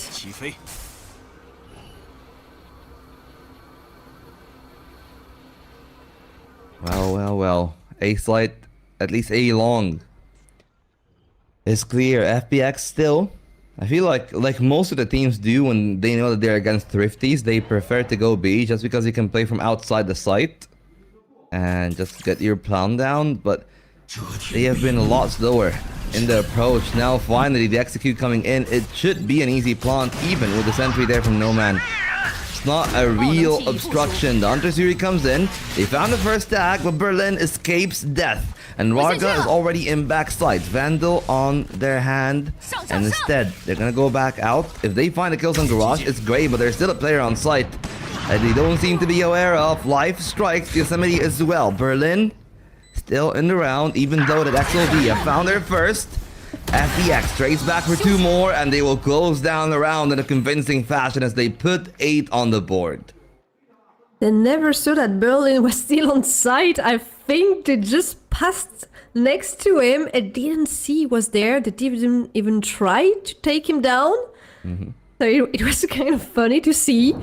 But yeah, good round, good anti-echo from FPX. It was clean and they covered their angles well. Yeah.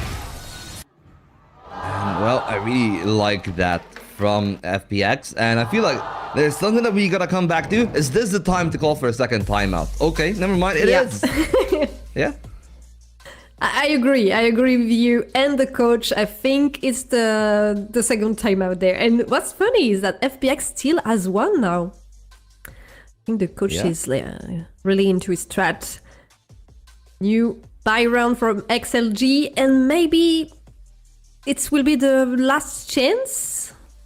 Maybe they will get another one, but it's really starting to close down on them. Yeah, it went from them being 9 rounds behind at a specific point to now just 4. They've mounted quite a comeback, but for XLG, the silver lining is they just need to win 1. They figure out what they want to do on this round, they apply it, and that's Haven over. They move on to the next episode, which should be the sunset. But realistically, a comeback like this, even if FPX don't even win this Haven outright, they might feel confident enough just because they've made them work this hard on their own map pick. Oh, Raga is beautiful. There he is, he comes back to life, they find a pairing, they aggress on the C site. And as he said, that is the spike as well. Oh no! And they got Coconut on the angle. What can they even do? They don't have ultimates to try to post them out. Sure, there's overdrive on life, but there's no way that just that is enough. That's heartbreaking. They lost the spike and now you have to go for it. And they know you have to. Hopefully Yosemite finds the first kill on Raga, and that will be the spike retrieved in a 3v4. Yeah, and I really respect that call here from XLG. They lost Raga. They tried to slow it down. Coconut, though, a little bit aggressive on the angle, and Yosemite is ready. Now they need to combine together. They're leaving No Man as an insurance in the A site. And they know that now Viva is still here on C. And I don't know where the arrows went. All I know is that it immediately got destroyed. They push him back out of backside. Happyway is still there on Garage. And they are setting up their crossfire pretty well. They just need a second shot and they'll be able to deliver that. It is all on Autumn. Viva, no man. 2-on-1 with just 15 seconds on the timer and he's looking at the wrong spot. It should be a bait and switch. Even if they don't find the kill, they should fish for the trade. It was just a fraction off from Autumn there on that flick. But XLG get the job done on map 1. He tried to take the duel, even if there is still time. I think it was a bit cheeky on his side, but well done. XLG finally managed to take the map after 2 timeouts and a difficult defensive half, but they do it. First map for them. Yeah, and that is absolutely pivotal for them in the way that they should be playing the rest of this best of 3, because this last round, it poised something very important, that both teams know how to play off the back of the timeouts. They brung out strategies that were completely different to what they have been usually playing, because XLG have been really passive for the most part. But now they sprung the aggression. You look at the highlights, you'll figure out it's just one team for the first half pretty much.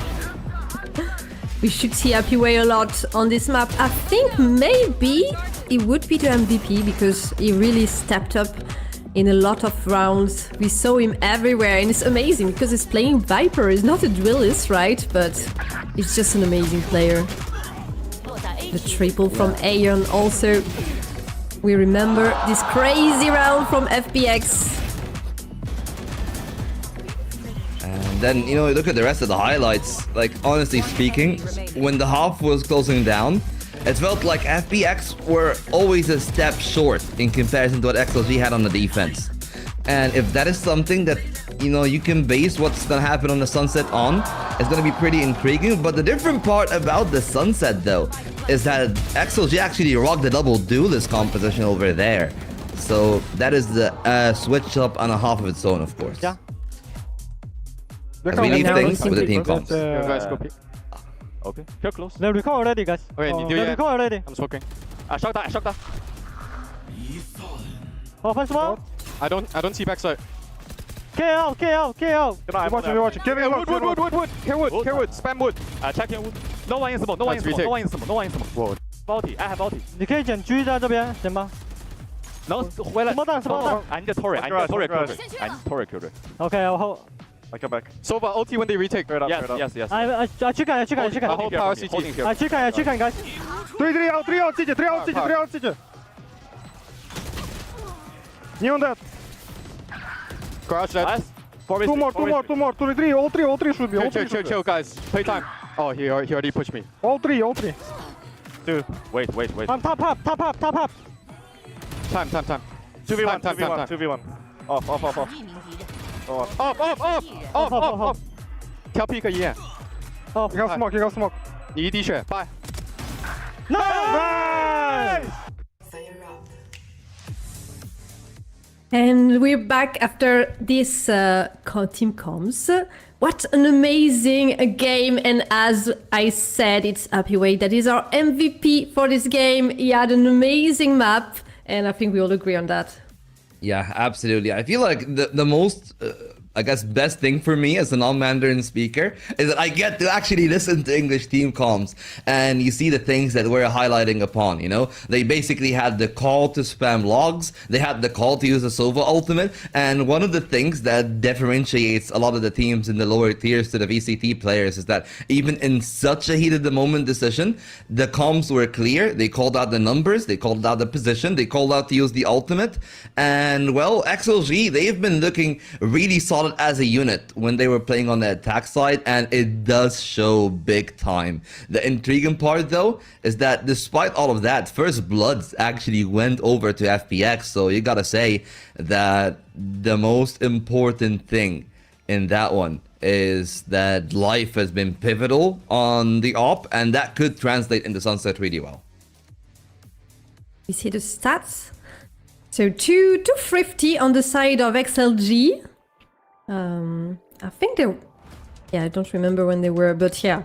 So good map on their side. Either way, good play. Yeah, and sorry, my brain speaking, fuck. Yeah, no, it's I mean, here's the thing though. Here's the thing. Like those two thrifties, there was one at the back of the timeout in the first half where they aggressed forward together towards A, and then the second half where they forced up the stingers, and they were able to find those kills.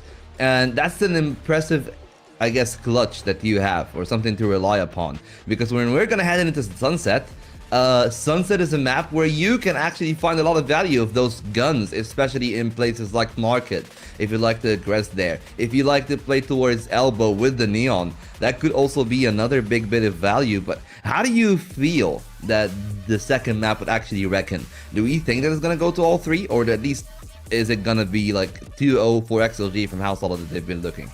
I think it's definitely going to the fraud map. I do not see FPX losing to Sunset. So yeah, I think we will see a fraud map, but maybe I'm just cursing them. We'll see after a short break, I think. Yeah.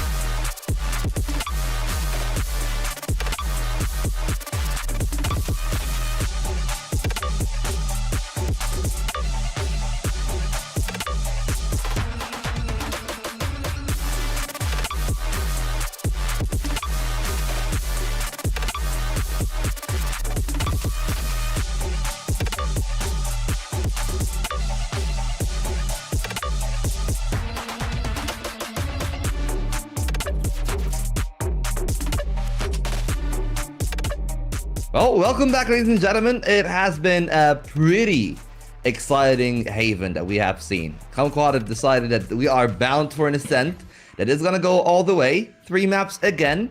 I'm a bit more of a believer in XLG on the Sunset personally. So we'll see how things go. They've bought me in. I'm back on the hype. I'm back on the train. I have the belief back in XLG. But for XLG, their belief, you know, they still got a lot of games to be played. They don't really need to worry about, I guess, losing this one to FPX. but a victory against the team that has been topping the group would go such a long way in restoring their confidence. I mean, you have to be a strong believer because last time they played Sunset, they lost 3-13 to all gamers. So, I mean, your faith is impressive. Hey, Raga honestly just was not existent on that one. I was the one that commentated the return of the Raga fraud watch hours, okay? But right now I am declaring it. He is one step away from being cleared of the fraud watch. He just needs to step up here as well and we are good. I mean, also, there was an amazing Spitfires on the other side, like on the side of all gamers. So hopefully, life will not give the same performance and Raga will have a lot more space to work with. So they did one at the first map. So the confidence should be up. We'll see now if they can like go with it. Oh, okay. That's definitely quite a change. No man on the deadlock. Okay, so, you know, I don't mind that at all. For FPX, though, Jet Yoru. Now, that is a duelist pairing that I didn't think that I would have ever seen. But hey, here we are. I think Happyway is fighting to bring back Viper on every map at this point. He will just not play any other agent. And I mean, we have no choice but to clap for him, but because he's just too strong. I'm very, very interested in how it's gonna turn out. Yeah, well, I mean, one of the things that are important about this one is that from the Chinese desk, they basically touch upon how FPX relies on a double op setup in their games that they've played on the Sunset. They've also played the Jet Yoru before. Honestly speaking, I have not seen FPX's Sunsets before.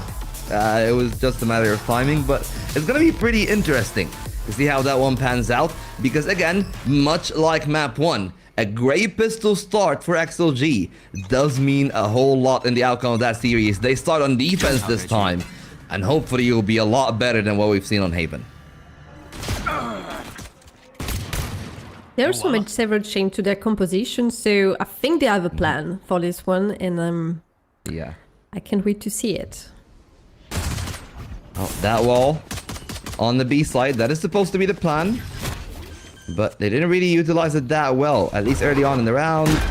A dash away from the Jet, but Raga opens up first blood. Autumn is out of the round. There's no more flanks from FPX. All those players are either on site or walking back their way into B main. Meanwhile, if you look at XLG here, they're trying to retake 3 players from Boba. They trade 1 for 1. Viva on the angle, detected and found is Ayang.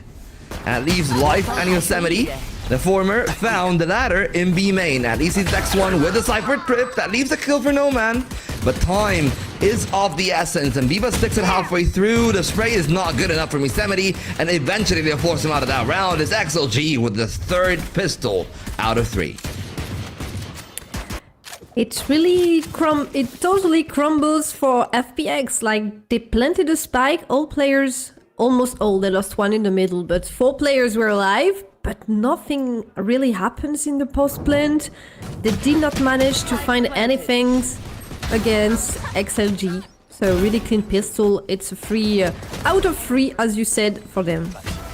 Yeah, and you know what? No Spitfire's performance so far, at least in the pistol round.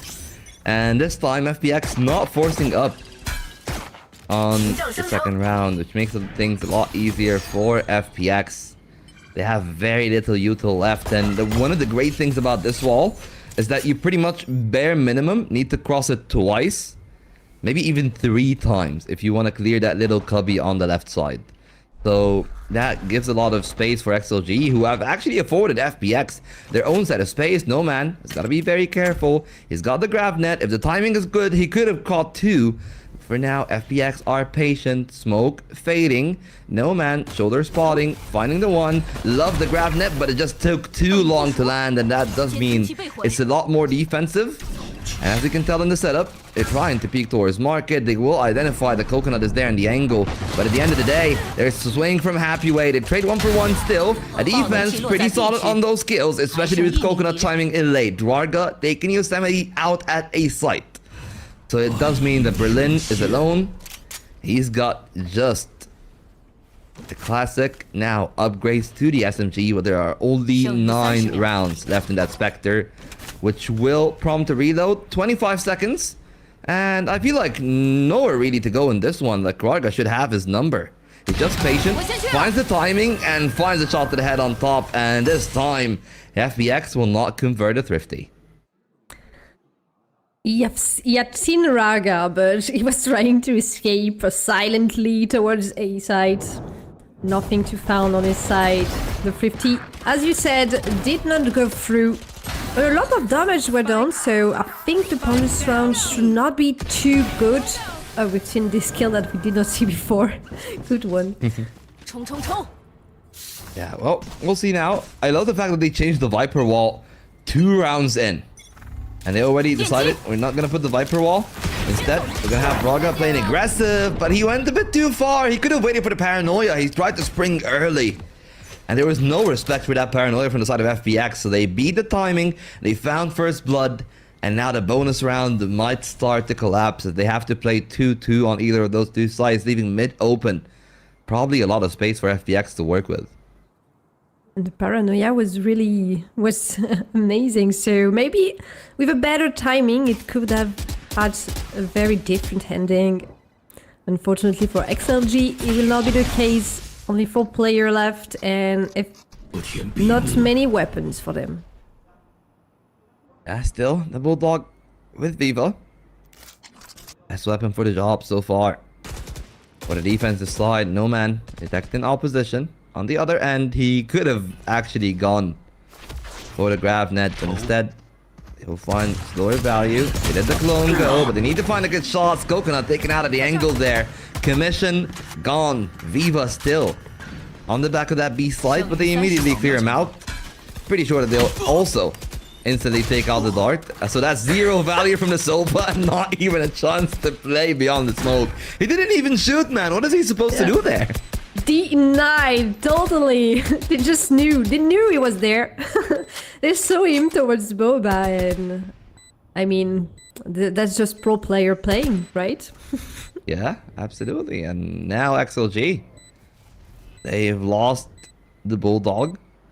Pretty much are going to lose this one. It's just a question of, can they find exits, or is it going to be a flawless? Happyway is closing in on that one. Both of them are close to Yosemite, but it seems that he is prepared for them to come along. Not just alone, by the way. As you can tell, Life, Berlin, everybody else is waiting on the angle. Well, they find one. That's the second. Not the end of the world, really, for XLG. You know, finding 2 kills is still pretty good. Definitely, it will be a little bit of damage to the economy, so at least they do not have a flawless. They have to spend some credits for the next round. Keeping them in touch. And now it will be their chance. Yeah, they're gonna figure out the full buy. Interestingly enough, this time around, Happyway again gonna deploy the walls, so that was the thing that he only did for the bonus round. And again, now they got the full buy. Opt out in the hands of Braga. That is set up towards elbow. So that means that mid again is the place that XLG are allowing FPX to have control of. They're gonna try once again to take this top mid. No deadlock this time to set up the barrier, so a little bit more space to work with. Viva will find the first one, Coconut on the other side with the crossfire, and yes, deadlock has time to arrive. Oh, that's a they spike will too. try to find the duel, but it does not work out, and the spike is down. I think it's in the middle, right? Yeah, it is. They can't really reach it. It's stuck between the barrier. They need to go out and clear it. They try to go for it. They actually do pick it up there. The Autumn has found the spacing. The great blind side. But does it mean much to an FPX that is already down 3 players to their counterparts? 35 seconds left, and it seems like they would want to go towards that B side at the end. With the sonar, it's gonna be difficult though, because the plant will be denied. And not a lot of time to work with. They're not going, I think they're just saving. Yeah? Yeah. And I mean, it makes sense. Like, could they even go for it, realistically speaking? Probably not. Let's be serious, no time. If you have more time to work with, you can maybe try to find some duels, isolate some 1v1s. Okay, can do it. But with 30 seconds, yeah, I think it's too difficult. The cool is good, definitely. Absolutely. XLG seemingly now got the lockdown, and they got their heads in the game. That is the setup right there. A little bit labored early on from Viva, but just to have 3 players on mid, that was the perfect answer to what FPX were doing, which... There you are! They're in my questions. trap! They're in my trap! Yeah, look at that, you know? You've activated my trap card! Fool! And it should be happy, right? It was a good catch. Yeah. But I don't think FPX are going to repeat aggressive mid again now that they've seen that trap play working out.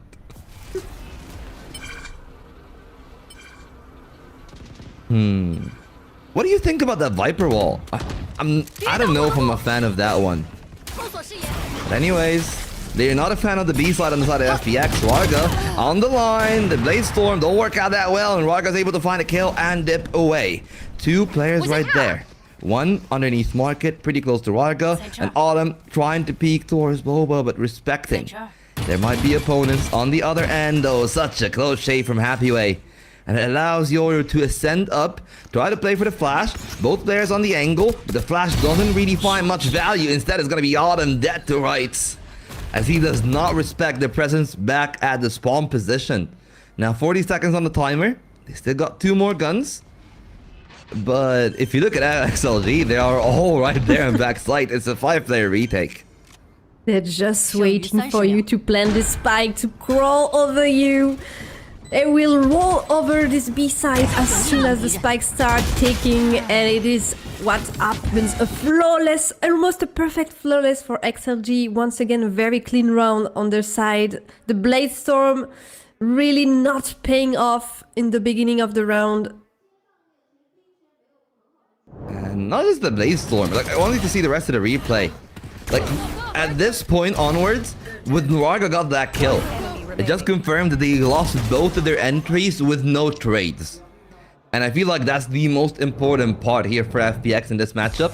The trading has been really subpar, and it makes a ton of sense for Legea to call a timeout here.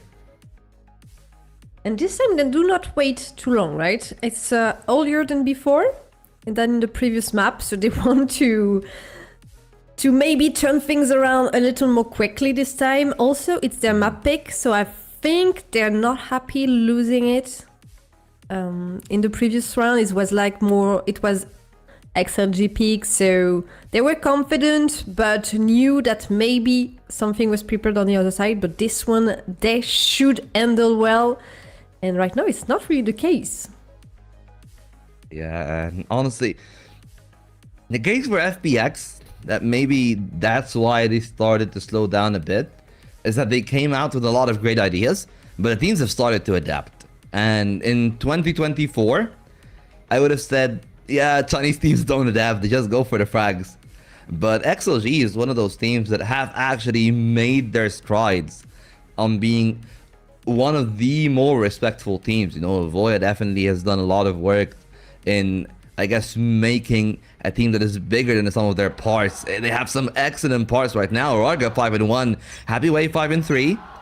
Like, even the only player that is like underneath the positive KD is 1-1, and Coconut right now trying to add more to that tally. Couldn't find a kill on the back of that one though. Annihilation coming through on the defense, and it does pick off a kill. Those are 2 kills for XLG. They spring off and become proactive, and they will get 2 kills for it right now, even at 3, or rather a 4 on 2.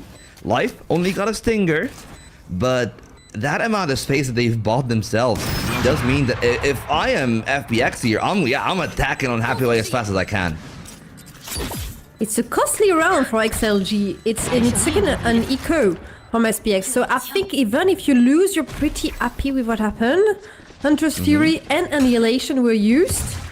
What would be good is to find maybe another kill or two, and it's one for Aeon. Only one, but I think the damage is good. Yeah, absolutely. You know, 2 kills, a spike plant. That cements your utility and your economy a bit. The ultimate economy, though, is the part that I'm a little bit more interested in the next few rounds. And I love the fact that, you know, we talk about FPX coming out with plans. While, yes, the duel from Coconut didn't pan out that much, instantly we see an Annihilation. We see them holding for the next player. And it just looks really sharp from XLG overall. They seem happy on the side. Good run for them. The 5th point. And now is the new chance for FPX. Full weapon, operator in life, also 3 ultimates, a lot to work with. Yeah, offer up. And a big stack on the A site.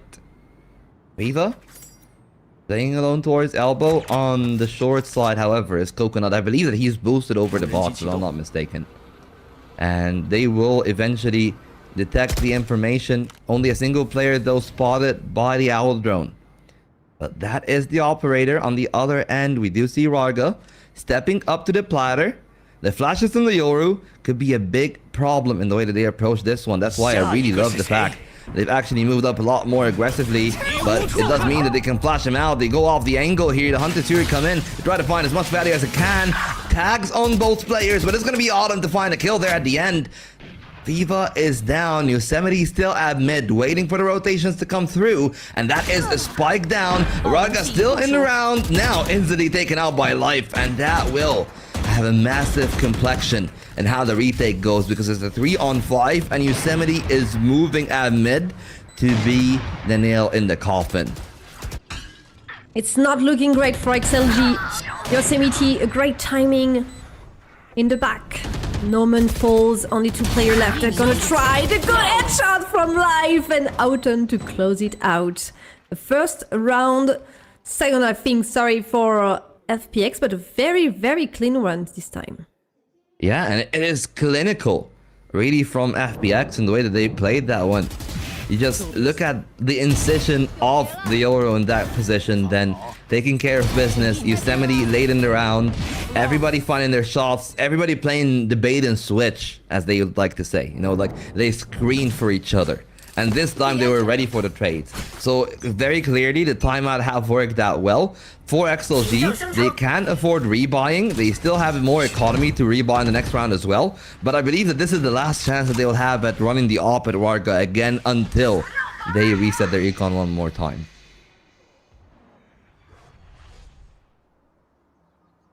They're gonna try once again this top mid push. With the operator this time from Life. Norman will seemingly not push. He will be in the end and fall towards Life, but it's a 2v2. The trade is good on the side of XLG, but Coconut took a lot of damage. Yeah, but at the end of the day, Happyway is still there in the pit. And the pit goes so deep in main. It really is problematic. They almost lined up, but Happyway tried to make a play. And they'll pay the price.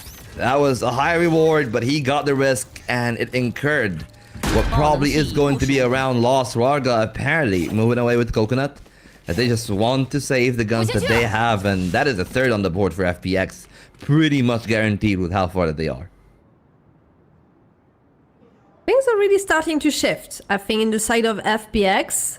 Once again, the round was pretty clean. They took a pretty nice trade on the top mid, really cutting the rotation from XLG and allowing the players from market to go towards B, and there was only Happyway with his ultimate who was unfortunately taken out.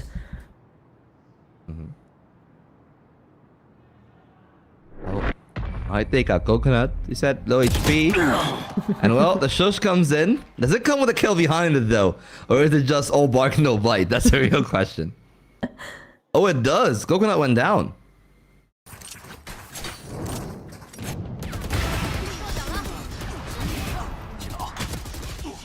I think we will not be able to have a full buy to the death of Coconut. I think I saw a Guardian before the replay. And it's the timeout that is called. I mean, logical, because in the past few rounds, I think it's been clear that FPX were above XLG, so... Yeah. Yeah, and again, like, it came down to a few things that we said, you know, XLG came with a few trap plays. It worked for a few rounds. As long as FPX were hitting mid, XLG were finding a lot of success. But it seems like XLG have adjusted the pace of the rounds, and one of the main things that I wanted to see XLG do there in those few rounds that they've lost, especially the last one, is to try to be more proactive with no man's utility. Like, as soon as the smoke fades, just toss in that grab net, try to make a play with the paranoia, but with the timing of the smoke, because you know that FPX love to explode on mid with plays like these, just because you do have the deadlock, and that is the main weakness of the deadlock, I would say, in comparison to the Cypher that Yosemite is playing, is that yes, you have a lot more value if your utility is triggered, but everything in the kit of the deadlock really requires the deadlock's attention to be there around it, or at least someone's attention in general to be around it.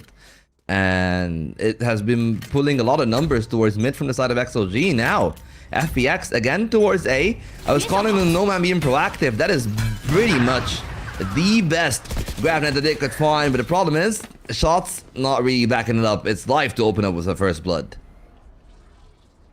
Once again, Life finds something with his operator. I think it's the third time maybe now. So really good element from FPX and a really good advantage, numerical advantage that's gonna bring a lot. Raga with overdrive though, trying to balance a little bit the score. We'll find one. Oh wait. Oh no. That was supposed to be the round-winning kill. Whichever player got it, it's either the B side open, or from the shadows, or you lock off any rotation from FPX. Raga though, springing in. He's been doing a lot of work now. The second smoke comes out, switching over to the rifle. That is the fake Euro clone. And Berlin is able to escape back towards B main. Now they got the numbers. No ultimates though on the side of XLG, but at least with that arrow, they confirmed that the B side itself is empty.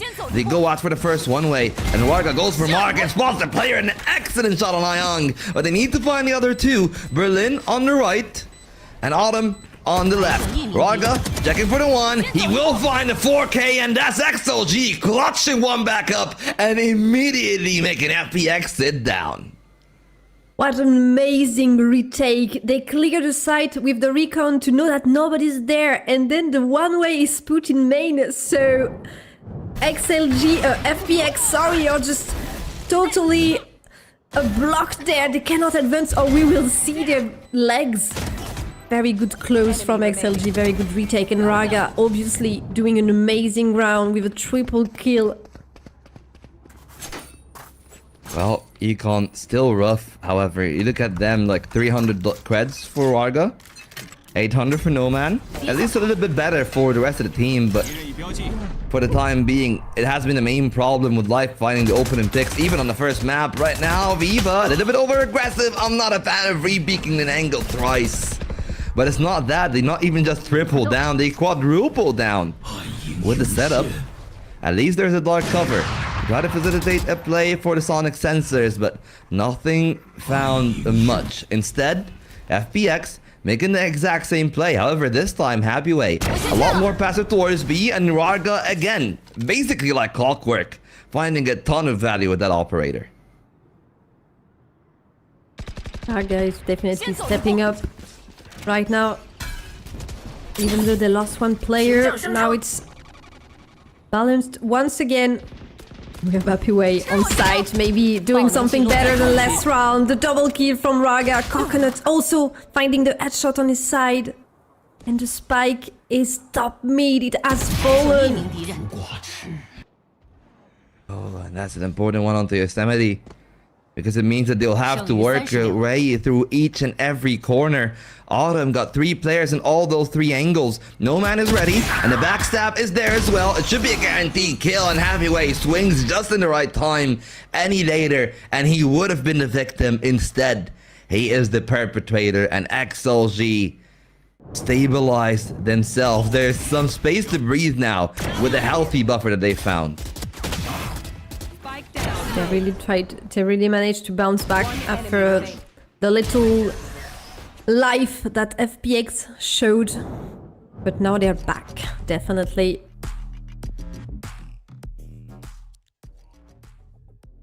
Yeah. Well, apparently, we got a pretty funny confirmation. Yeah, I know, it makes a lot of sense. I mean, here's the thing. I wanted to look at FPX, and, you know, Kumquat, you've been here before. You've seen how FPX usually play. Like, do they even look like the same team? You know, like FPX in their peak form when they just dismantled Wolves. They looked like a team that was basically a well-oiled machine. That's always my analogy to that. That's my analogy to almost any German coach team, is that they just run like clockwork. On this map, it's been a lot more loose, and there's nearly no trades, which is really jarring for the team that had the best cast in total. So, like, they need to figure out a lot of things.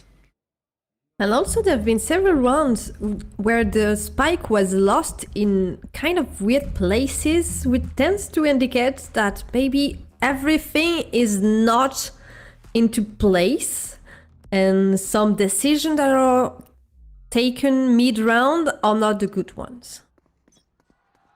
Yeah, but now they still get one more round before their economy. It could be broken in round 12. It depends on whether or not they got the spike plan, but we'll see that.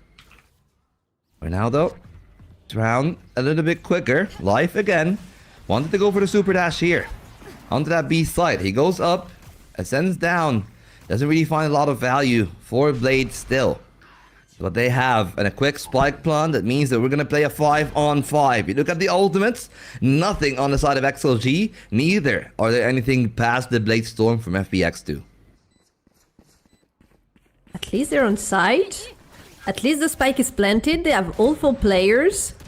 The Blade Storm, no, unfortunately, will not catch its target.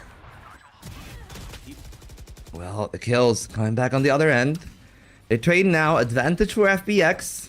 Shock Dart chipping them down a little bit more. That will be enough for the Phantoms to find a headshot. And it might be enough to just dissuade Viva and Coconut from really continuing in that round anymore. They are even looking for the exits on the other end. A little bit aggressive, but Ayang and Yosemite make it work. And it seems we might be slated for a 7-5 scoreline.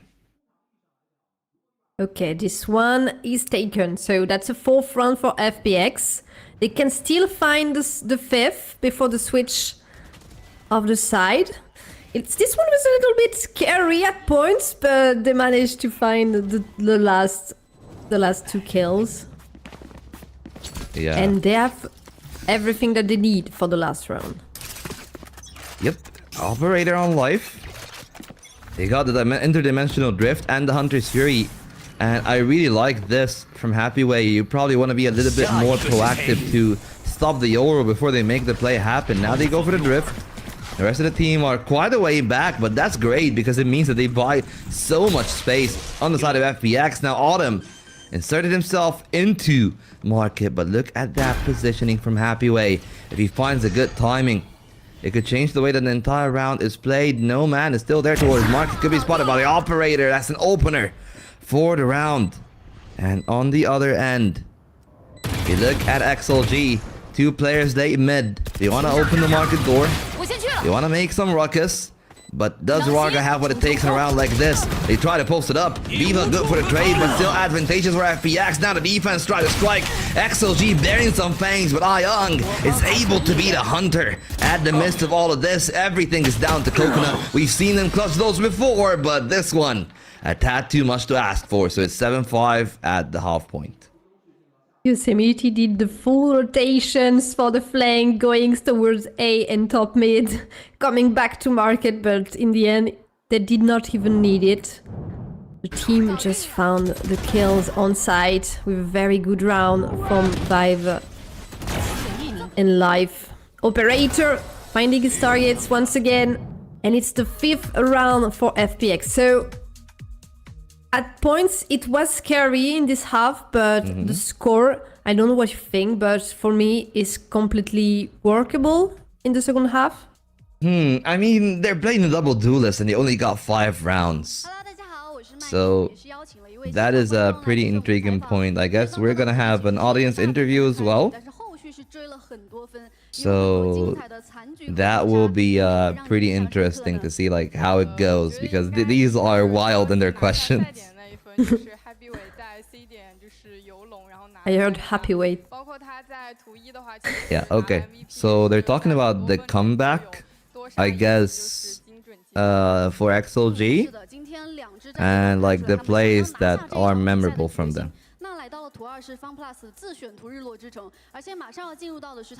And yeah, I guess the fan is saying that the one thing that she likes a lot about Happy Way is the multi-kills. That is the thing that thwarted the comeback, I guess, from the other end. So we'll see how things go. I mean, you're holding a Viva banner, but then you're wearing an FPX jacket. Like, you know, just which team is blood on? And then she asks, how do she thinks that FPX will do on death? And she wants live to play operator Ace. That would be good. I don't know what you think, but really suits me. I mean, that is one way for them to win the round for sure. I mean, we've seen a great lead of impact from Varga on the op, but life is pretty much a well-known quantity for XLG. They've seen how much life has been impactful on the Haven. If they are not accounting for that when the FPX are on the defense, it is going to be a tough time for them as they swap sides. And FPX, if you look at their setup, they have 3 players in on the A site, ready for any aggression from XLG, and a deep smoke on the B side as well.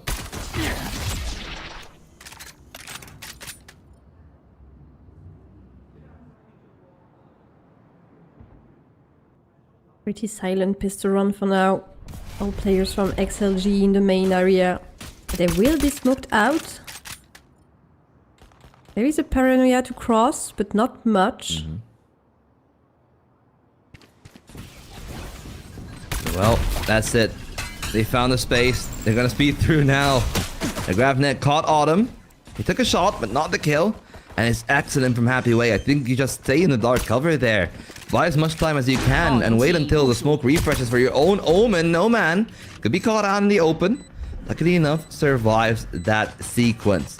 And the wall, it buys a ton of space for XLG. As you can tell, they're taking all the shots that they can to try to clear it out. Coconut there, not aware of Yosemite's position. 2 kills coming from FPX, 2 traded back from Varga, but there's a 3rd from Life in the meanwhile, and they will need to win that one. Now everything is left to the duel list. Varga able to find 3, 4, and the ace on the top. Oh my god, that's what we want to see. Huge show from Varga, the ace to start off the half.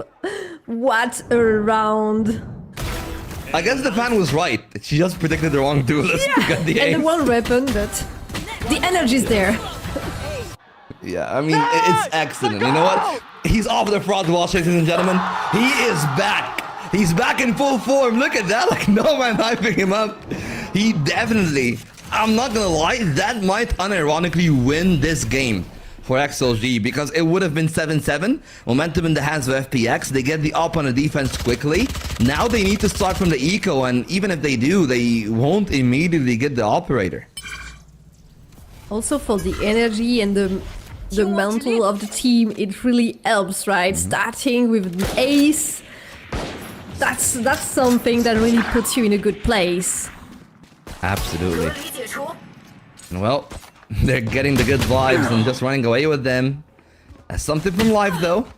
So he still has a say in this round. Happy Way is on 40 health, so a single shot from the Sheriff would have been enough, but quick draw on the Marshall does lead him to a 3k. The other 2 pretty close to his position. It's Autumn out of commission, and the market play from Yosemite completely accounted for by Viva, so not really a lot of value from FPX in that round, just a single kill on their side. And it seems like XLG, they're like, what are they even doing at this point? I think the smiles from the previous round are still there. We can see that really they tried, especially the plays with the Marshall. I think maybe you would not play that aggressively if the previous round did not happen and really works well. He finds the triple with the Marshall, and now they're against guns this time, so it will be a little bit more difficult. Exactly. Well, the difficulties continue for life. Forced out of that position. Same for Berlin. They want to strike back, but Happyway actually strikes first. This time a headshot from the Marshall.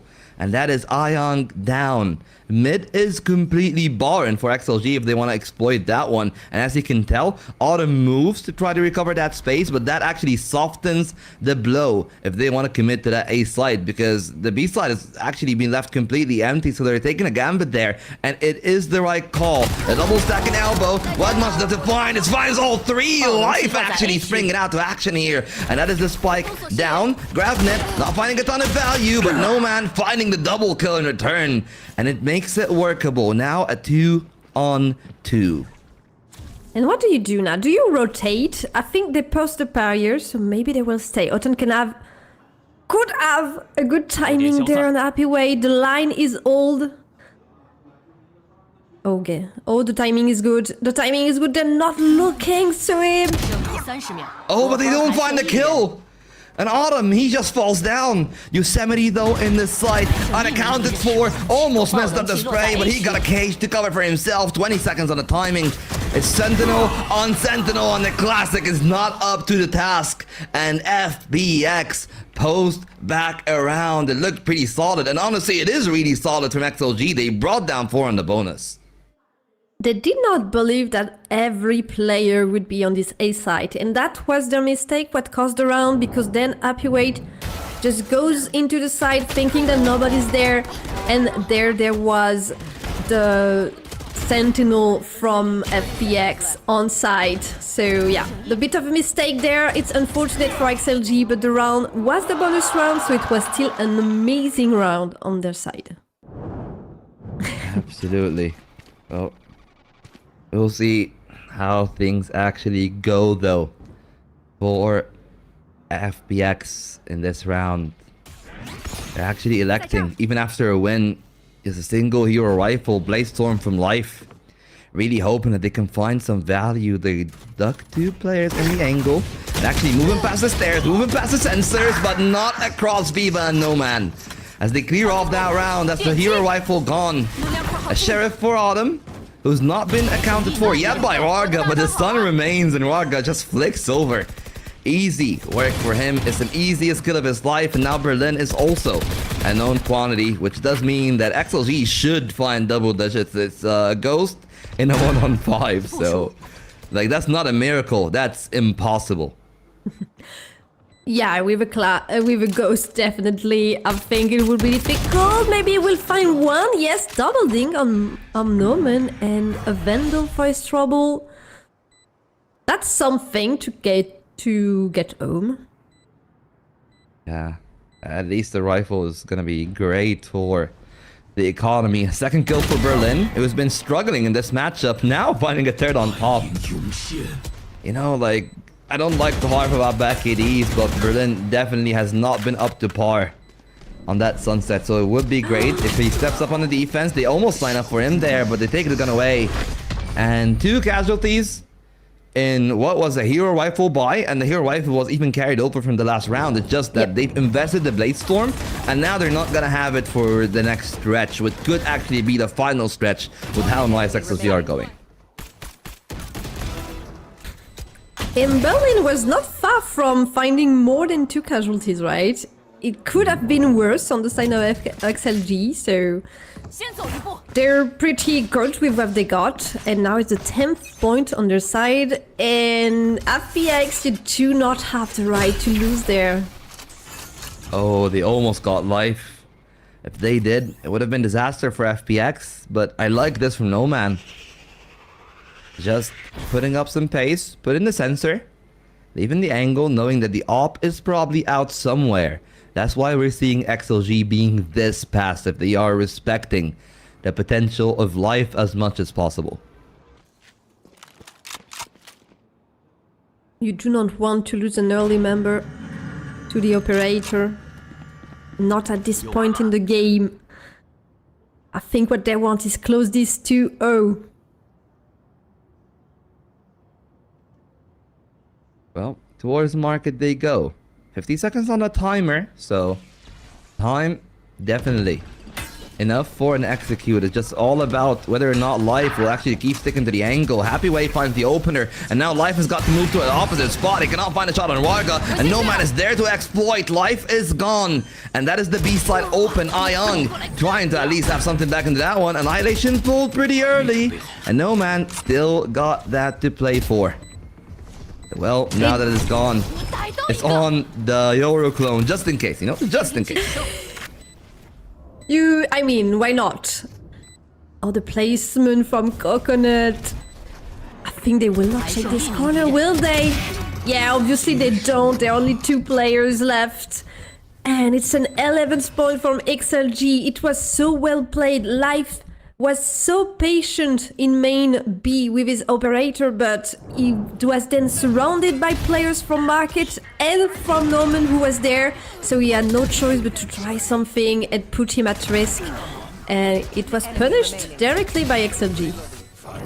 And this has been looking excellent for XLG. We said about the stretch, the final run. The ult from Life had no value, and they would have loved to have a Blade Storm here. They got a neural theft.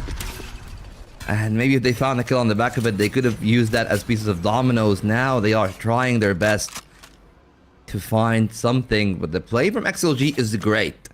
You see how defensive Coconut is? If he wasn't that respectful alongside Happy Way, they would have had a lot of gaps. Now Rarga can hear them at middle, and they probably are just going to try to run as fast as they can towards that B side. There are 3 players at market though. Of course, no tripwires for the Cypher as we know. But that is going to be a problem for the other end. Yosemite now taking Ayang, and Berlin leaving that market position for Autumn. But that means it's an easy first kill. Spike is down, and it's only 3 pistols in that one. Sure, there is a neural theft, but that is conditioned on them finding a kill to try to make a comeback happen. Yes, and this condition will not be easily filled. You only have sheriffs, there are 5 players against you, and you have to come to this side. Almost no utilities, 1 flash on Autumn, and now he's down. 1 player left, Yosemite is alone with his sheriff. He finds 1 on Raga, that's at least that. But yeah, nothing more. Match point for XLG now. It's a big time for Coconut to come alive. You know, we were talking about Berlin not having the best game individually. Coconut has been pretty quiet as well, but he stepped up when the team needed him. Of course, that there, I feel like the first kill was the most important part, that they didn't really find any casualties at tiles. Made things a lot easier for XLG late in the round, and you look at the vibes there. Absolutely immaculate. I would love to be in the team comms, man. It's always great when you go over to the coach's room and you see the coach's POV and they're just laughing and smiling. Like it's a rarity nowadays. Yeah, I must say the coach's cam was one of the best additions to the league. It's so cool. A double kill quickly from FPX to stay alive a little bit more. This time they have the advantage. They will get 2 more players, so that's only Norman left. Oh, hopefully he cannot do it anything alone. I doubt it. I mean, the mesh barrier already. Bad placement as it is. The barrel spotted, and Ayang confirms the team ace, and I think that little bit of util, it was the difference maker in the round. The mesh barrier was a little bit deeper, that it denied the player speaking in from short. Then Rarga would have had the space to actually contest Life. Instead, he tries to push the op off. He goes back to short, but he actually finds that the mesh barrier doesn't protect him well enough.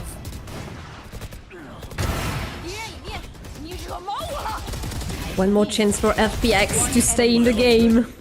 They have their back against the wall now. Still 5 more chances for XLG. Well, sure. And we've seen them make a solid comeback on the Haven as well. They start from a much closer trajectory on that first half, but question of whether or not actually can make things happen. For the time being, they got the op back on Life. And XLG should pretty much understand that as well. You know, knowing the credits and how things go, it should just be an easier understanding for them. But the real point from FPX is looking at their defense. They had a crossfire on the A site, now leaving just life there on the angle. Meanwhile, Market is the next problem. It could have been a kill from Ayang. And now Autumn is trying to spring through the timing. The spray down is great on 2. And that will slow down XLG significantly now they've lost their smokes. I'm always scared when the team takes a lot of time to set up an attack on the side of the attack. And yeah, this time, once again, it does not go well. The double from Autumn in the middle to totally open and reveal the strat. They will not even plant the spike. It's a clean win from FPX. Great push from Autumn there towards mid. As I've highlighted, and maybe the main thing for XLG is that nobody was really looking for it or anticipating that. Like, they got caught while they were droning, while everybody was looking at Market. Vargo was probably trying to set himself up to entry. And they just weren't aware of that proposition. Maybe if I'm a Voya there, I would be considering taking the second timeout if we lose another round. Because this one, as you can tell, 3 rifles and an overdrive. I would just take a timeout on the following one, even if it's an eco or a thrifty, you know, like, it's still pretty okay. You can definitely still try to talk some sense into the players, because I feel like it's not the gunplay, it's not the macro, it's actually the little bit of fundamentals that needs the player to have a bit of a wake-up call, if anything. It's kind of the same story that we've seen in the previous map. Like, XLG had the map point, but it took a lot of time to really close the game. So maybe that's the same thing right now. And they don't have that luxury here. FPX looking a lot sharper. Arga there, an excellent opening. Sure, he's spotted by the arrow, but he buys his time. The shock darts does a lot of damage. Arga now forced off the backside, and the op climbs back into action. That was almost a collateral on that second shot. Could not be found by no man, only on a sheriff, and will only find a single kill. 3 more for FPX, and they'll be able to force OT. Oh man, I was so scared when the first kill was found. But FPX managed to take it back and to get back on this side. So one more loss from XLG. It looks like they're struggling a little bit to close the game.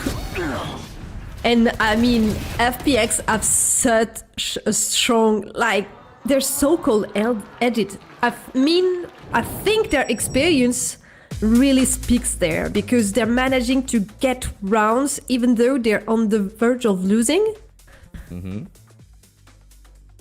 And that's why we see the timeout. You can tell, like, I mean, of all the timeouts that we've seen, I feel like this is the most stern that either Legia or Voya has been, because they just cannot afford to let FPX get a map back. Sure, the Ascent is still, I would say, a 50-50 map for sure.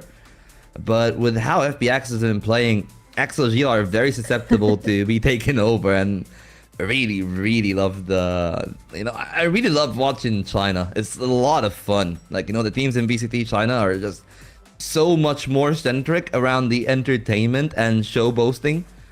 Yes. And I love that, you know, that's my vibe. I like the trash talk. I like when somebody say, I want to take them down. And that's what they're really going for the most part.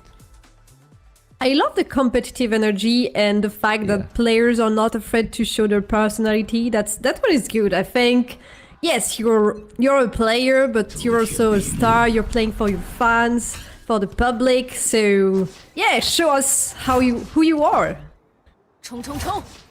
Yeah, and well, I mean, people though in the chat are like, please.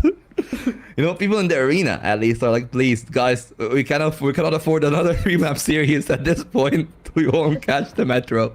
So, yeah, we'll see how it goes. I mean, it's been banger after banger here, honestly, today, and even the past few streams. It's been really yesterday competitive. Was also amazing. Oh, happy way. They are not anticipating that one. Autumn still finding a kill and TPing back, and again, another piece of the domino falling for XLG. Warga a little bit late here. on trying to attack the spawn. There's no real support on the other end, and that is a massive mistake from Noman. Thankfully, Coconut accounts for that. Clears Yosemite off. It's still a 2-on-4, and the double op setup, the fabled one, is in on FPX. But what do you do against a double up setup? Oh, the timing from Viva, I think. Yeah. Oh no, the timing is bad. It will be found by Autumn. Unfortunate there. The double up setup is really working out. Yeah, and really, it's been down to XLG and what they want to do. I feel like they haven't tried to be brute with the double op at all. They've been trying to be, you know, we play patient, wait for one of the ops to reveal themselves, and then we'll be explosive. But as we've seen in that sequence, like, they just pay the price early on, and I feel like XLG, whenever that they've won, they've been the one positive on the trade sequences. And that cannot happen again. 123, they walk in with a very weak buy, all in all. So we'll see how things actually go, because right now this might be the last stand for FPX. Yosemite lines them up through the wall. So again, 2 for the price of 1, and XLG find themselves down in numbers. I don't understand the buy strategy there, because they will not have enough to have a full buy next round. So that's too low buy for them? Or maybe I'm not counting right, we'll see. Well, in any case, this one seems to be in the favor of FPX. Even though they have the spike, it will be difficult to even get to a site. Well, right now, not really about the site anymore. I guess it's all about whether or not you can do something in round 24. I love the patience from Life. Second time though, he takes a shot. GrabNet brings him down to his knees, but there's support from the rest of the team. All 3 players there on the angle. And this time, the Outlaw strikes. No man on half health. And I feel like, realistically, no real chance back into this one. Life almost presenting a duel. Thank you for that. No man is gonna guarantee the annihilation, but that also means that we're gonna play all the way into regulation. 24 rounds of Valorant, and we are still maybe slated for some more. I cannot take it anymore. Oh man, this game is so close. FPX are really changing the pace. And it's working against XLG. Last chance. And yes, they're not full buy, but I mean, against the weapons that FPX has, the shield should not do a huge difference. They also have a few ultimates. Yeah, and I would love to see them used early. You don't have a lot of flashes. That's why you see the drone to try to dissuade the op from the angle. Still, the Omen there with the paranoia. Again, the drone still on their heels. It allowed them to proceed a little bit, but with how little space that they've been earning with the util, it feels like it's a nigh impossibility for them to really take something out of this one. Just please break the deadlock. That has to be the call from anybody from the side of XLG. The fake TP from Berlin doesn't really dissuade that much. The op still posted up on the line towards long. Short on the other side is caught by the rest of the team. The relay bolt there catches a lot of value, but no man is caught on the opposite end. It's an excellent trade from Happyway. They need to find value though. A life stays alive, which does mean that Berlin got support on the site, and we might be slated for OT. It's all in the hands of Happyway, and this time Berlin will take things in his own hand. We still got more to come on this sunset.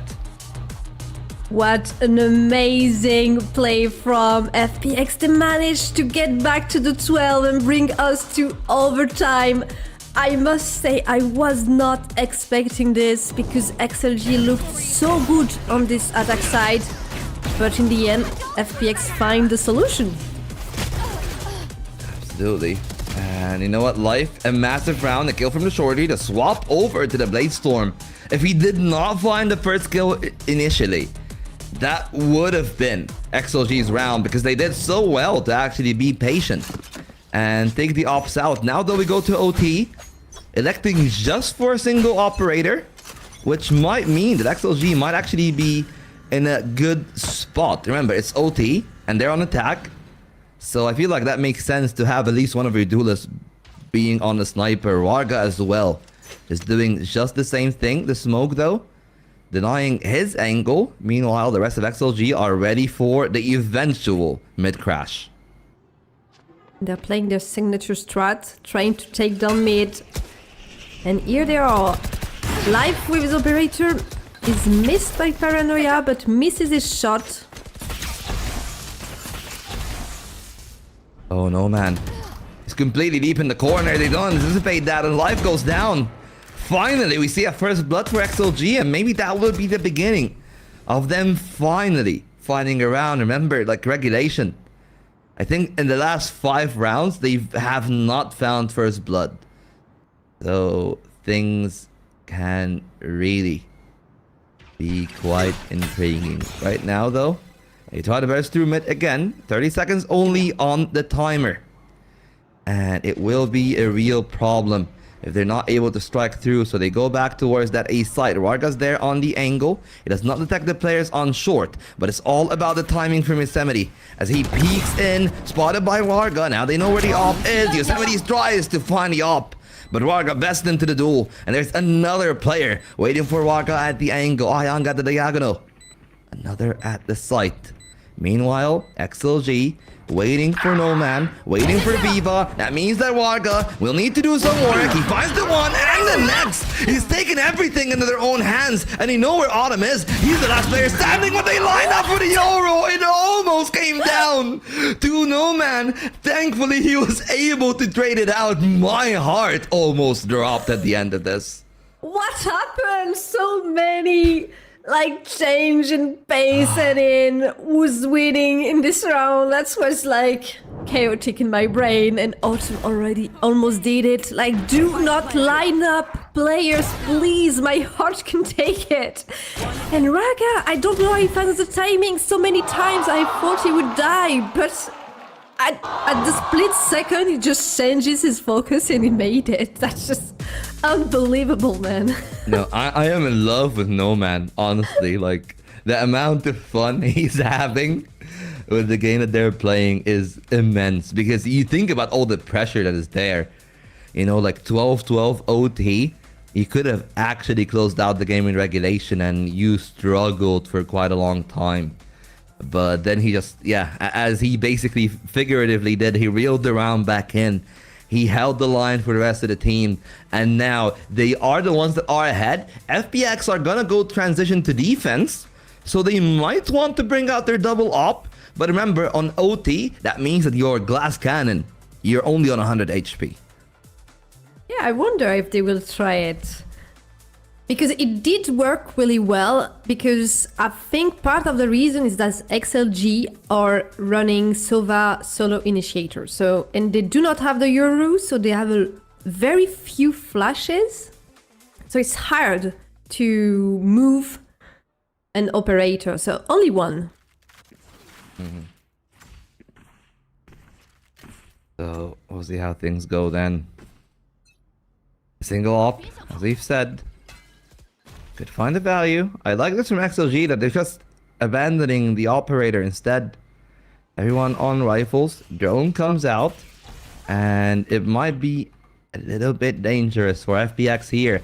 Because for this time, it's probably the first time in a real while that we see XLG just taking the right call. Everybody away from where the operator is. It's the bigger stack on that B site. But as we can tell, the rotates are coming in.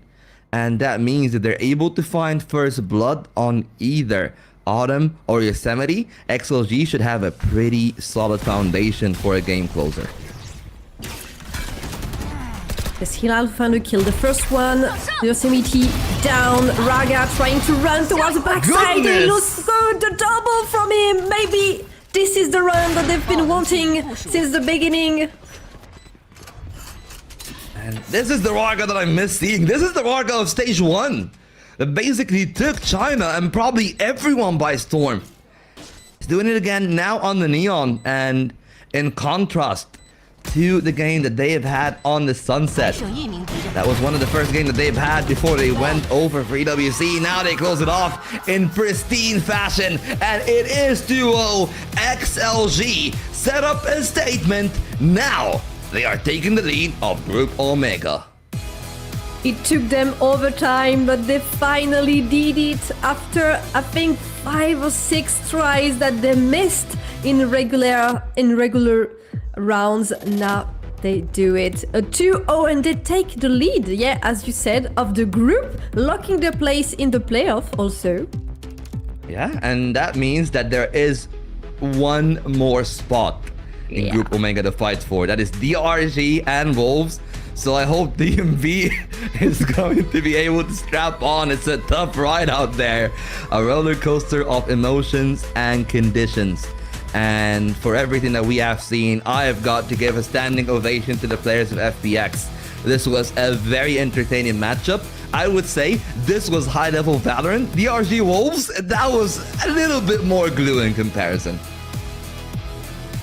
They should be a little bit frustrated with the result. I think not even managing to take one map should be difficult for them, because also of the year that they've had.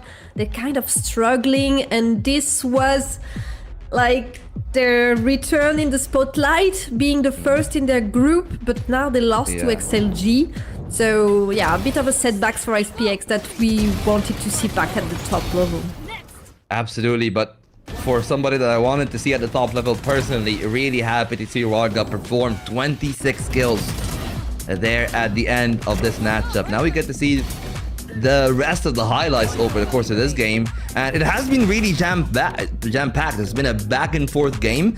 I love everything that both teams have actually done, and I've got to say, I want to see more of this XLG in comparison to the one that we've seen against All Gamers. This XLG, I think we all love. It's the XLG probably that won the stage 1 in the VCT China, so we are very happy to see them back. We had a lot of huge plays from Happyway, from Raga, from Nomen, from all the team. I must say they're just an amazing roster, and I think they bring something to VCT China. Yeah, absolutely. And you know what? Just to confirm what has happened last time against All Gamers, Warga was 3-16 right now in just a tad, you know, in quite a while, because there's actually a ton of highlights. Warga is going to end up probably as the MVP, I guess, of this game.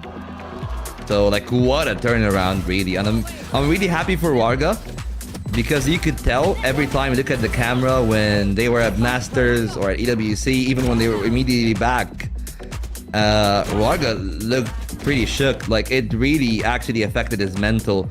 And, you know, with no man especially on his side, I feel like things have been going great. So I'll just let the team comes run their course. Come, take beam. I'm gonna go sit down. Sit down deep. Come. I think Yoru's close, actually. Yoru flashed in market, right? No, yes. He flashed me. Give the full step. Contact. I don't see right side. Yoru here. They know so many here. They know. Just freeze in B main. Take the B main and freeze. I will smoke one top mid, okay? Yes. Then. Get behind. Really close. One way though. Yes. Try anti-flash. Someone need to chicken, okay, when we go. Shouldn't have another either. I chicken. We ready to go. Okay? Ready to go. Ready? Set.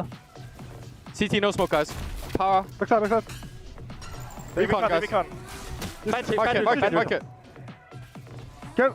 No inside small. I want to see. Take position. One left side. Care flank, Omen. Go care flank. Way back. 2, one on top. They close the door. One market. Can you small market? Smoke. I play chicken. I break this recon. They smoked me off. I got powder, guys. I got powder as well. Flank. Sensor. He got flank. Two main guys. Plan. One main. One market. Oh, city. Yes, side. No! Let's go! Sit down! Fire up.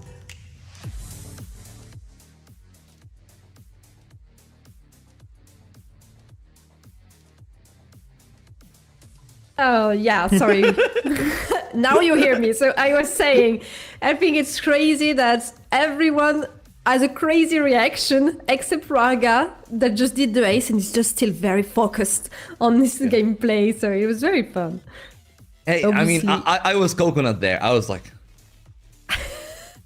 how did he pull that one off? And really, you look at Raga and you look at the heat map, it's very apparent that he has favorite spots where he likes to play the map. And I feel like on attack, really, they've been able to exploit his prowess in taking over those towards B stairs.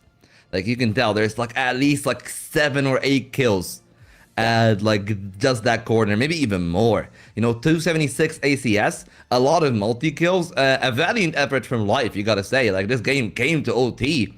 But I would once again just have to point out that when you look at the distribution, I guess, of everything, yes, Raga was far and away for XLG, but the rest of the pack were also really keeping up to him. And this time around, they were dead even in first bloods and 6 out of 6 in the post plants. I feel like that was the main factor for XLG, that those post plants, they were really solid on. Yeah. Yeah, we see the ace of Raga in this stat table there. Very close map, very close series also, because the first map also was not an easy one for XLG, even though they dominated in the beginning. FPX showed some life and it was the same here. They even went to overtime, but just one overtime was enough for XLG to find the strength to close this out. XLG still have 2 team to encounter, I think, next week. Yeah, you know, they still got a few more games. Yeah. And that's gonna just rely on the seeding, basically. I feel like that's one of the things that we haven't touched on. We've talked about the teams securing their spots in playoffs. Right now, XLG lead in the pack. And, you know, whether it is DRG or Wolves, even, I think, all gamers, but I don't think all gamers can get 4th. You just want to avoid the 4th spot like the plague. You want to get the top of your group because that leads you to get a bye in round 1.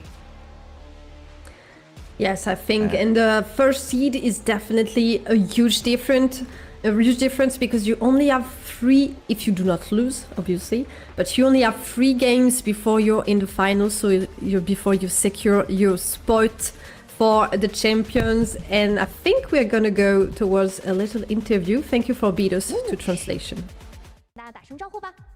大家好，我是 XLG 的 Coconut。欢迎你。那队伍其实，在经历了人员的变动之后呢，也是在不断的去调整，不断的努力嘛。今天能够打败劲敌，挺入了季后赛，恭喜你们。那现在感受怎么样？心情怎么样？跟大家分享一下吧。我们的任务 How do you feel after making playoffs? 还有第2赛当然要打完。身上还有重担。And they said, it's like our job is not finished yet. We still have the remaining games.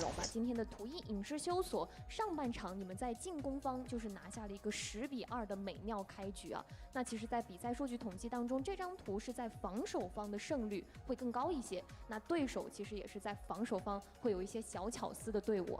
那有没有针对他们这个点去做一些特别的战术部署呢？ So they're talking about how like Haven is like defense sided, but then they still got like 10-2 on attack. And how do they prepare for FPX here? 做好自己的东西，明白。 Yeah, and they just like focus on themselves. 也是阵容上面做出了改变，由原来的单烟变为了幽影加蝰蛇的双烟。那为什么会 And they're talking about the comp change on Sunset from Cypher to Viper. And it was based on accountability reasons. 这个蝰蛇上面他很擅长的一个角色嘛。那之前他在采访当中也说，现在队伍的磨合程度其实到了60%-70%，还有进步的空间。那今天可以看到你们的协同配合是非常默契的。那为此你们都做了哪些努力呢？ And how did you guys like prepare? How did you guys adjust to improve your team cohesion? And he says that like everyone is like stepping up. 队伍去竞分。 Yeah. 那同时也看到我们的新成员 Noman 选手。 啊，他其实我们听说啊，他在生活当中也是一位很搞笑的人啊。威瓦尔说感觉他平均10分钟就能讲一个笑话，一天全是笑话。哦，这是真的吗？2分钟吧。 And they're asking about like no man being like a lot of having a lot of energy every day, cracking jokes. 都生活当中更开朗一些呢？ And did he kind of affect you all of you guys to like become more like that in real life? 默的选手啊，只是平时不懈去展现。希望之后能给大家展现更多。